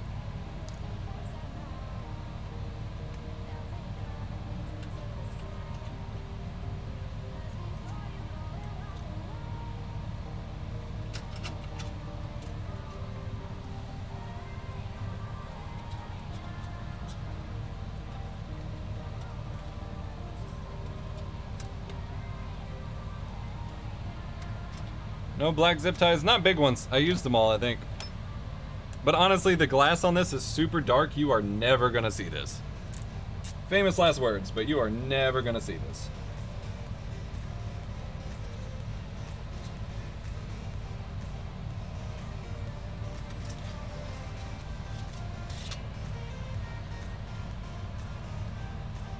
Cannon air.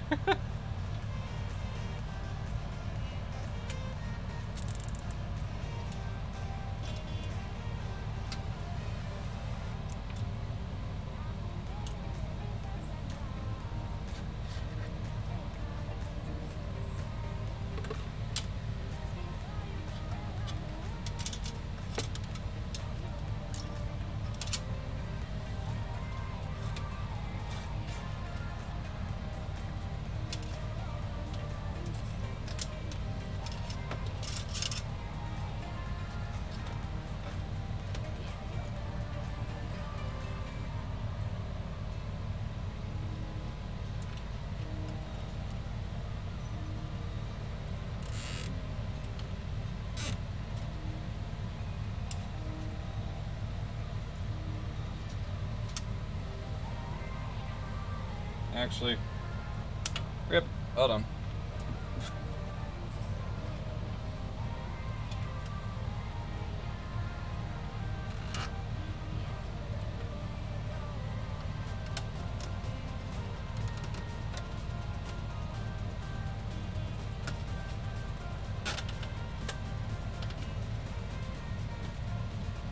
Much better.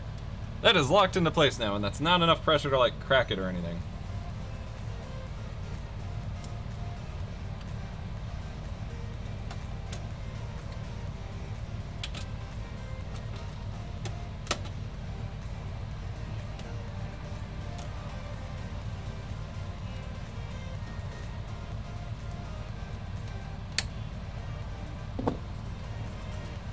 Okay. As we were.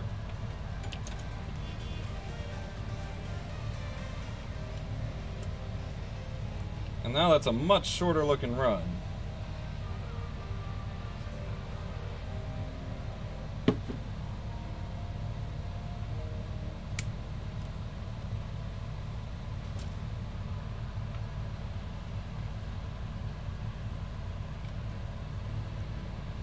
Look, I made it very clear to them when they agreed to sponsor this video and stream that I had absolutely no clue what I was doing and that this would be my first time. Can you still open the pump top with both tubes in place? Yes, I can. It'll be annoying to like fit the screw thingy in there, but I definitely can. The whole top of the pump's completely like available. It's just gonna be awkward like getting the tube in there to fill up water, but it'll be fine.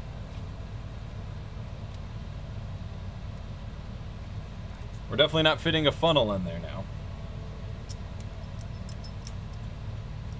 And if I had the right fittings, there is a fill port at the top of this case, but none of my fittings actually reach that, so unfortunately I don't think I'll get to use that.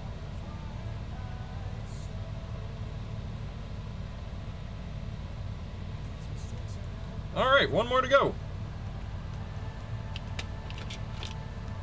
Did they send a fill bottle? Yeah. Alright, so now we just need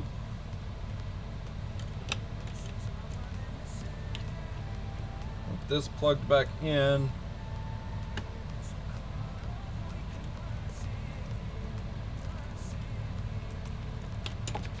Ah, my tube.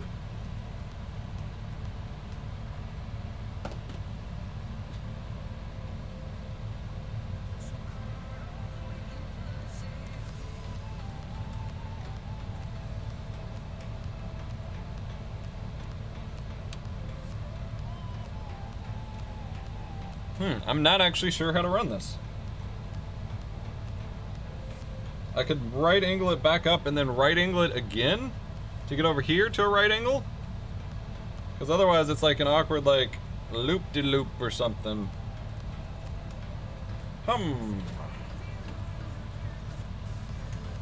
Unless I completely turn it here. And then right angle it. Ooh, that's a lot better. And below the GPU. Yeah, you're right. You're right.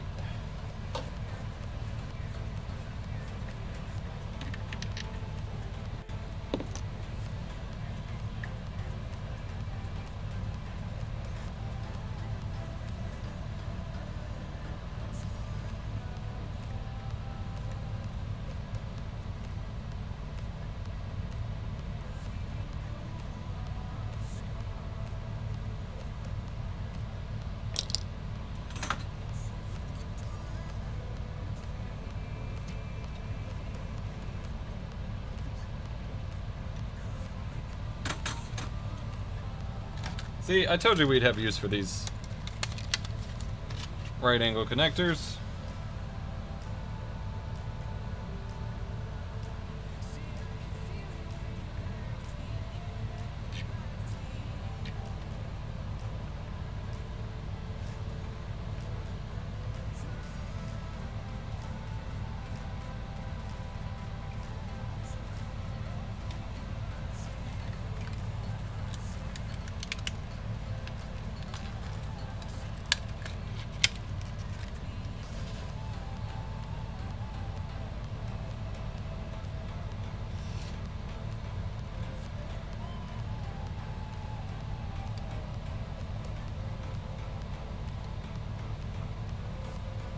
Alright. And then we just have a super short run from A to B.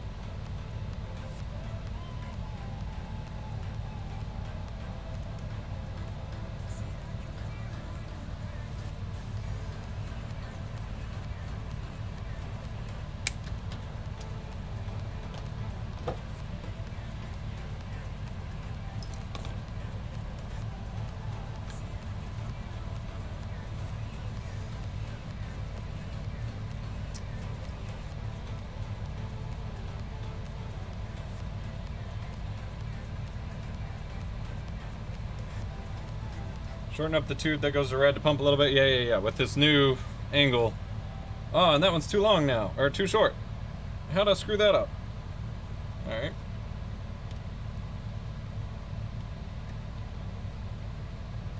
Oh wow, that whole fitting came out. Jesus. That's not what was supposed to happen. Urgh.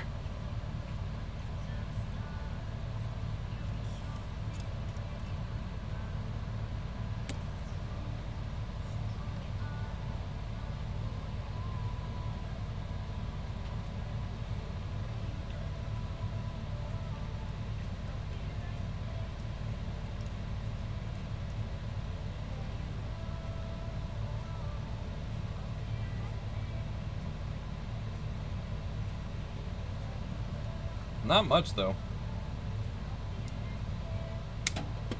Oh, that's in the case. I don't know if I'll ever get that back.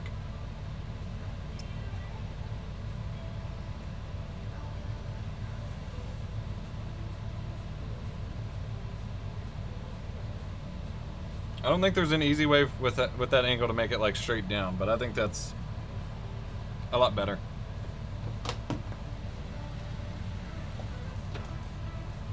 Alright, let's try this again.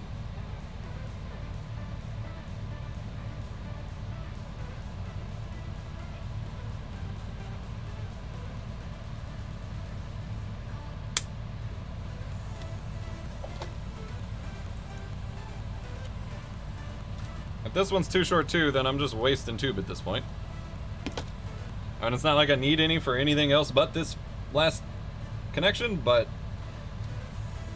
watch that be the one that I run out of tube for. Oh yeah, it does match the other tubes up top. You're right. Good advice from chat.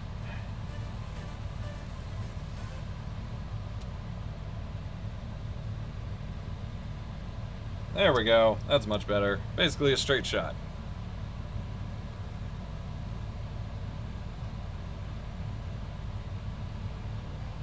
Okay.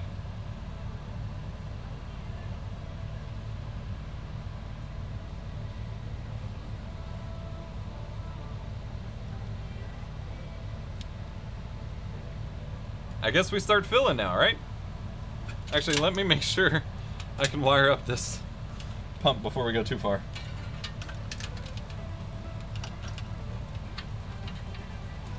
Let me make sure I find this Molex connector.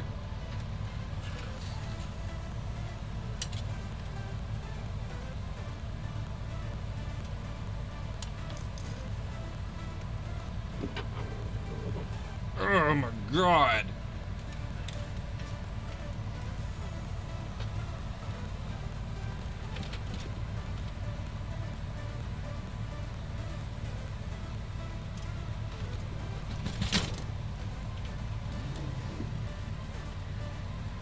Oh yeah, there's Molex back here.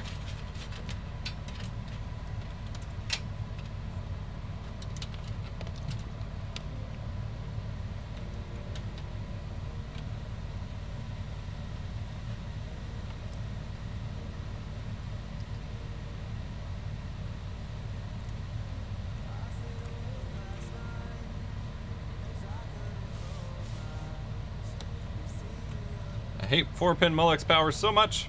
Wait, I'm not connecting it to this. I'm connecting it to the other power supply.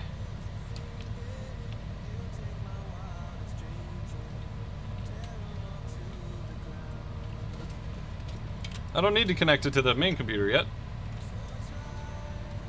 I specifically have another power supply I'm running so that I don't power on my machine. You know, common sense. It'll plug into this one. Okay.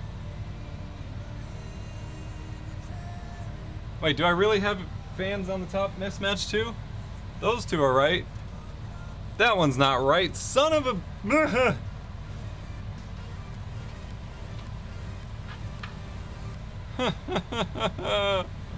I hate everything. Where is my other capture card? Oh yeah, it's super short. It fits. I knew that going into it. Oh. ERPL.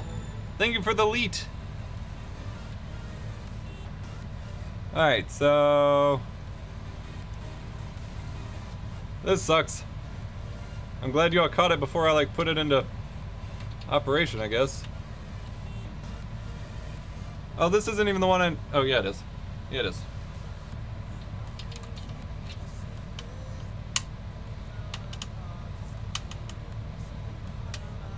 Wow, my Allen key's stripping on it. What the heck? There we go.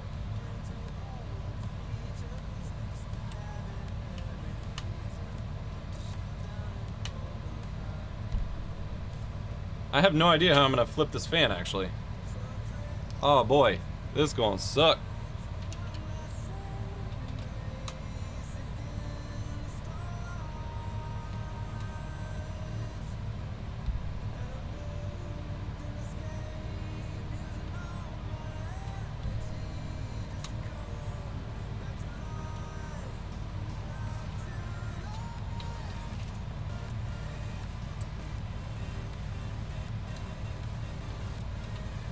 I'm just glad you noticed it, or I noticed it, or anyone noticed it before water got put in.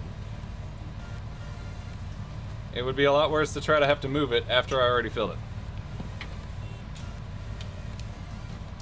Alright, if I unscrew these two a little bit, I should be able to do it.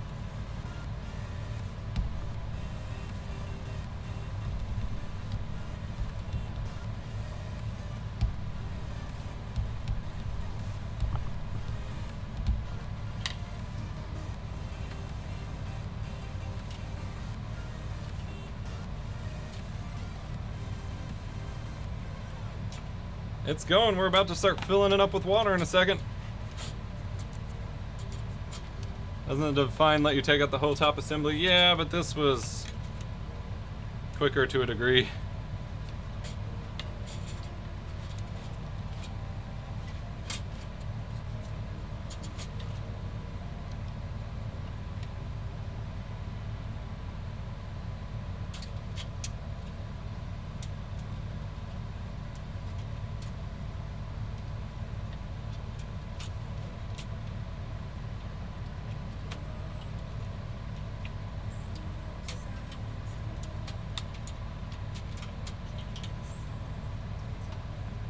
Ah, my foot is cramping up super bad. Ow.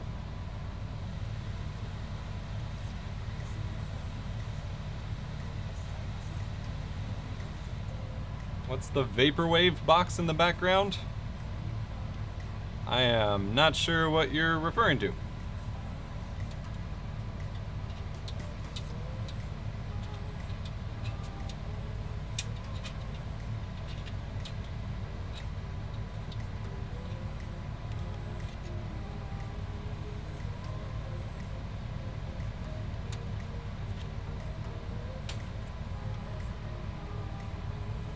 Oh, it's a keycap set.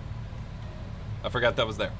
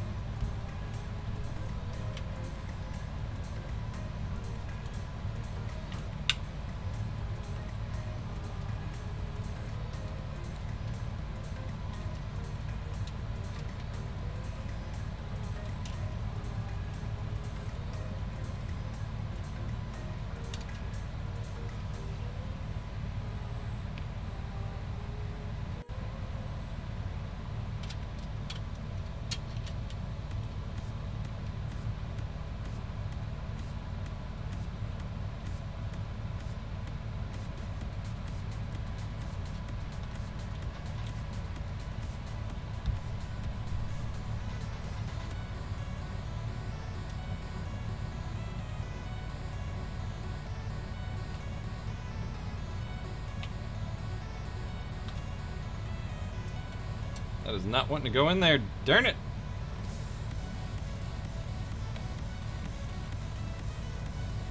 And I think I only have long screws left.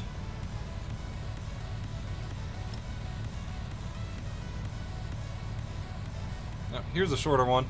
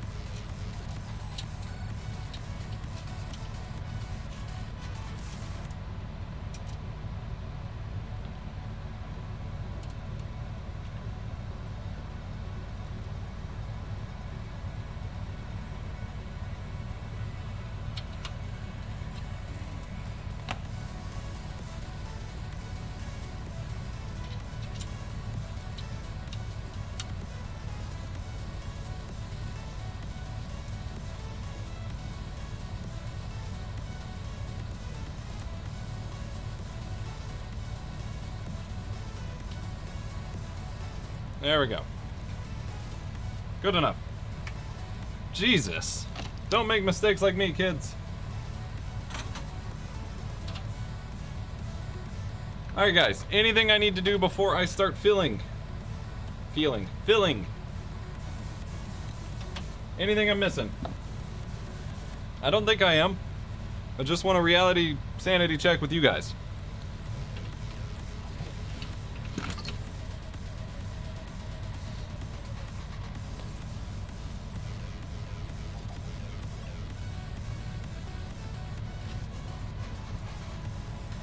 Oh yeah, paper towels.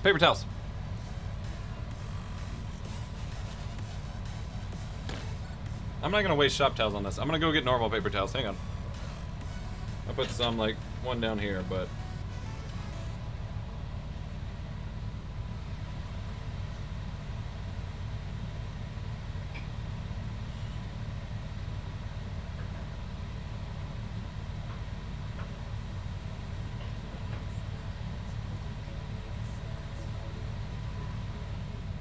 Okay, leak check time. Woo! Scary, very scary.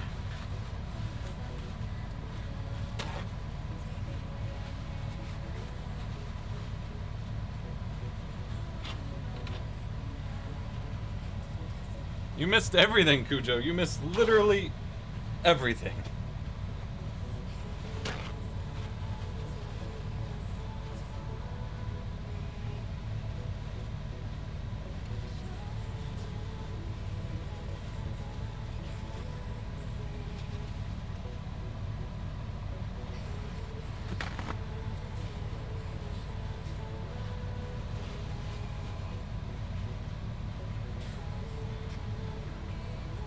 I'm not sure how to get paper towels up under these fittings.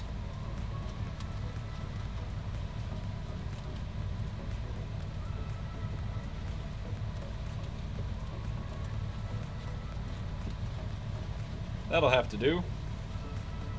All right.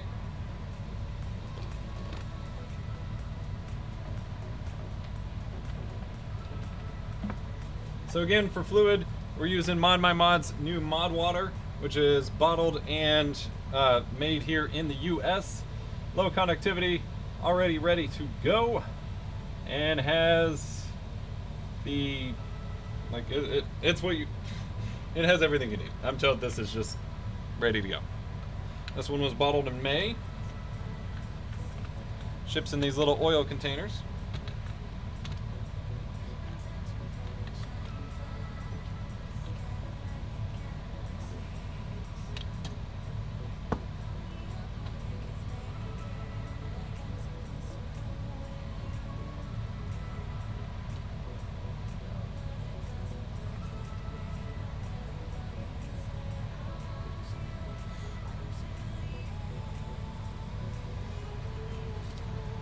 Just clear, no colors.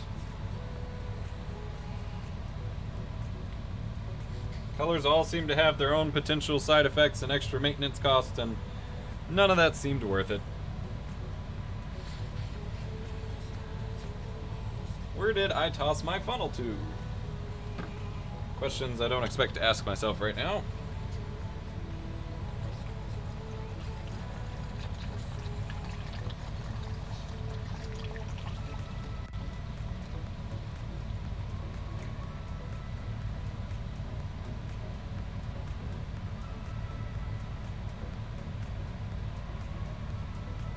You're supposed to have sub badges. I don't know why they're not there. I had them at one point.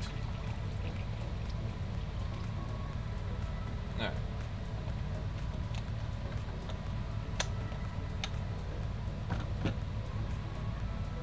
I'll fix it soon.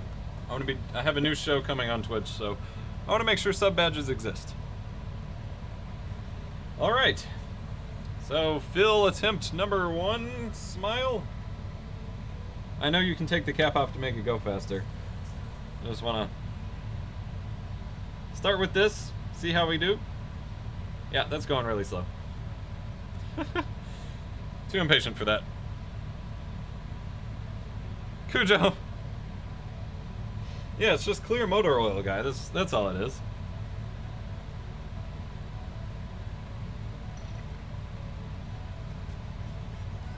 That was scary.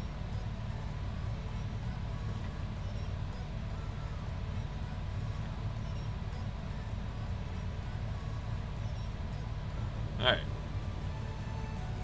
And then I just flip the pump on till it runs it out real quick and then flip it back off. That part I feel relatively confident in.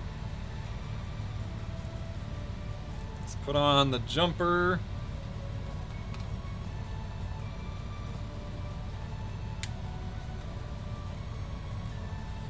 Bam.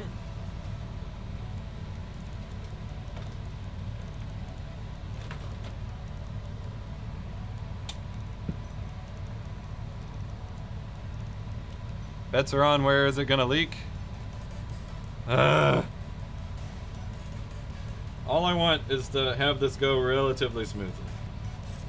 What do I even do if it leaks? Alright.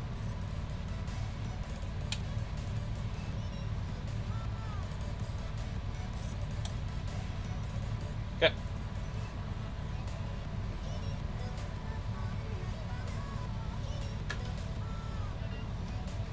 I'm going and check now. I know we don't have full water pressure yet or anything. I'm just gonna be paranoid. Why would you guess 2 leaks? If it leaks, I blame Slasher.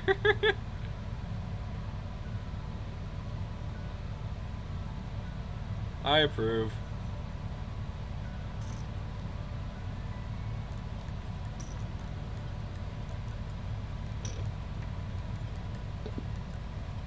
Alright.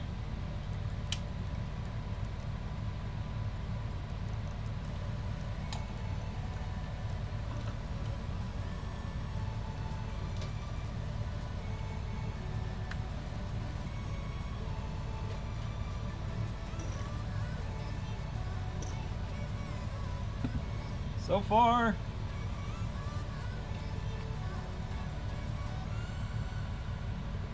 I am not seeing any leakage. There's like a wet spot on this paper towel, but I think that was from me because it's way away from anything else, and I don't see any wet stuff on the fitting. So I'm pretty sure that was just me. Yeah, I think we're good so far.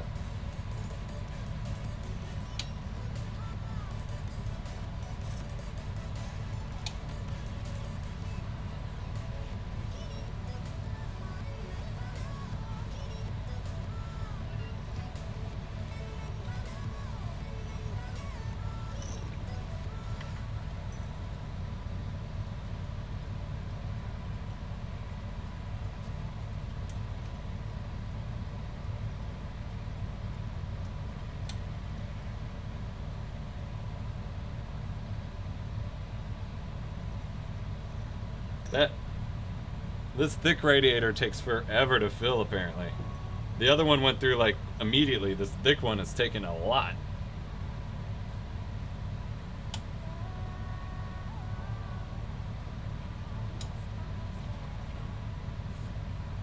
I can hear it filling up. I'm not seeing leakage yet. I'm excited.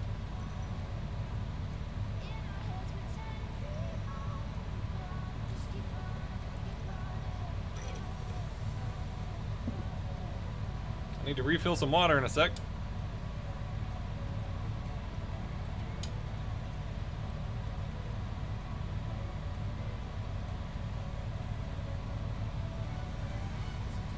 We're getting there, we're getting there. Alright, I have to refill this. Yep, all Alpha Cool parts, sponsored by Alpha Cool and Mod My Mods.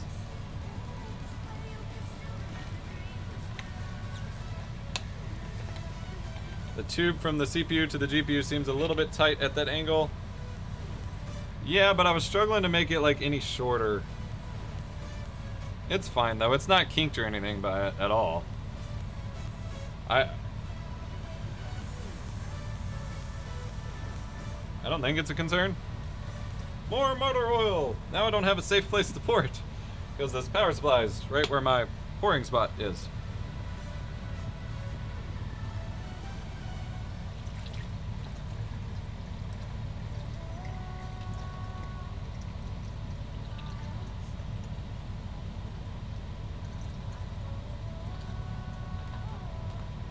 Okay, motor oil done.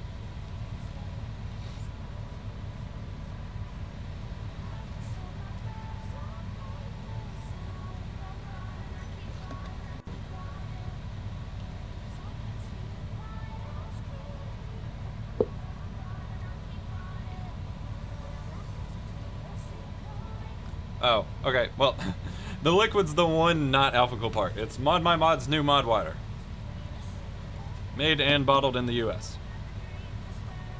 Is there gonna be enough motor oil?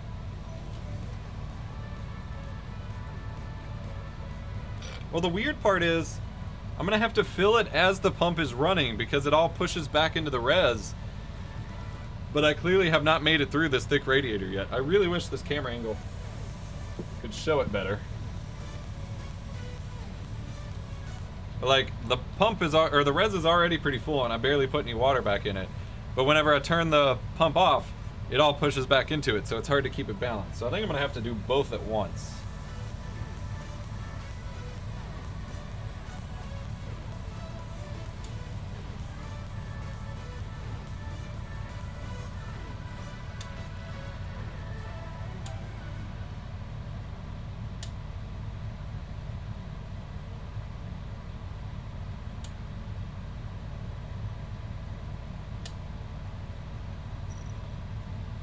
It's gonna overflow. I don't know what to do about this. This is annoying. Flip the case so the water gets to the front red. Okay, good to know. Because it's taking a lot to pump it into that. Like, oh, there we go. It's filling up. We're making progress. Making progress, making progress.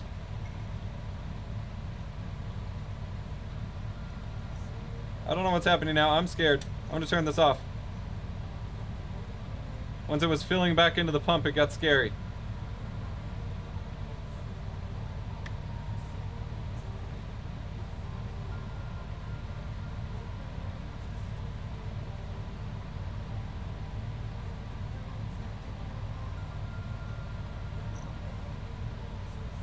I'm making poggers, Riz.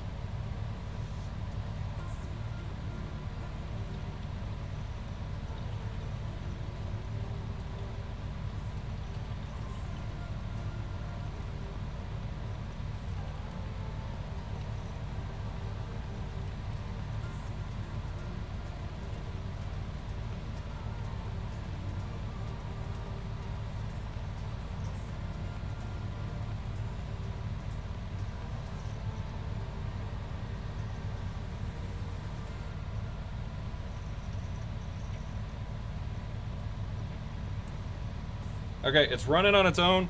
I need to find the cap. I lost the cap. I feel like I need to cap this off soon. shit, shit, shit, shit. Where's my cap? No. Help! I mean, it's running smoothly now, it's just very bubbly. But I need the cap for it. I don't know what I did with it. God, this is making... I don't know what to do. I don't know what to do. I'm panicking. Ban them if they say leak. Leave it open so the air can escape, as long as it's not overflowing. Okay. It's running. I have a pump running in my system. And I am seeing no signs of leaks whatsoever. The pump is way quieter than I expected. Someone check the VOD for the cap, please. I may have scooted the computer on top of it.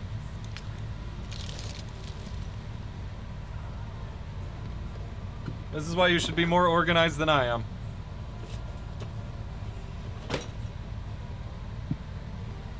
Here's the screwdriver I used for it.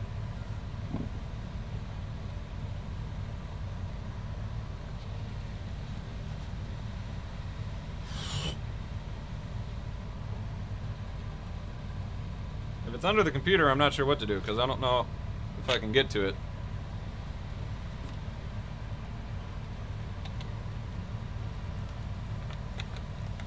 No, that was the cap for the bottle, not for the res. And we don't have extras of these. Oh, here it is. Got it. Okay. So you guys cannot see this right now. I'm trying to figure out how to best show you this.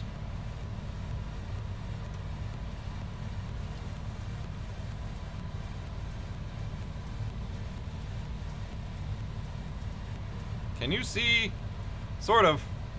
So it's running. It's just very bubbly. What do I do next? I can add a tiny bit of water still.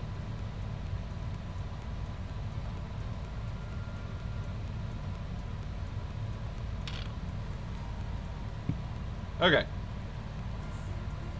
So we have a pump running throughout the whole loop. Everything looks clean and clear other than bubbles.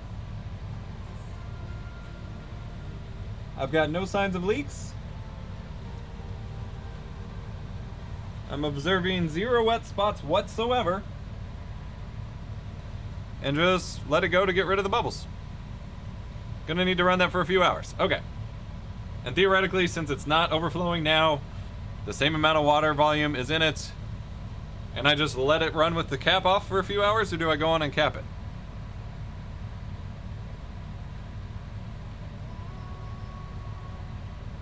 And do I try to fill it up more?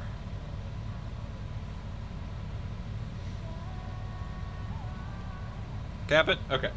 Let me add a little bit more water into it just to make me feel better.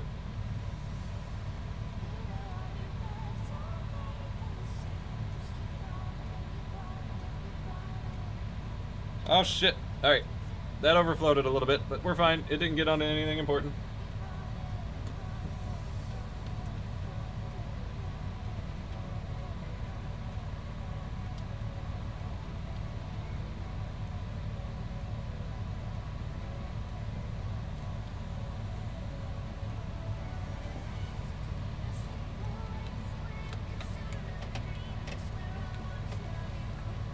Alright, we are capped. Still no signs of leakage other than my overflow incident.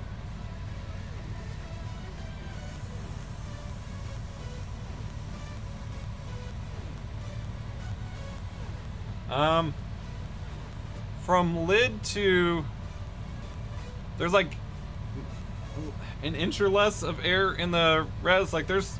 It looks about on the pictures I saw, videos of it. Alright, tip the case forward and back to shake some bubbles loose. Okay. Well, these are all like micro bubbles. Like they're in the stream.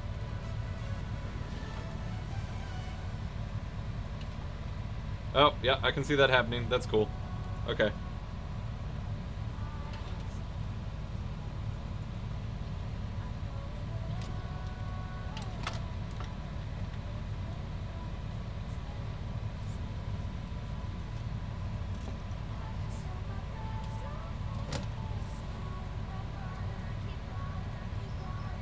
Are you talking to Wendell? Not at this exact moment.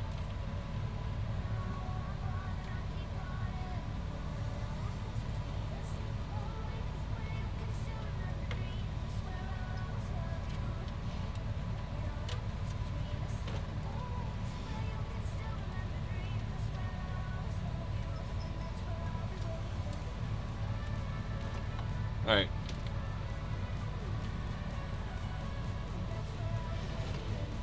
So I think we're good in this regard.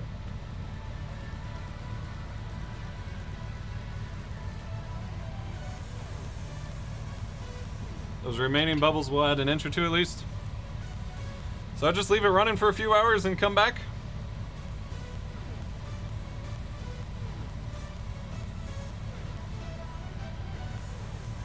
I can't believe there's no leaks. Like, I'm confused, honestly.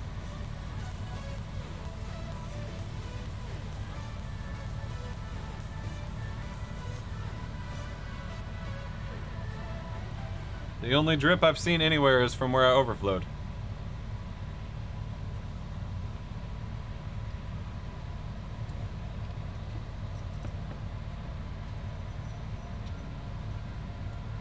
I think it's at the max speed. Like, the arrow was pointing, it goes 1 through 5. It was at 5. It's really quiet, though, so. Giving the tubes a little wiggle, just to see if I spring any leaks, just since it will be moved.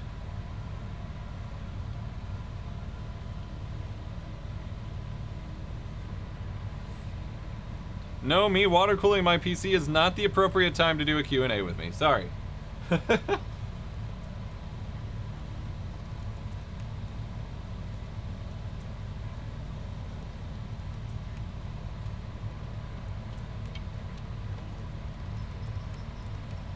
The back of the arrow was at the 2, but it was like an arrow, and the arrow part was pointed at 5.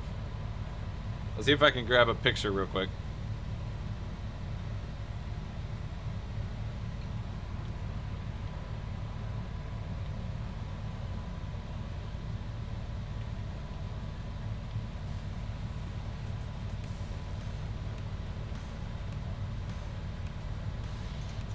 It's super blurry, but yeah, it's definitely pointed at the 5.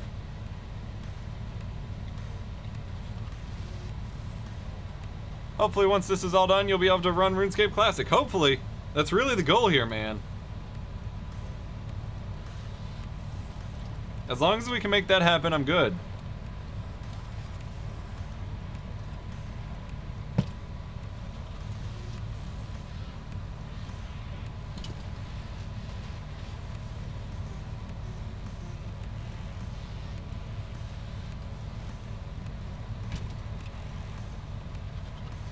Alright, that shook some loose. Alright, cool.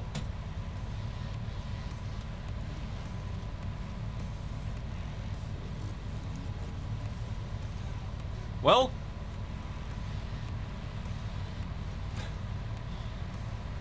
I think we're done. Like, success, I think. No leaks. It's running. We're gonna let it run for an hour or so, and then I will get everything, make sure it's working, refill if I need to, and get everything shifted back over to my desk for tonight. So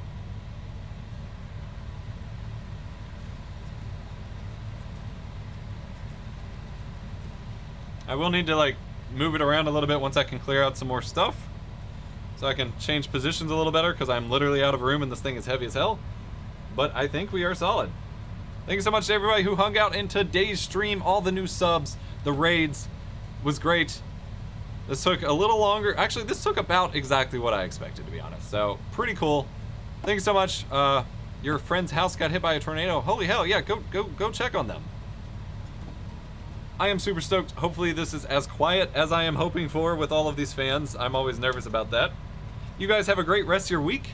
Hopefully this video will be up tomorrow or Thursday. I'll see you all later. Super shout out to Alpha Cool and Mod My Mods for sponsoring today's stream and PC build. Super awesome of them. Amazing parts.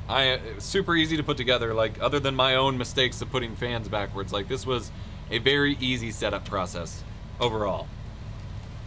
ATSPI, go check on your friend and their house, and I will see you all later.